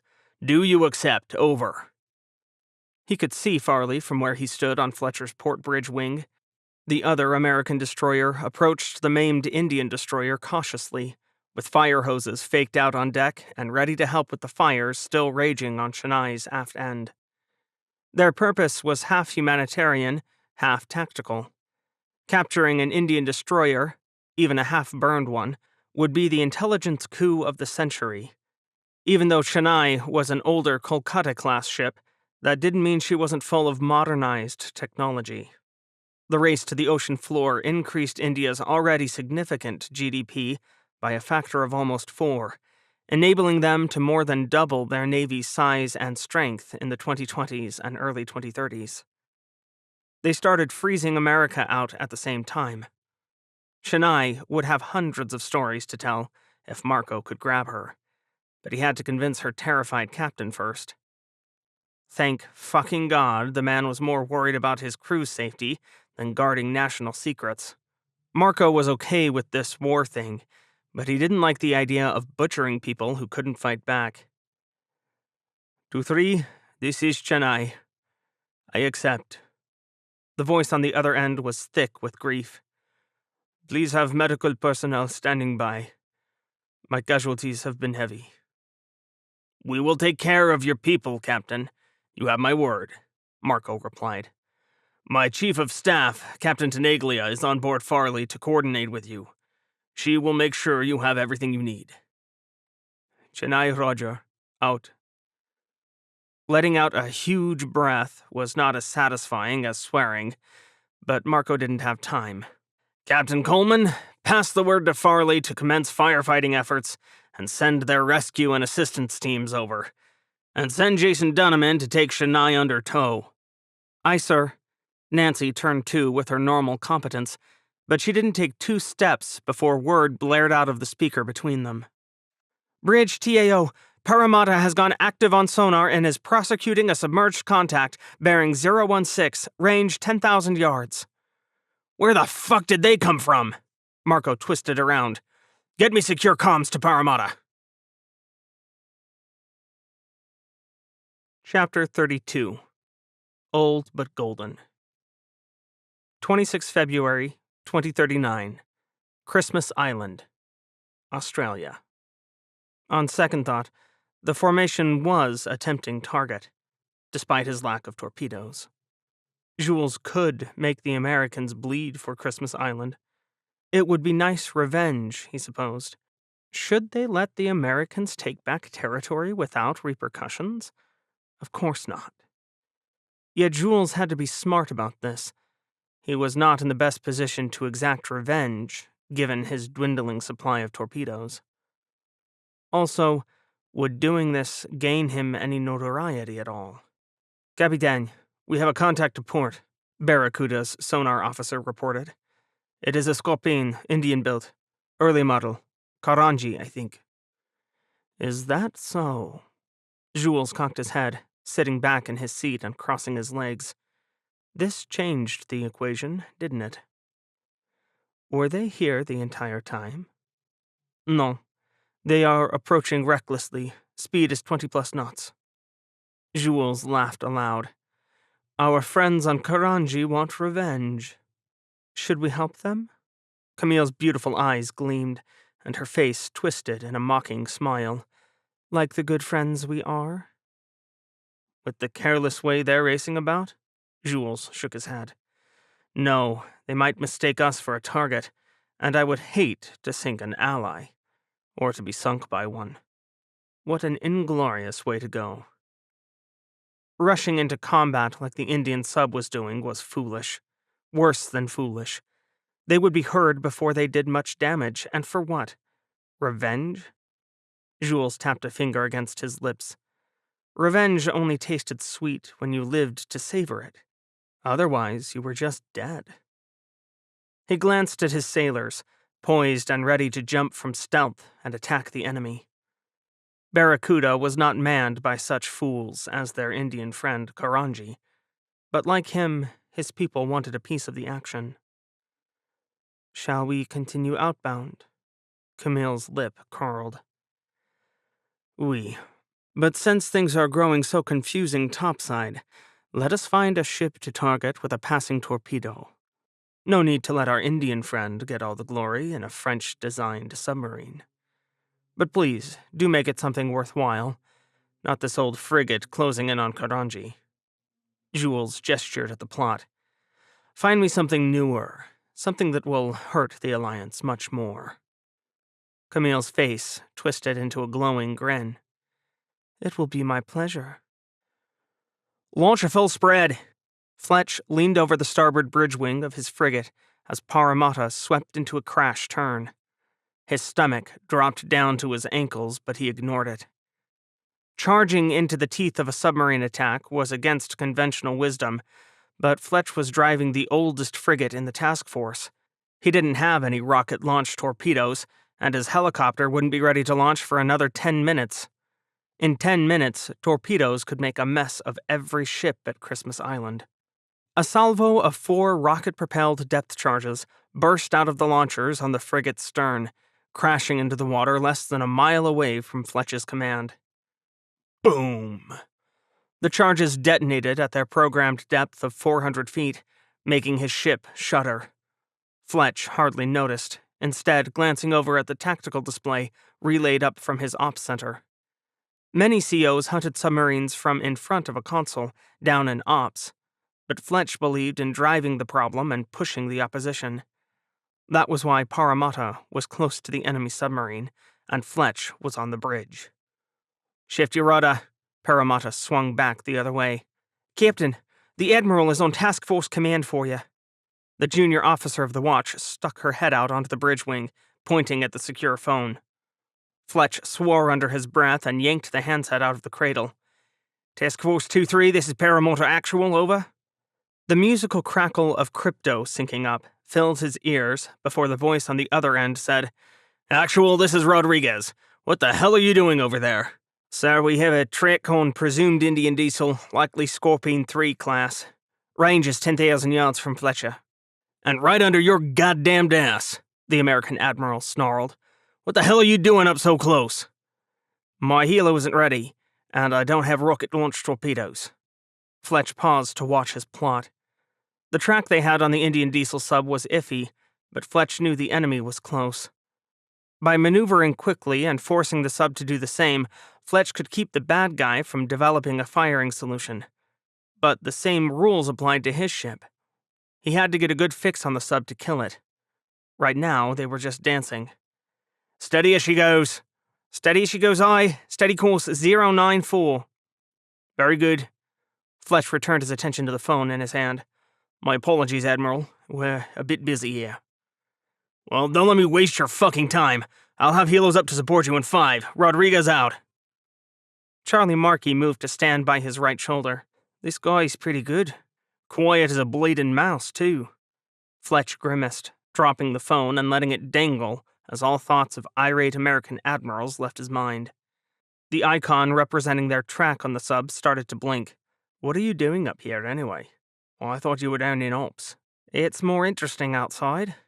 Charlie shrugged as the officer of the watch ordered another course change, standing on the step of Fletch's empty chair to look over the edge of the bridge wing. Besides, I think I was driving the PWO crazy. Can't do much good babysitting Red. He doesn't need it. Ah, the truth comes out. Fletch glanced at the display again. The track was still flickering. Damn it. They'd lost contact. Without a sonar contact to tell them which way the sub was moving, the error in the estimated position grew by the second. Damn. What were the odds they'd sunk the Indian? Not high. He leaned over to speak into a communications box. Sonar, bridge. Any breakup noises? No, sir. Hoping to get lucky, Captain? Charlie grinned as Fletch swept his eyes across the deceptively calm blue sea. The rest of the task group was less than 5 miles away. He couldn't let this sub get past Parramatta. Keeping its attention kept the rest of the ships safe.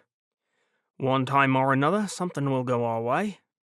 Fletch rapped his knuckles on the wooden bridge wing railing. Turn right or left. Continue to hunt the sub within its own torpedo firing range, or back off and hope he could bag the Scorpion when it sped up. Fletch knew which the safe option was, but if he waited too long, the Indian would pickle off torpedoes at the other ships. His eyes shifted back toward the display. If I was a canny diesel boat skipper, I'd try creeping along aft of us. Because you blasted the tow array to pieces by launching depth charges back aft? The XO grinned. A sonar array's cheaper than a bloody frigate, even an old one. Fletch frowned at their wake. If I were him, I'd be hoping I could open the range enough to shoot when the damn frigate stopped dancing about, because every surface officer eventually gets impatient and figures the sub is left. There'd be hell to pay if he really had blasted his own tail of hydrophones off with depth charges. Fletch had ordered it pulled in, but he hadn't had time to check if his crew managed before he started sending rocket-propelled depth charges off the stern. But even the ever-cranky Admiral Gray would probably understand if he nailed this submarine. Markey grimaced. Meanwhile, he can hide in the sonic layer and keep us from getting active contact. We know where he might be, but hell, if one of those bleeding helicopters ever launches, we'll have him cold. Fletch shook his head. 5 minutes is an eternity if we can't find this guy. Then the thought hit him like a bolt of lightning. To hell with that. We don't need an exact position, Charlie. We don't even need a good estimate. We just can't afford to let it get any worse. Markey blinked. I'm not following where you're going, Captain. Can't make the goal if you don't kick the ball. Fletch turned back to the communications panel. Ops, Captain. Stand by to fire 5 full spreads of depth charges, bearing 100 to 260 relative. Make the range for the odd-numbered salvos 400 meters from own ship, 200 meters for the even-numbered. Standard depth dispersion. That would give him 35 depth charges to blanket the area astern of the ship, covering a huge amount of water. He was betting the sub was close in to Parramatta now. That was the best way to hide from all the other ships out there, after all. If he was wrong, Fletch would waste an awful lot of ammunition. Chauncey, Charlie frowned. But why not? Worst case, we only kill some fish, and I doubt the government will shoot you at dawn for wasting depth charges. They certainly cost less than frigates. Fletch grinned. Damn straight. Ready to launch, his principal warfare officer reported a few moments later. Very well. There was little time to spare. You may launch when ready. Lieutenant Red Weston's finger must have been on the button, because the launcher started moving before Fletch could even glance aft. Whoosh! 7 depth charges rocketed in the first salvo, heading off Parramatta's starboard side. Splash! They hit the water, sinking to the pre-programmed depths. Boom! Parramatta trembled, and the surrounding water churned and bubbled. The second salvo left the launchers even as the first one detonated. Whoosh! Splash! Boom! These charges exploded even closer, and Parramatta jumped in the water, almost like driving over a bump in the road. Whoosh! Splash! Boom! Nothing. 3 shots, 3 misses. Perhaps this wasn't the best. Whoosh!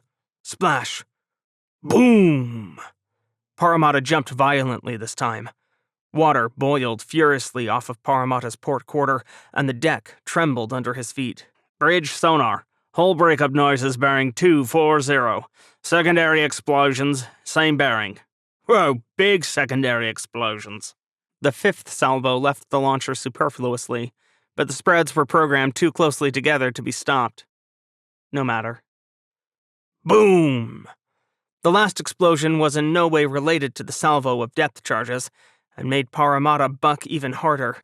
Catching himself on the bridge wing railing, Fletch didn't need the sonar watch to confirm the kill on the submarine. He could see the water churning almost directly aft of the frigate, where the Indian attack sub had set up for a perfect shot at his ship. Another few minutes and I'd have been a goner. Damn. I think we just got luckier than we had any right to be, Captain, Charlie whispered, reading his mind like a good XO always did. Fletch let out the breath he hadn't known he was holding. Indeed. The mid-Indian Ocean. Another day, another convoy. Alex knew his smile was crooked when he walked into Jimmy Carter's attack center, but it was the best he had. It was morning on Jimmy Carter's clocks, so Maggie had the watch as officer of the deck. Her team was a sharp one, and was expected to be, since the navigator should be the pro at navigation and driving the boat. Fortunately for Alex, Maggie was. She ran a tight watch, but wasn't against her team having a bit of fun, whether it was through trivia games to stay awake or sharing snacks around the control room when things were quiet. Unfortunately, life was quiet every day on Jimmy Carter. I think this one is Convoy 1402, sir, but they're getting so hard to tell apart. Maggie's laugh sounded more natural than Alex felt as she leaned against the periscope stand. What is it, our 17th? 21st. Our convoy escort cred is now old enough to vote. Maggie laughed. I'm sure we'll get a medal for that when the war's over. Alex managed not to scowl, but it took all the self-control he had. What a fool he'd been to accept Admiral Hamilton's offer to command instead of a medal.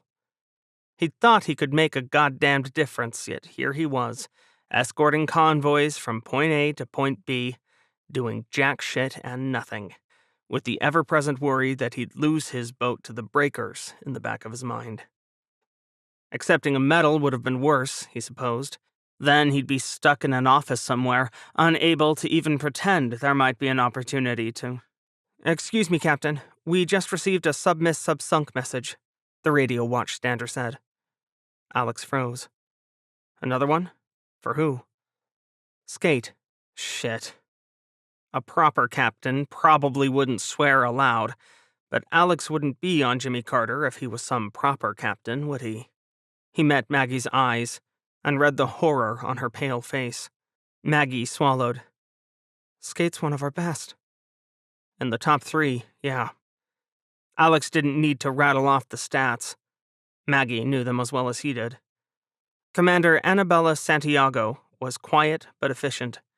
She didn't grab the limelight like John Dalton or Rico Sivers, but she'd still been responsible for sinking 14 enemy combatants in the last 10 months. only Kenji Walker on Idaho and Rico Sivers on Guam were better. Maybe John, too, but he was still behind in the totals. Just when we thought things were looking up, Maggie whispered. Alex accepted the message tablet, his eyes skipping around control to look at his watchstander's expressions. Yeah, this was hitting them hard. And why wouldn't it? Another 100+ brothers and sisters on eternal patrol, lost while they escorted convoys. Sure, keeping convoys alive was important. Convoys carried the materials that allowed them to continue fighting the war, and yet it still felt like taking the safe option. Like they were not cheating, but doing less than they could. His eyes flicked down to read the message. Subject: Submiss Subsunk Update. ICO USS Skate. SSN 854. 1. Initial Submiss Subsunk buoy surfaced 0714 Zulu, 26 February 2039. At position 13 degrees, 30 minutes, 35.6 seconds south, 79 degrees, 18 minutes, 13.2 seconds east. 2. ComSub Pack received data log upload via satellite at 0714 Zulu, 26 February 2039. Last log update at 0714 Zulu, 24 February 2039. 48 hours before Submiss Subsunk buoy release. 3. 25 emergency attempts to contact Skate failed. All scheduled communication times missed since buoy launch 10 hours ago. 4. USS Skate, SSN 854, out of contact, 3 days. 5. Status: missing, presumed lost. Alex had read too many Submiss Subsunk messages during this damned war. Too many of them were boats commanded by people he knew, and every time he opened one, he lived in fear it would be a close friend like John Dalton or Teresa O'Canis. He'd been damned lucky when he fished Tommy Sandifer out of the drink. No way would he get lucky like that again. Feeling relieved this wasn't John or Teresa made guilt bubble up like acid in his gut. He'd gone to SOAC with Annabella Santiago, on their way to be department heads. She loved practical jokes, hated getting up early, and cooked a mean steak. Or had. His gaze drifted over the position listed in the message again, and realization hit Alex like a lightning bolt.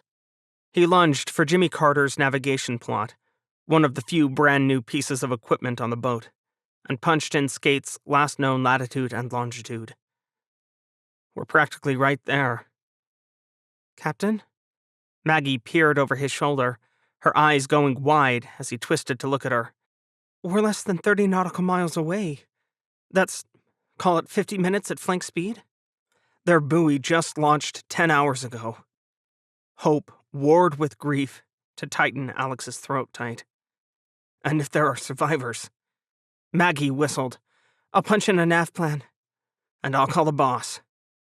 Alex grimaced. He hated talking on any radio circuits, though he'd gotten a bit better at it since his days on Kansas, when Chris Kennedy liked to make him do it for his own twisted amusement. But there was no way around this little bout of public speaking. Jimmy Carter couldn't go herring off station without permission. Alex walked over to the communications console and punched in the network for the convoy command circuit. He licked his lips. Sheriff, this is Killer Rabbit, over. USS Truxton, a destroyer, had the senior captain and was in command of the convoy.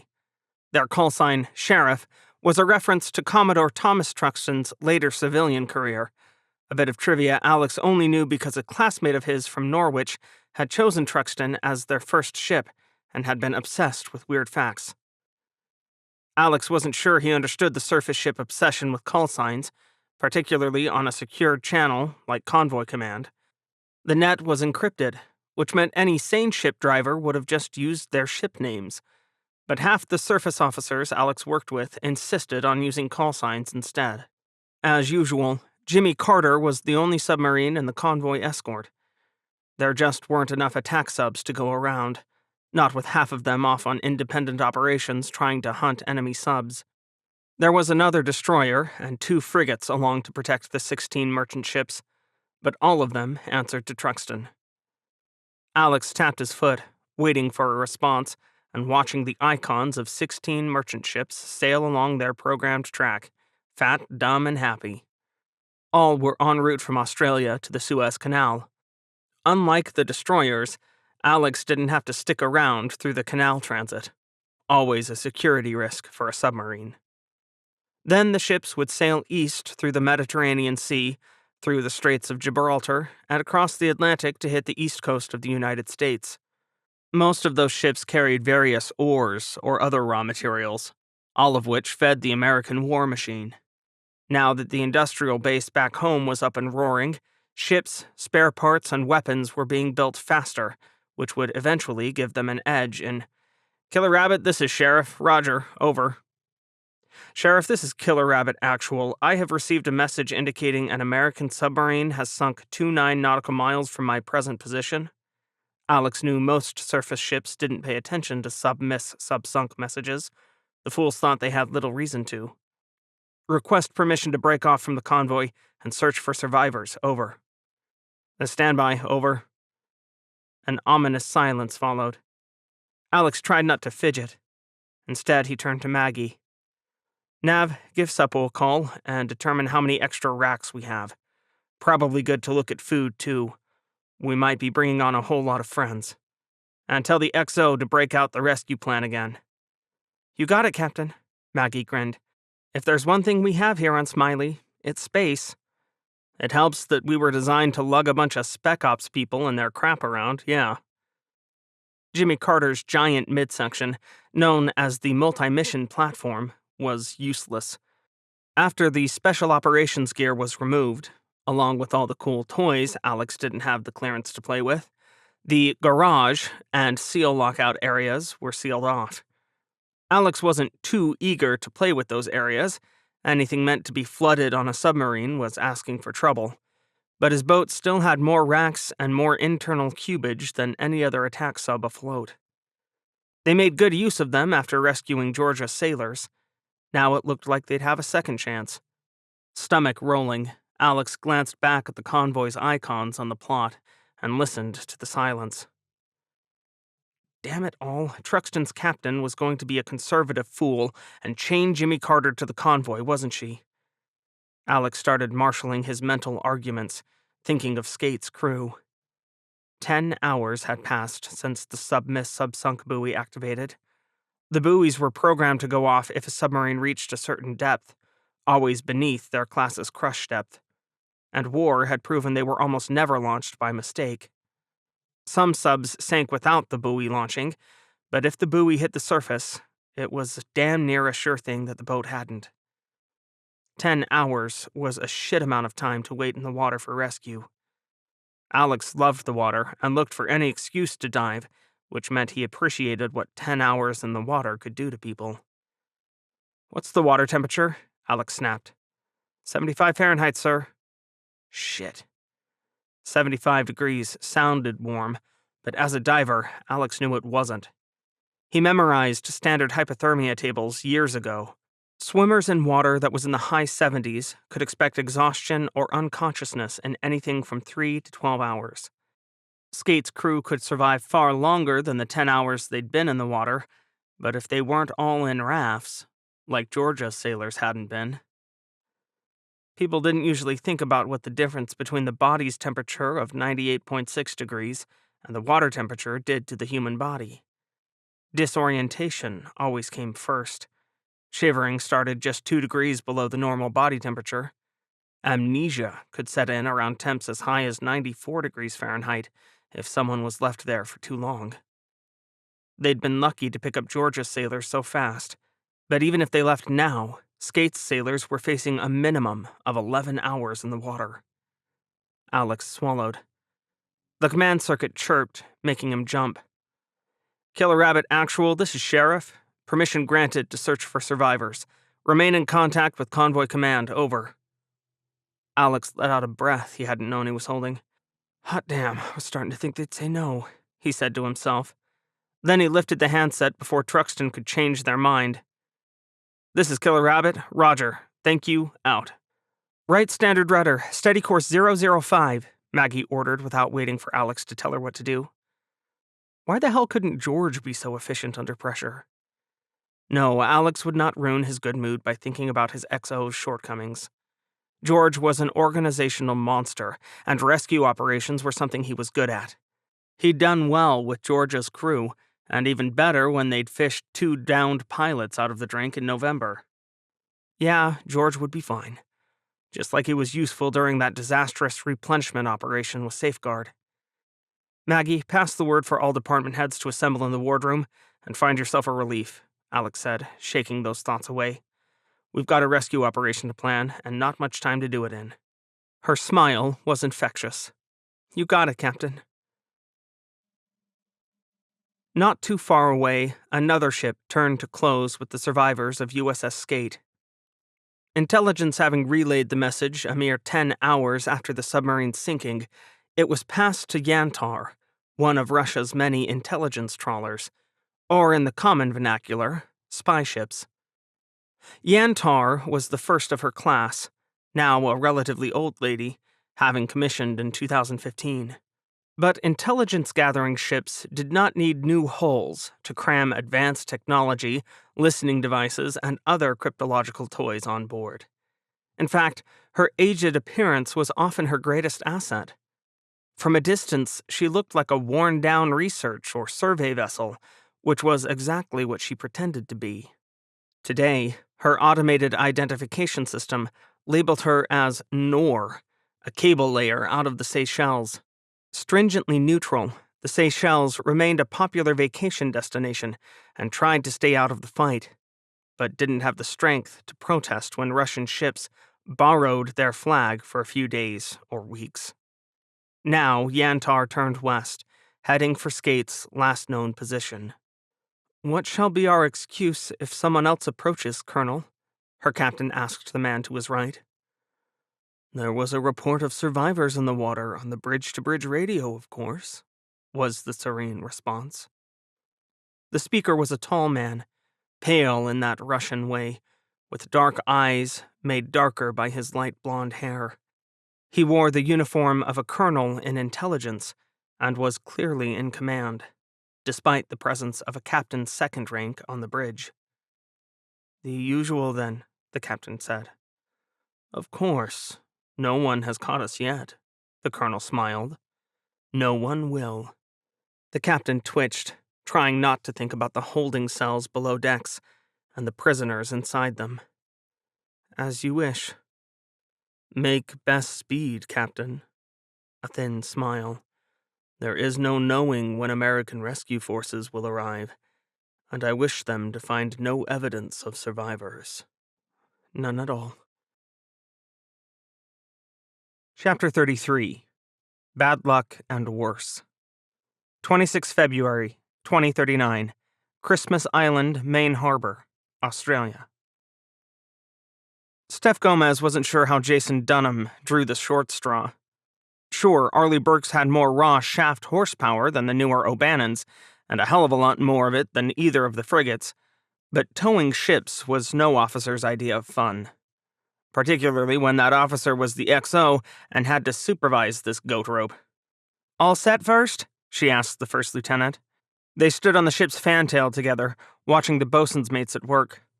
Technically, the fantail was also the flight deck, but it was the furthest aft part of the ship, and where both the towing pad-eye and capstan were located. Later model Arleigh Burks, really anything still in commission, in Steph's mind, weren't really built for towing. Their towing pad-eye was off-center to port, and that sometimes shoved the tow itself off-center, which was not what an experienced officer wanted. But an O'Bannon would have made a worse mess out of it, so Steph supposed she just had to live with her fate.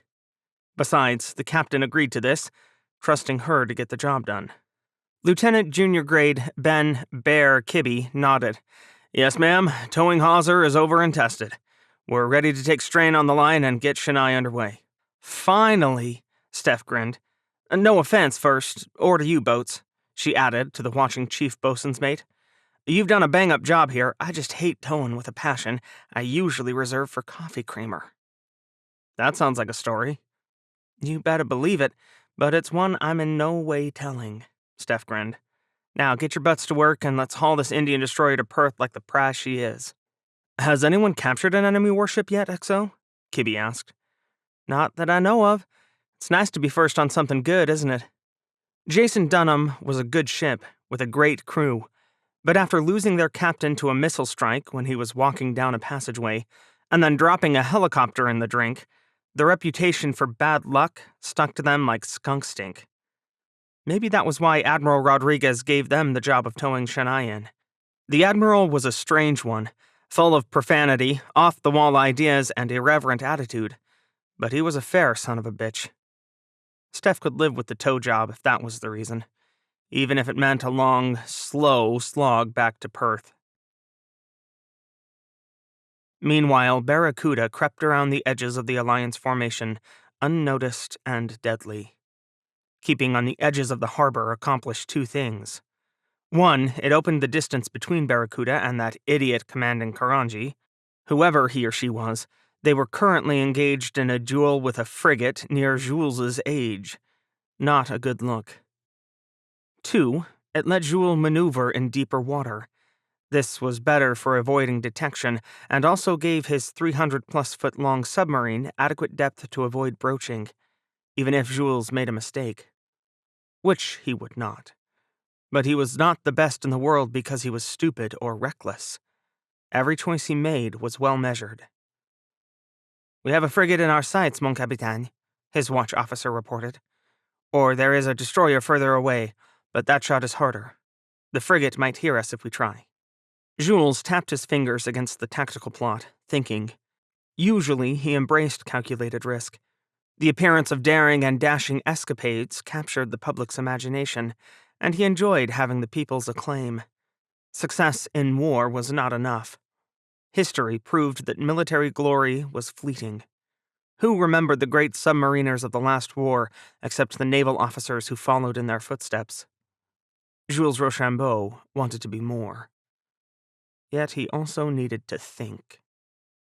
That ancient Australian frigate on the far side of the formation was far too good at flinging depth charges, and his original problem remained. He only had 7 torpedoes. Hit probabilities were not in his favor, even with the new torpedoes. He could not sink all of his enemies.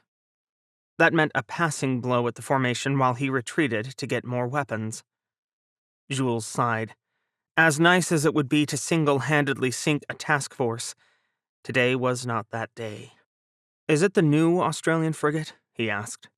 His estimation of the older one increased when its captain nailed that Scorpion so neatly with depth charges, but an old Anzac was still worth only the cost of the metal sold at scrap. Any government would prefer to lose that to a newer Type 26 Hunter class. "Oui," Camille replied. "Very well. Match bearings and shoot. 2 tubes, s'il vous plaît." "Range is 10 nautical miles. Torpedo runtime 4 minutes, 15 seconds, his weapons officer reported. "Firing."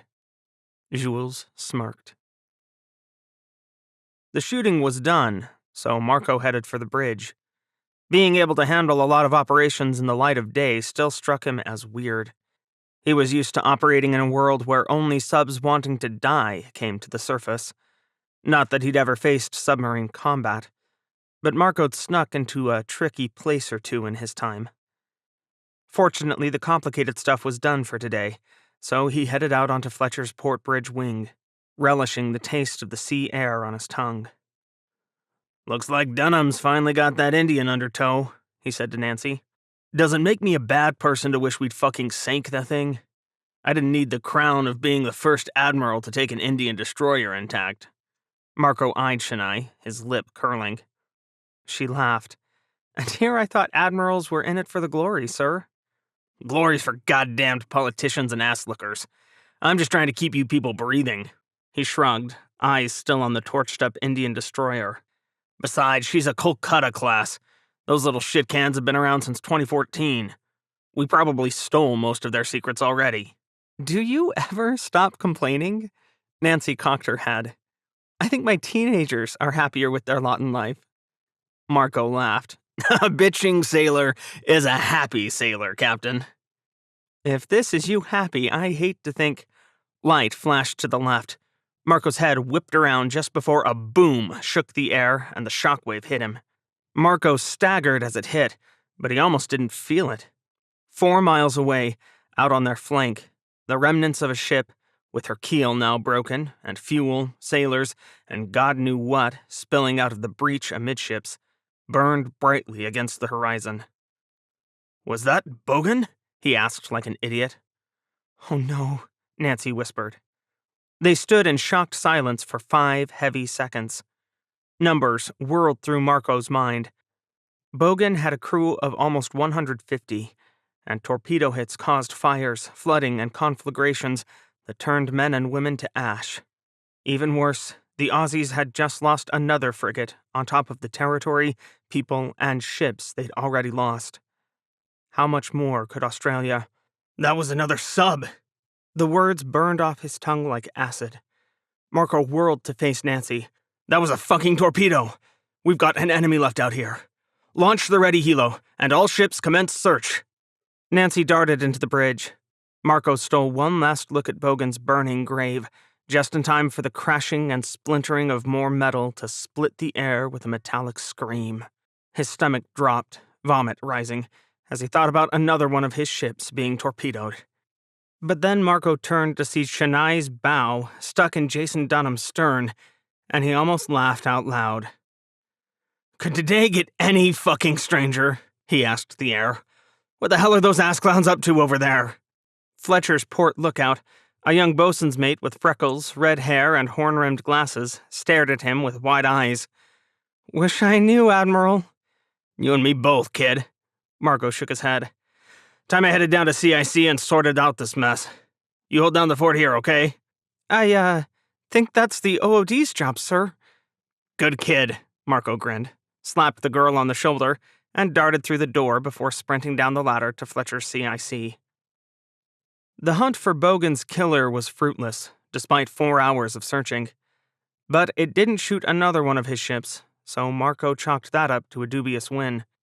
Recovering Bogan's 52 survivors fell to the surviving destroyers, however, and Marco forced himself to look them in the face and apologize for missing another enemy submarine just minutes after Parramatta sank the other. At least no one died when Jason Dunham and Chennai kissed. The hole from Chennai's bow was even above the waterline and easily patched, so Marco didn't even bother to write home about that mini-disaster. How could winning a battle end with such a bad feeling? Shaking himself out of the funk was hard while the rest of the task force celebrated. Marco could only think of the dead sailors on Bogan and wonder where that mystery sub had gone. Still, reporting a victory was nicer than calling the boss to report a defeat. These days, his standards for a good day were so low that the bar was looking for the fucking Mariana Trench. The slight vibration under the soles of his sneakers was a nice feeling. Submariners always wore sneakers, while the skimmers, or sailors on surface ships, might wear steel-toed boots to protect them from bumping their precious toes on metal bulkheads or equipment. Silence was of the essence on a boat. Steel toes meeting metal meant metallic-sounding clomps that an enemy could hear, which was why sneakers were the name of the game underway. Alex loved going to work in coveralls that felt like well-worn pajamas and sneakers, even when work was war. 35 knots was the fastest Alex ever dared push his aging submarine. With her keel laid in 1998, Jimmy Carter had hit a few bumps, and redesigns, on the road to her commissioning in 2005. Conventional wisdom said not to keep a nuclear submarine in service more than 30 years, but here she was, rolling through the water 34 years past her commissioning, and 41 years after her keel was laid. Captain, I'm nervous about sustaining this speed for so long, George said for the 5th time since Jimmy Carter started her sprint. Do you have a faster way to get to skate, survivors? Alex asked, popping a hard candy into his mouth. Chewing things always helped him think, and in this case, stopped him from saying things to his XO that a captain shouldn't. George wrung his hands. Sir, we can't help them at all if we go to pieces on the way. I think that's being a bit dramatic, Alex smiled. We'd pop a few leaks first for sure. Captain? The word was a whine fit for the puppy Alex had never bought his daughters. He sighed. We're 3 minutes out. It's a little late to slow down now, and Smiley's taken the load like a champ. She's done so well that I almost wish I'd pushed her all the way to full power. George shuddered. I'm glad common sense prevailed. Alex chose not to reply, thinking about Skate's crew. This wasn't the previous war. They wouldn't be bobbing in the water without survival gear, or at least they shouldn't be. Not if the lifeboats stored in watertight compartments along the top line of Skate's hull automatically deployed.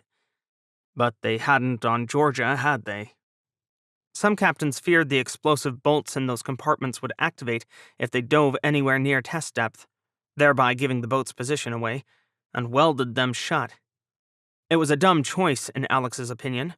Sure, getting off a sinking submarine was unlikely, but if anyone did, they needed those life rafts to survive.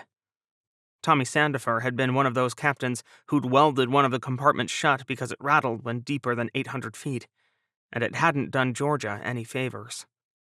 The damage was only compounded when the compartments he left alone failed to open properly. The life rafts that made it to the surface had been damaged, barely enough to keep Tommy's crew alive. But they had survived the sinking, mostly because Tommy was wise enough to hit the roof with his boat when the torpedoes were incoming, and because Jimmy Carter got there fast. As nations developed faster submarines, they needed faster torpedoes. Those torpedoes had to fit in the same tubes the old ones did, which meant something had to give in terms of space.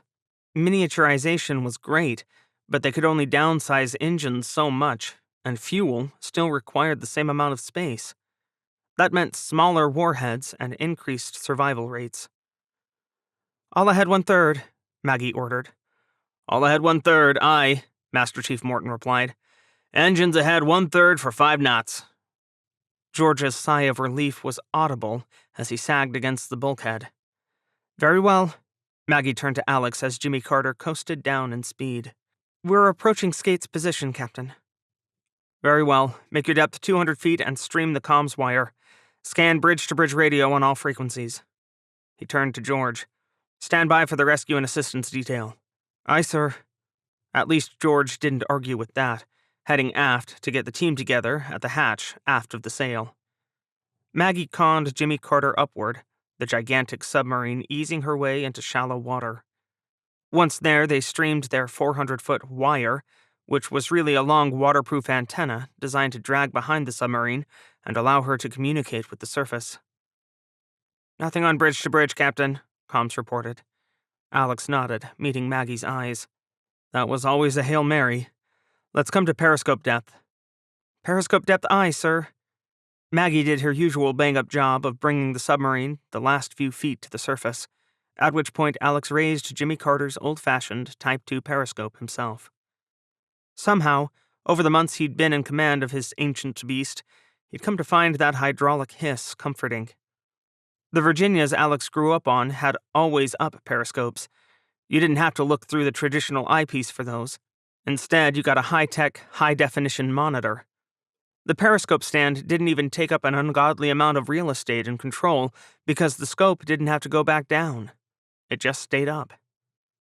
Compared to a Virginia, Jimmy Carter's attack center was cramped full of old equipment and the aforementioned periscope stand, which was huge and always in the way. But Alex didn't mind.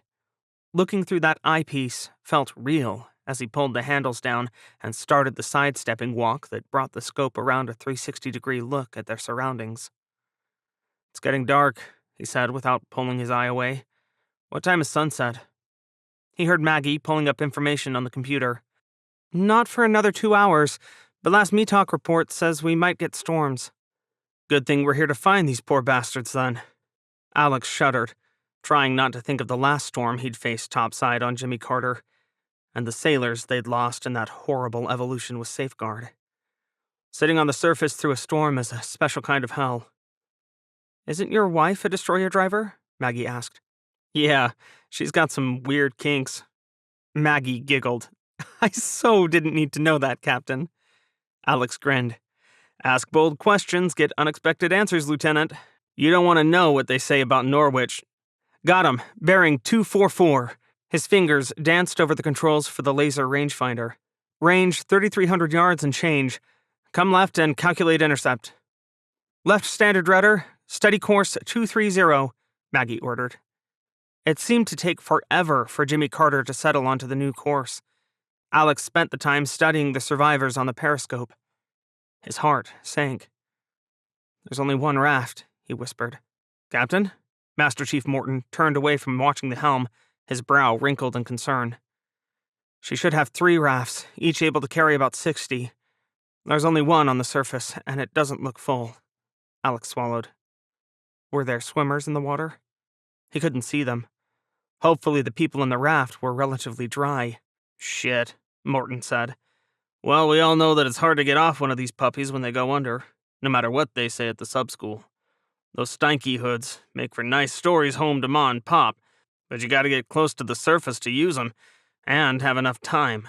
Not to mention the poor bastards who probably ate it when the torpedo hit, Chief Pamela Hill, the battle station's chief of the watch, said with a grimace. Yeah, let's not talk about them. Maggie looked a little green, much to Alex's surprise, but she shook it off. They'd all talked to the Georgia sailors about the chaotic hell of getting off their boat while it sank, and no one wanted to think much about that experience. Cobb, will you head back aft and join the RNA detail? We may have some wounded up there, and I'm sure the XO won't mind an experienced hand, Alex said. You got it, Captain, Morton replied, handing his watch over to Chief Hill. No one commented on Alex's sudden desire to give George some forceful backup. No one needed to. Control was largely silent until Jimmy Carter settled on her new course, creeping toward the survivors. Alex leaned into the bitch box and said, Sonar, Con, anyone around us? Con, sonar, conditions are going down the shitter, Wilson replied. Is there a storm brewing topside?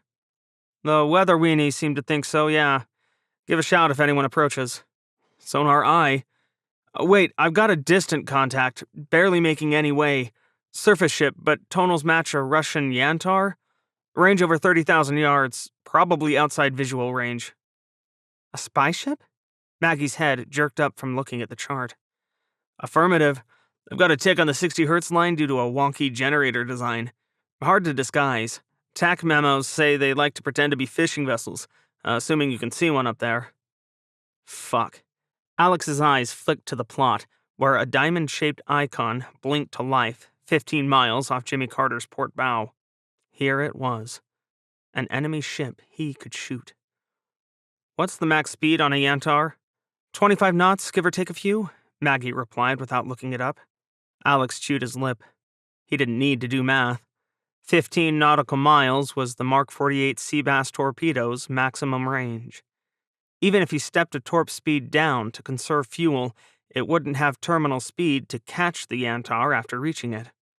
Of course, if the Yantar didn't see it coming and didn't move and a fucking miracle happened, he might just get Jimmy Carter's first kill. Mights and maybes did not equate to good tactics. If he missed, the Yantar could call for help, which might arrive right when his boat was on the surface and at her most vulnerable. Alex's stomach twisted and gurgled, tying itself into a knot of anxiety. He'd have to close the range to prosecute, and that meant leaving the survivors in the water with bad weather coming in.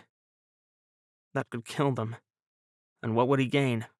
A little notoriety for sinking a spy ship that couldn't fight back? The odds of that Yantar changing the course of the war were infinitesimal. There was only one raft. How much had Skate's sailors suffered already? Alex straightened. Officer of the deck, surface the ship. Surface the ship, aye. Jimmy Carter's matte black form broke the surface just minutes later. Wartime procedures were much faster than the peacetime ones they'd replaced. Back then, it took an hour to get to the surface. Now, you could do it in less than 15 minutes if you were in a hurry. And Alex was. It's not worth the risk of creeping in to shoot that Yantar first, is it, Captain? Maggie leaned in close to ask. His smile was thin. You read my mind, Nav. Someone's got to. She shrugged and didn't insult the XO, which he was grateful for. In a just world, Maggie would be his second in command. She had the guts and the brains, not to mention the tactical acumen, but she was worlds too junior, and no one would listen to Alex if he complained about George anyway. George had been sent to Jimmy Carter because he was on the bottom of the barrel. It wasn't like the Bureau of Personnel would be surprised. Alex put his eye back to the periscope to hide his scowl. "Deck's awash, downscope." The periscope slid away without complaint, which was more than Alex could say for himself, but he had a job to do. Yantar had crept in to 10 miles away by the time the American submarine breached the surface. Her captain swore. "Colonel, we do not have any weapons to overcome a submarine." He wiped sweaty hands on his trousers, not liking the narrow-eyed glare his superior directed his way. "Not even a surfaced one?" "No." He shook his head a little too convulsively and had to force himself to stop. Colonel Nicolin was unnerving, even when one was his countryman and his all-too-constant companion. But the captain knew that Nicolin viewed Yantar as a transport vessel, nothing more. He was polite to the crew, but a statue would have been warmer. Not to mention far less terrifying. The captain did not want to know what happened in the holding cells below decks. He had long since ordered his crew to stay away from them, instead letting Nicolin's intelligence personnel take care of things. It was better that way. Russia had a history of dealing harshly with her enemies. The captain could understand that without wanting to watch it. When those cold eyes did not leave him, the captain shook his head again. "A surface submarine can still shoot us, Colonel. We have a few depth charges, but no rockets to fire them with." "They're expensive," he didn't say.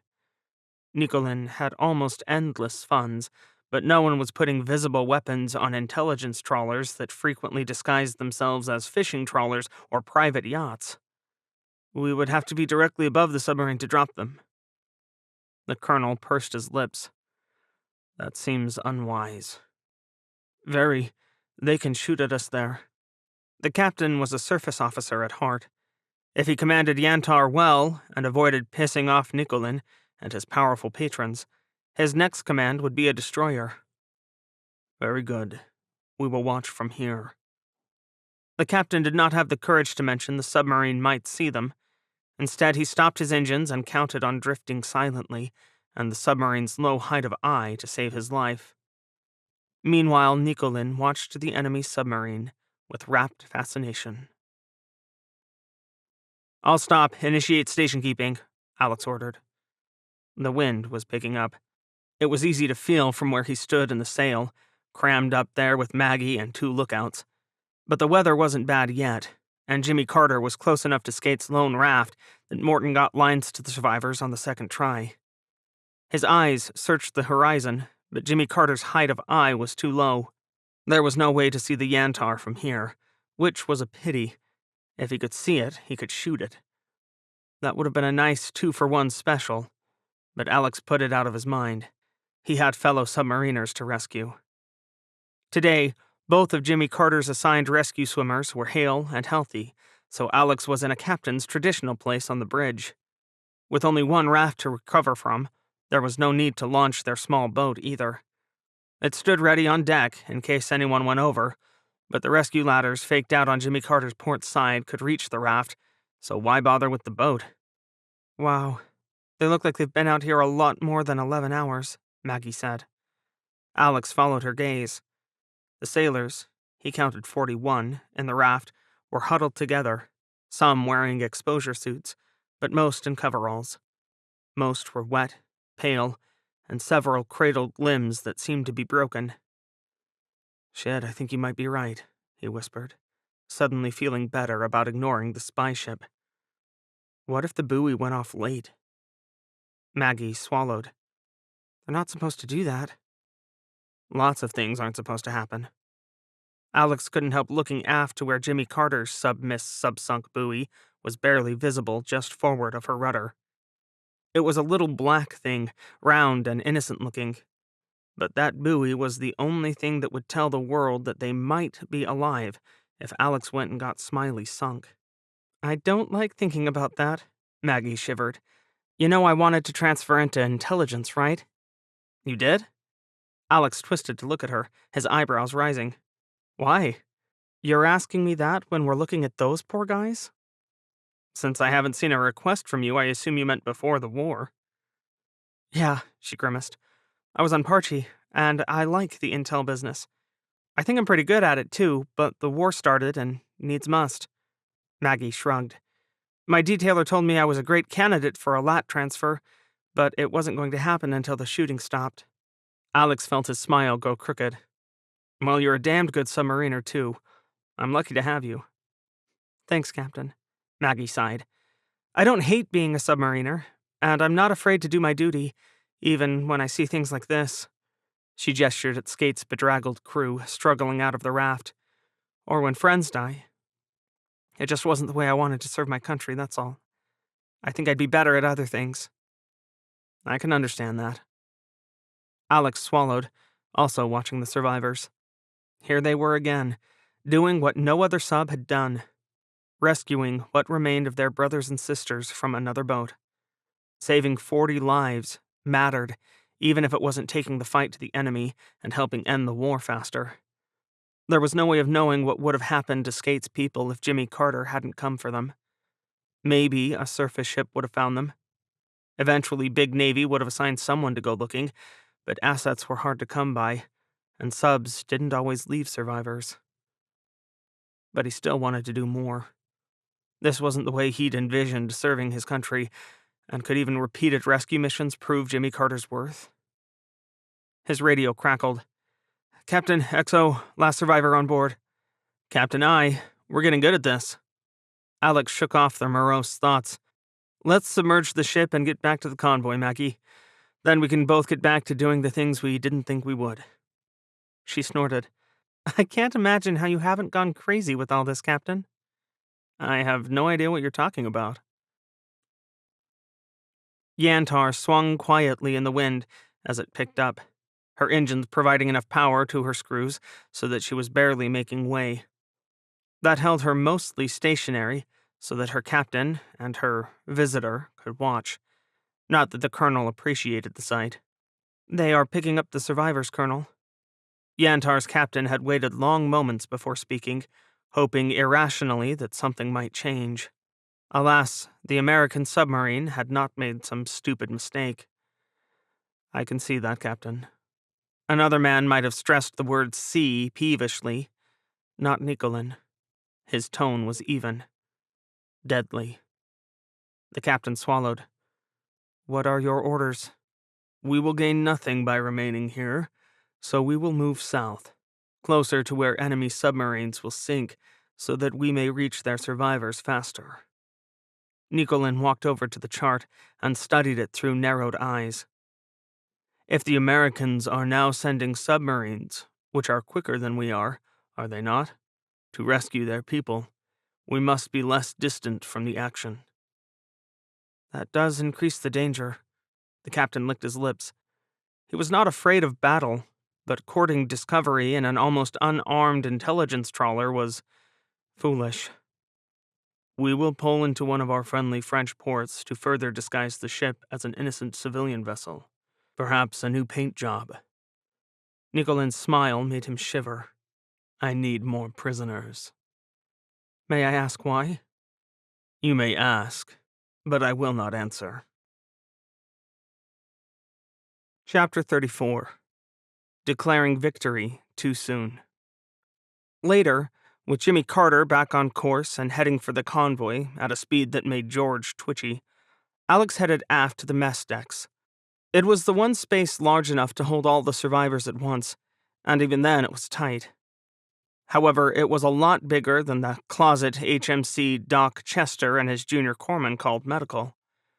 Peeking in revealed Skate's waterlogged crew wrapped in blankets and wearing borrowed coveralls. Most clutched hot drinks, speaking quietly among themselves as Jimmy Carter sailors handed out food. Hey, Captain. Master Chief Morton stood outside the open doorway, his eyes missing nothing. We've got some real worn-out friends here. They looked like it from the sail. Doc's worried about a couple of them, Morton grimaced. XO is fretting like a mother hen. Want I should find something useful for him to do? I could grab him for a spot check of the midships port sonar array. Wilson says it's been twitchy. Alex grimaced. Does it have to be near Wilson? He and the XO were like gasoline and a match. Good point, Morton laughed. I'm sure the engineer has something that needs clucking over if I ask him. Please do. Was this routine for a captain? Conspiring to keep his XO busy so the man didn't drive him insane? Alex had no idea what normal looked like. Shaking his head, he stepped into the wardroom while Morton made a beeline for the nearest phone to drag Marty into the conspiracy. Chief Chester stood off to the right, splinting a young man's arm as its owner gritted his teeth. How's it going, Doc? Alex asked. Tradition demanded that the chief medical type on any seagoing vessel went by Doc, even if they didn't have a medical degree. In Chester's case, he was a chief corpsman, which meant he was a cross between a nurse practitioner and a trauma expert. Chester spent most of his time doling out Motrin for random aches and pains, but sometimes he really earned his keep. Could be worse, sir. Chester always wore an easy smile. He had the best bedside manner of any corpsman Alex had ever met. Nothing life-threatening, though I'll be monitoring all our new passengers for heat stroke, dehydration, and the other fun things that come from escaping a sinking submarine. There's no need to be so casual about it, Chief. Chester's patient turned a dark glare on him, and then flushed when he glanced at Alex. Sorry, sir. I'm Lieutenant Stefano Seymour, Assistant Weapons Officer from Skate. Or, I was. He grimaced. I'm the senior survivor. No need to apologize, Lieutenant. I'm Alex Coleman. I can't imagine any of you have had a fun time these last couple days, Alex said. I'm going to guess that you were in that raft for almost 60 hours. He checked the submiss subsunk message before coming to visit, cursing himself for not noticing the key piece of information. The message indicated a buoy launch barely 11 hours before Jimmy Carter reached Skate's survivors, but the last video data recorder entry from Skate had been 48 hours before that. Seymour swallowed. I'm not sure why that's much of a guess, sir. I think your buoy stuck when you sank, Alex said as gently as he could. It only launched 11 hours ago. We got the message about an hour ago after multiple attempts to reach you. 11 hours? All color drained out of Seymour's face. We didn't. He shook his head. I thought as much, Alex swallowed. Can you tell me what happened? Not too much to say, sir. We were hunting a pair of scorpions that were going after Murchies traveling between Australia and the Red Sea. We got 'em cold, sank both, and then boom, out of nowhere torpedoes bracketed us. The captain outfoxed the first pair, but the next one's got us. He shuddered. She did an emergency blow right beforehand, and I think that's what let some of us get out. I don't remember much.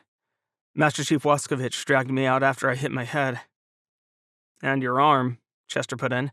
It's broken in at least 3 places, Lieutenant. We'll need to x-ray it to make sure, but I don't have one on board. I'm sure we'll be able to transfer the survivors to one of the destroyers after we rejoin the convoy.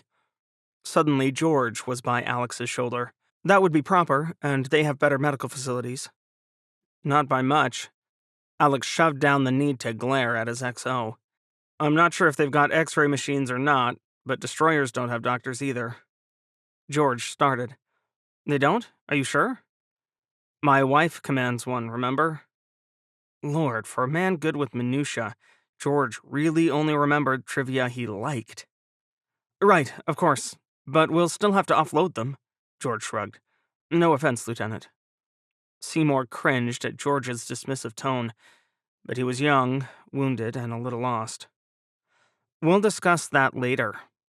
Now Alex did spear George with a shut the hell up glare before turning back to Seymour. For now, if there's one thing Jimmy Carter has, it's plenty of space. We were designed to lug around a bunch of extra people, so we've got racks to spare for all of you. A few of you may have to put up in the torpedo room, but here on Smiley, the weapons room is rather palatial, so even then you'll be in comfort. We'll take good care of you. No matter what happened, you're our brothers and sisters. Consider yourselves at home here." "Thank you, sir," Seymour whispered. "You concentrate on feeling better, Lieutenant." Alex smiled as reassuringly as he could. "We'll take care of your people. Doc Chester here may smile a lot, but he's good at what he does, and if you let him, he'll fix you right up." "I will, sir." "Excellent." Nancy wasn't sure how she felt about mooring at Christmas Island. The tiny harbor had 2 working piers, only one of which was big enough and deep enough for Fletcher. Admiral Rodriguez would have sent Jason Dunham in after that stupid little collision, but Dunham had a deeper draft, and she wasn't likely to leave again if low tide visited while she was moored. Besides, the Admiral really needed to talk to the people ashore. Ospreys from distant amphibious warships threw enough Marines at the island to convince the Indians to surrender, which meant Admiral Rodriguez now had a lot of other Indians to haul around. "You keep collecting prisoners, sir," she said as they walked down Fletcher's accommodations ladder 2 hours after sunset. "I'm starting to think you like it." Rodriguez rolled his eyes. "Oh, go piss up a rope." Nancy laughed. "Hard for a chick to do, Admiral." "You're creative. You'll find a way." "Looks like our Marine friends are punctual." She pointed at the group walking toward the pier. "That's a new skill for them. Must be on the syllabus after shooting and coloring between the lines." "Ha! Behave yourself, Captain. They've got guns, and I don't fucking fancy scraping you off the ground when that giant flattens you." A grin split Nancy's face as she spotted the so-called giant leading the group of Marine officers. "Oh, I think I'll mock that one extra hard." "You got a death wish, girl, or is there something you're not telling me?" Rodriguez eyed her. "Maybe both?" She put on her best innocent expression. "Damn, you've gone salty. I'm going to guess you know that lurking tower of humanity. Unless you're out to play David and Goliath or some other biblical nonsense," he said. "Give you a couple of victories and then you get all uppity. Careful, or they'll go and make you an admiral." Nancy shuddered dramatically. "I'll behave myself, sir, I promise." "Aha! I found the threat that works." Rodriguez returned the Marine's salutes. "Gentlemen, I'm Admiral Rodriguez, commanding Task Force 23. This here salty lady is Commander Nancy Coleman, captain of USS Fletcher, that lovely destroyer you see behind us. We've both had an extremely long day, so let's cut to the chase. Is the island secure?" "Yes, sir, it is," the senior Marine replied. "Lieutenant Colonel Paul Swanson, commanding officer, 2nd Reconnaissance Battalion." Nancy tried not to snicker when Rodriguez grimaced over the strength in Paul Swanson's handshake. The hulking Marine did it on purpose in first meetings, she knew, even with flag officers. "Paul," she grinned and offered her own hand, only to be swept up in a bear hug. "Nancy, it's great to see you." "Put me down before I kick you in places unmentionable." But the threat was ruined by a very uncaptain-like giggle. Paul obeyed. "I'll have you know that I mightily resisted the urge to swing you around." "Good idea." Her glare was wasted on him. Rodriguez cleared his throat. Take it you two know each other?" "We're old classmates from the WIC, sir," Nancy said. "Norwich University, class of 2022, Paul beamed. "We get around." 1 March 2039, off the coast of Christmas Island, Australia. "You know, Freddie, there's such a thing as declaring victory too soon," Marco said. He was up in a rare video call with his old friend. Marco generally hated the things, preferring old-fashioned phone calls, but Freddie liked them, so he humored her. Anything to get what he wanted. She outranked him, too, which meant a please from Freddie was a polite kind of order. And while Marco thought she respected him enough, and there wasn't that much of a difference between 2 stars and 3 when you were one of the few admirals in the Navy with a decent combat record and a head outside your own ass, he wasn't stupid. Just ill-tempered and sometimes rude.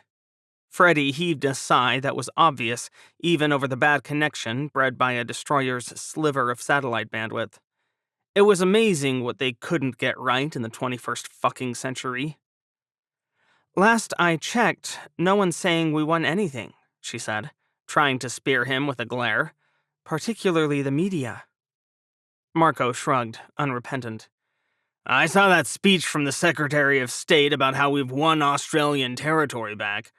Christmas Island has changed hands 3 times already. No promises it won't happen again. You going to run away that easily? If they outnumber and outgun me, bet your skinny ass I will. I don't have a fucking death wish. You've got to live so you can hand the piss nuggets their head next time. Please, God, tell me you aren't calling the enemy that in public. No one's dumb enough to let me talk to the media, Freddy. I'm on a destroyer floating around in the middle of nowhere. The best part about Christmas Island is the lack of reporters. Freddy laughed. Definitely better for the Navy. Then she sobered. Why are you angry about the speech? Because 2 good subs died to get us that shiny-ass victory, and I just watched their VDRs. Marco swallowed down bile. He hadn't enjoyed watching the video from either Pacu or Florida, though he'd forced himself to sit through both twice. Nuru Okafor's loss burned. She'd been his protege for years, and now a brilliant naval officer was fish food in the same harbor Fletcher occupied. Nuru's stoicism under pressure led directly to his success in destroying the Indian battle group that held Christmas Island just 3 days earlier, and as far as he could tell, none of her crew survived. Damn, Freddy whispered. You have no idea. The whisper sounded harsh even in his own ears. Marco blinked back the urge to weep. They both never even got a chance to shoot at their killers, Freddy.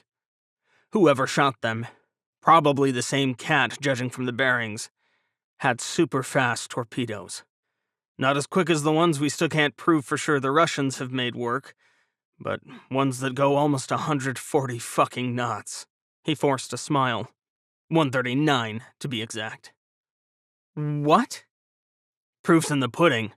Or in the video data recorders if you want something less goddamned cliched. Marco shook his head. Our piddling old sea basses go 55 knots, Freddy. For the love of fucking everything, God, Satan, the ancient Greeks, if you want, please tell me there's something else coming. Otherwise our younger brothers and sisters are going out there with nothing but their dicks in their hands. That earned him a narrow look. Some of them don't even have that. Metaphorical dicks, then. Thanks for reminding me I'm a sexist prig. Don't change the subject, she said, and then slumped in her chair in faraway Norfolk. There are new torps on the way. In fact, they should be in theater now. The new Mark 84 Advanced Spearfish variant, built by Lazark and AIB. Lazark has been manufacturing them since December. Marco started, unable to believe his ears. Then where the fuck are they? I'm not sure, Freddy blinked. He couldn't remember ever having seen Freddie Hamilton so uncertain, not even as a brand new division officer with sexism stacked so high around her she couldn't see over it. Marco remembered those bad old days and didn't miss them. They better than what we currently got? He asked, mostly to give her a chance to think. Marco Rodriguez would be the first to admit that he was an all-around asshole, but Freddie was his friend. Maybe his best friend. She certainly put up with his crap better than most. They're not exactly a super cavitating torpedo, but they top out at 87 knots and have the same range as the Mark 48. They're already working on the next generation torp, but the 84 can fill the gap, Freddie replied. At least it's faster than the subs it's chasing. Marco snorted. That's something. Freddie looked down, checking something on her tablet. There are hundreds in theater, some in Pearl, but mostly in Perth. Let me get back to you on this. I'd appreciate that. I'm assuming I didn't get briefed in on these things earlier because I'm riding around on surface ships these days. Need to know, Marco. You didn't. Let me sing you the song of how much I fucking love bureaucracy. 22 March, 2039. Perth, Australia.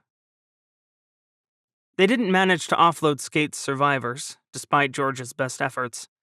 Alex put them to work, gently at first, and then had them join the watch rotation to keep their training current and their minds busy. Submarines didn't really have room for shipwriters, and it wasn't like there was a lot of entertainment.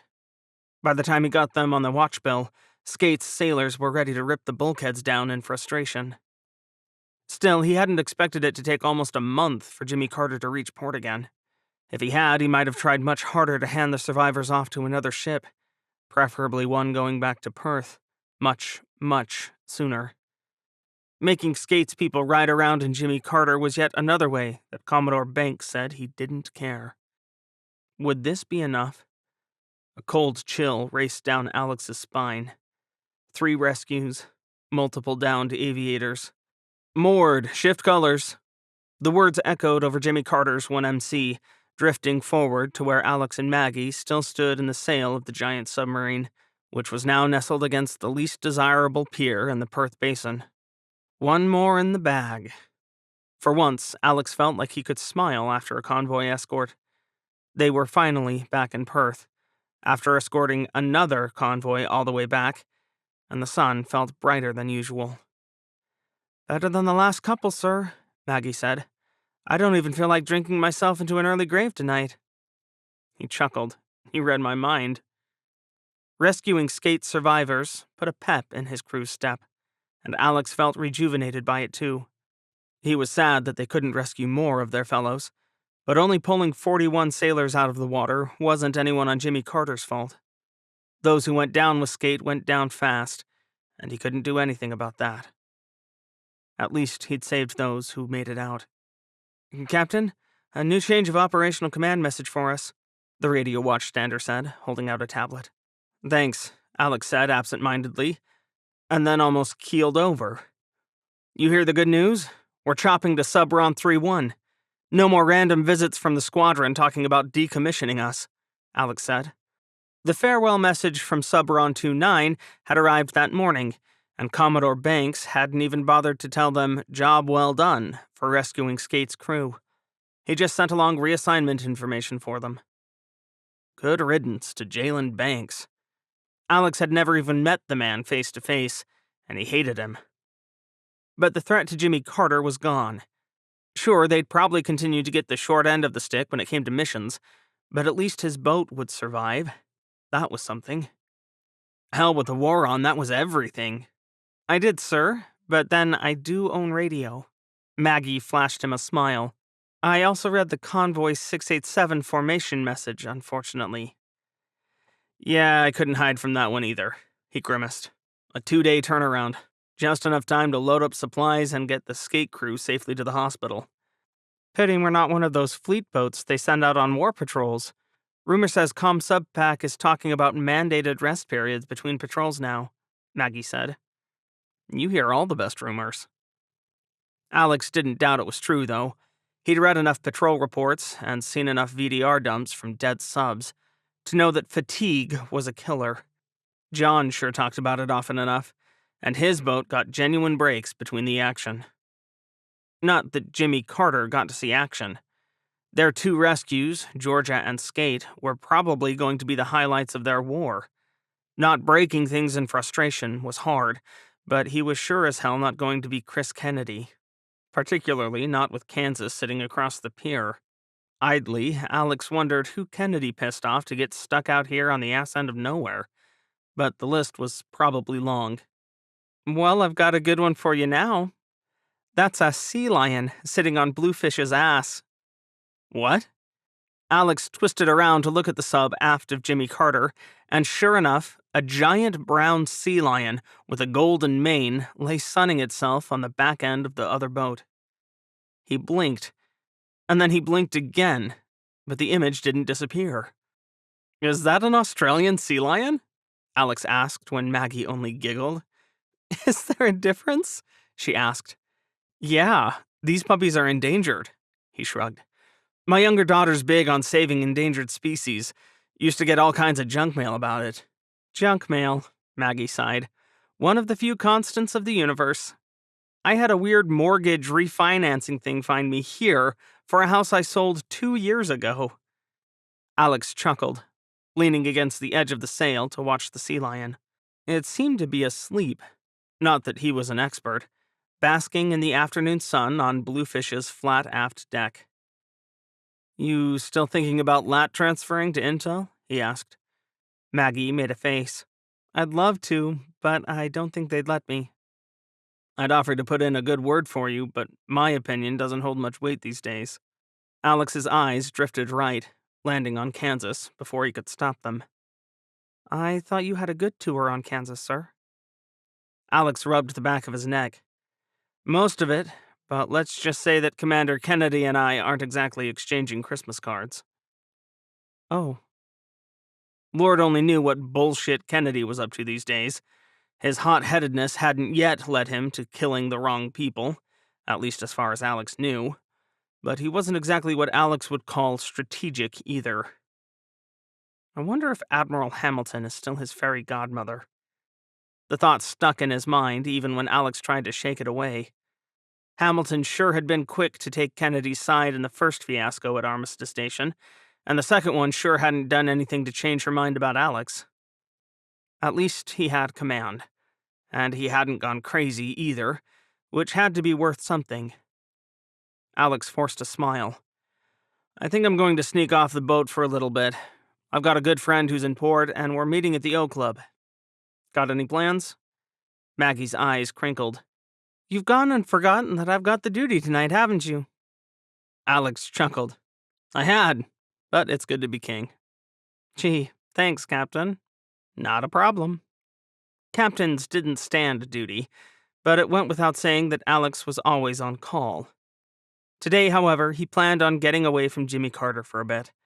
Fletcher was underway, so he couldn't hang out with Nancy, but Teresa O'Canis was a good second choice. Anything I need to know before you head out, sir? Nah, let everyone bounce for the night. Tomorrow will be the stores unload to end all stores unloads, Alex sighed. A 2-day bender, and they couldn't even have food lined up for today, and weapons tomorrow. Everything's coming at once. You didn't hear, sir? No extra torpedoes coming our way. We'll still sail with the 28 we have. Benji just got a message.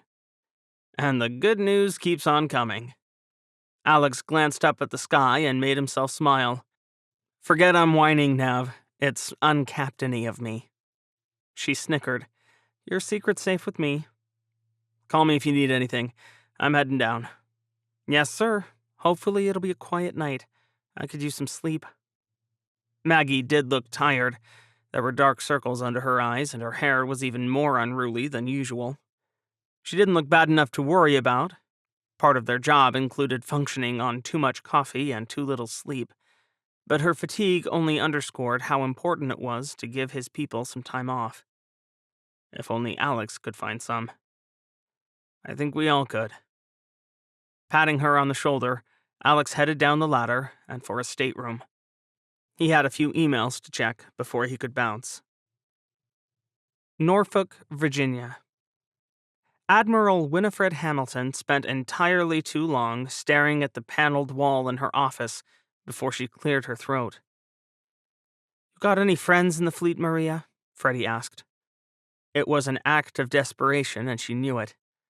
Admirals weren't supposed to lean on their aides for information like this, particularly not when said aide was due to depart in less than a week. But Maria smiled. I've got a couple, ma'am. Where are you looking for them to be? Preferably on ComSub PAC staff, she scowled. Spying on one's fellow admiral and subordinate was not the right thing to do, but it was necessary. Sure, I know his ops officer. Carla McCoy was my CO on Oklahoma. We stay in touch. Freddie pinched the bridge of her nose. Captain McCoy had a reputation as a straight shooter. That was why she was the N3, or Operations Officer, for Commander, Submarine Forces Pacific. Asking a good officer to betray her superior was a risk, because good officers were generally loyal officers, at least when their bosses were worthy of loyalty. But was Vice Admiral Brown worthy of that loyalty? Freddie worried, her lower lip between her teeth. Not if he was doing what she thought he was. She wanted him to be worthy. She hated the idea of incompetent admirals making a hard war even harder. But she didn't always get what she wanted, did she? Ask Captain McCoy if Admiral Brown is sitting on a cornucopia of Mark 84 torpedoes, she said. and ask her to keep the fact that we're asking to ourselves, if you would." "I'd be glad to, ma'am. They're 6 hours behind us in pearls, so I'll call before I leave today." "Thank you." Freddie turned back to the thorny problem of America's submarine war and felt no regrets. Finally, Alex had time to settle in and catch up on some email not associated with work. Sitting down sideways in his stateroom chair, he pulled up his wife's latest and started reading. Nancy's battle had gone well, and she even got to hang out with Paul Swanson in the aftermath. Alex pushed down a surge of jealousy as he read her latest email, grimacing. Damn, he was proud of her. But when was his chance going to come? Rescuing skate survivors felt nice, but Alex burned to... His radio crackled. "Captain, officer of the deck, you might want to come up here, sir." "On my way." Staring at Nancy's email wasn't going to improve his mood anyway, so Alex headed topside to the quarterdeck. Jimmy Carter had been in port for 2 hours, and Alex was almost done digging his way out of the email hole. That meant the in-port watch was set, and Lieutenant Junior Grade Elena Alvaro was the officer of the deck. Elena was Alex's damage control officer, and easily the top division officer on board. She was usually solid as a rock, too, which meant the urgency in her request set Alex's teeth on edge. Warm Perth air hit him in the face when he arrived on the quarterdeck, carrying the ever-present smell of salt, sea life, and diesel fuel. But Alex paid it no mind, instead focusing on the knot of sailors gathered on Jimmy Carter's outboard side, staring at bluefish. A shout carried over from the other boat as a chief petty officer raced aft toward the open engine room hatch. "Is anything broken?" "How the fuck should I know, Chief?" a young officer, probably their officer of the deck, replied. "Is anyone down there?" A cry echoed up from the engine room, only to be drowned out by a roar. "What the hell is going on, DCA?" Alex asked. "Anyone care to tell me why we haven't called away security alert yet?" Elena Alvaro turned to face him, her dark face red with the effort of holding back giggles. "The sea lion fell down the engine room hatch, sir." "The what?" "The one that was sunning itself on bluefish?" A snicker exploded before she smothered it. "It rolled over in its sleep and fell down." Alex's jaw dropped. "Oh, shit. You want me to call away security alert for this, Captain?" Elena gestured vaguely at the sailors running back and forth on Bluefish's deck. "No." Alex shook his head. "No, we might as well watch the show." No one bothered to tell Lieutenant Bobby O'Kane that every other sub on the pier was watching the best entertainment since Down Periscope 2. They didn't need to.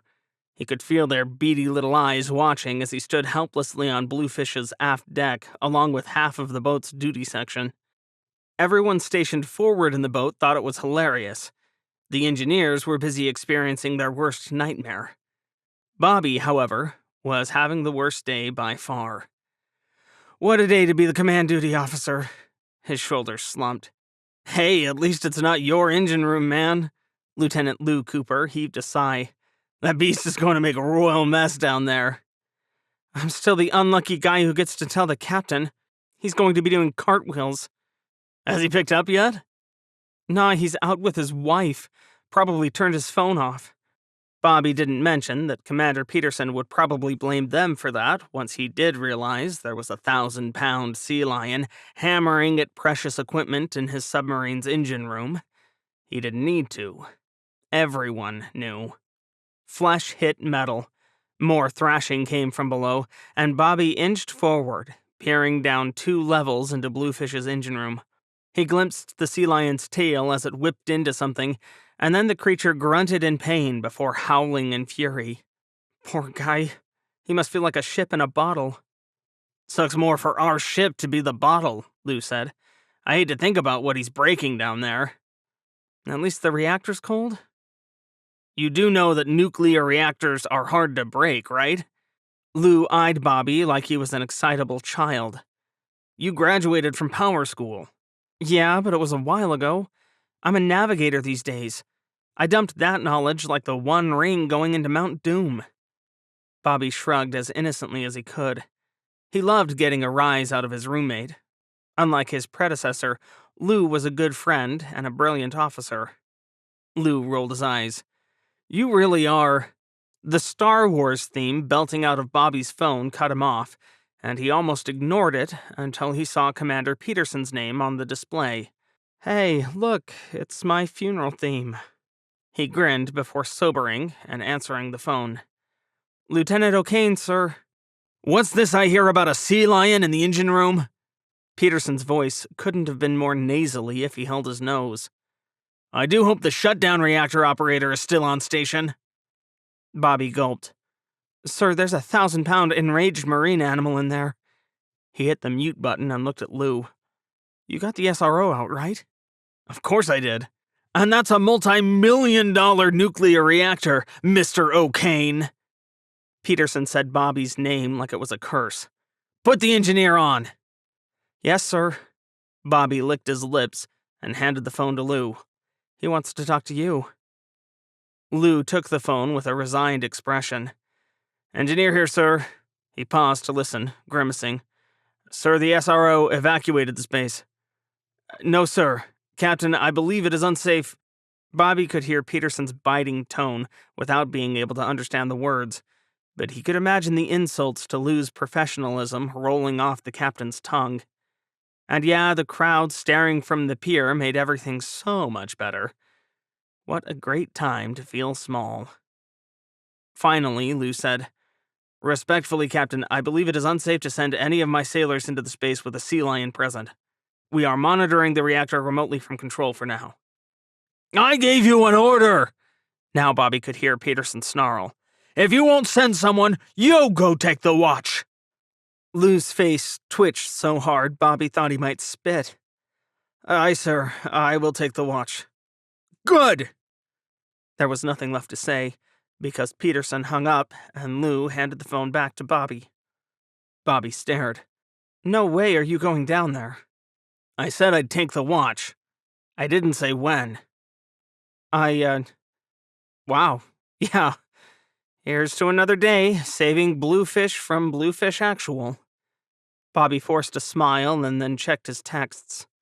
Good news is that the guys from the aquarium should be here in 10. Might have told the captain that if he'd given me the chance. Lou snorted. I'll take the watch after they trank yonder angry beastie. Someone should be down there to make sure the crane operators don't swing it into anything vital anyway. Yeah, that reminds me to call Port Ops and schedule that crane. Bobby glanced at the crowd. At least then we'll have safety reasons to make those jerks go away. Come on, Bobby. It's the best sea story of the war. We'll laugh about this later. Someone will, anyway.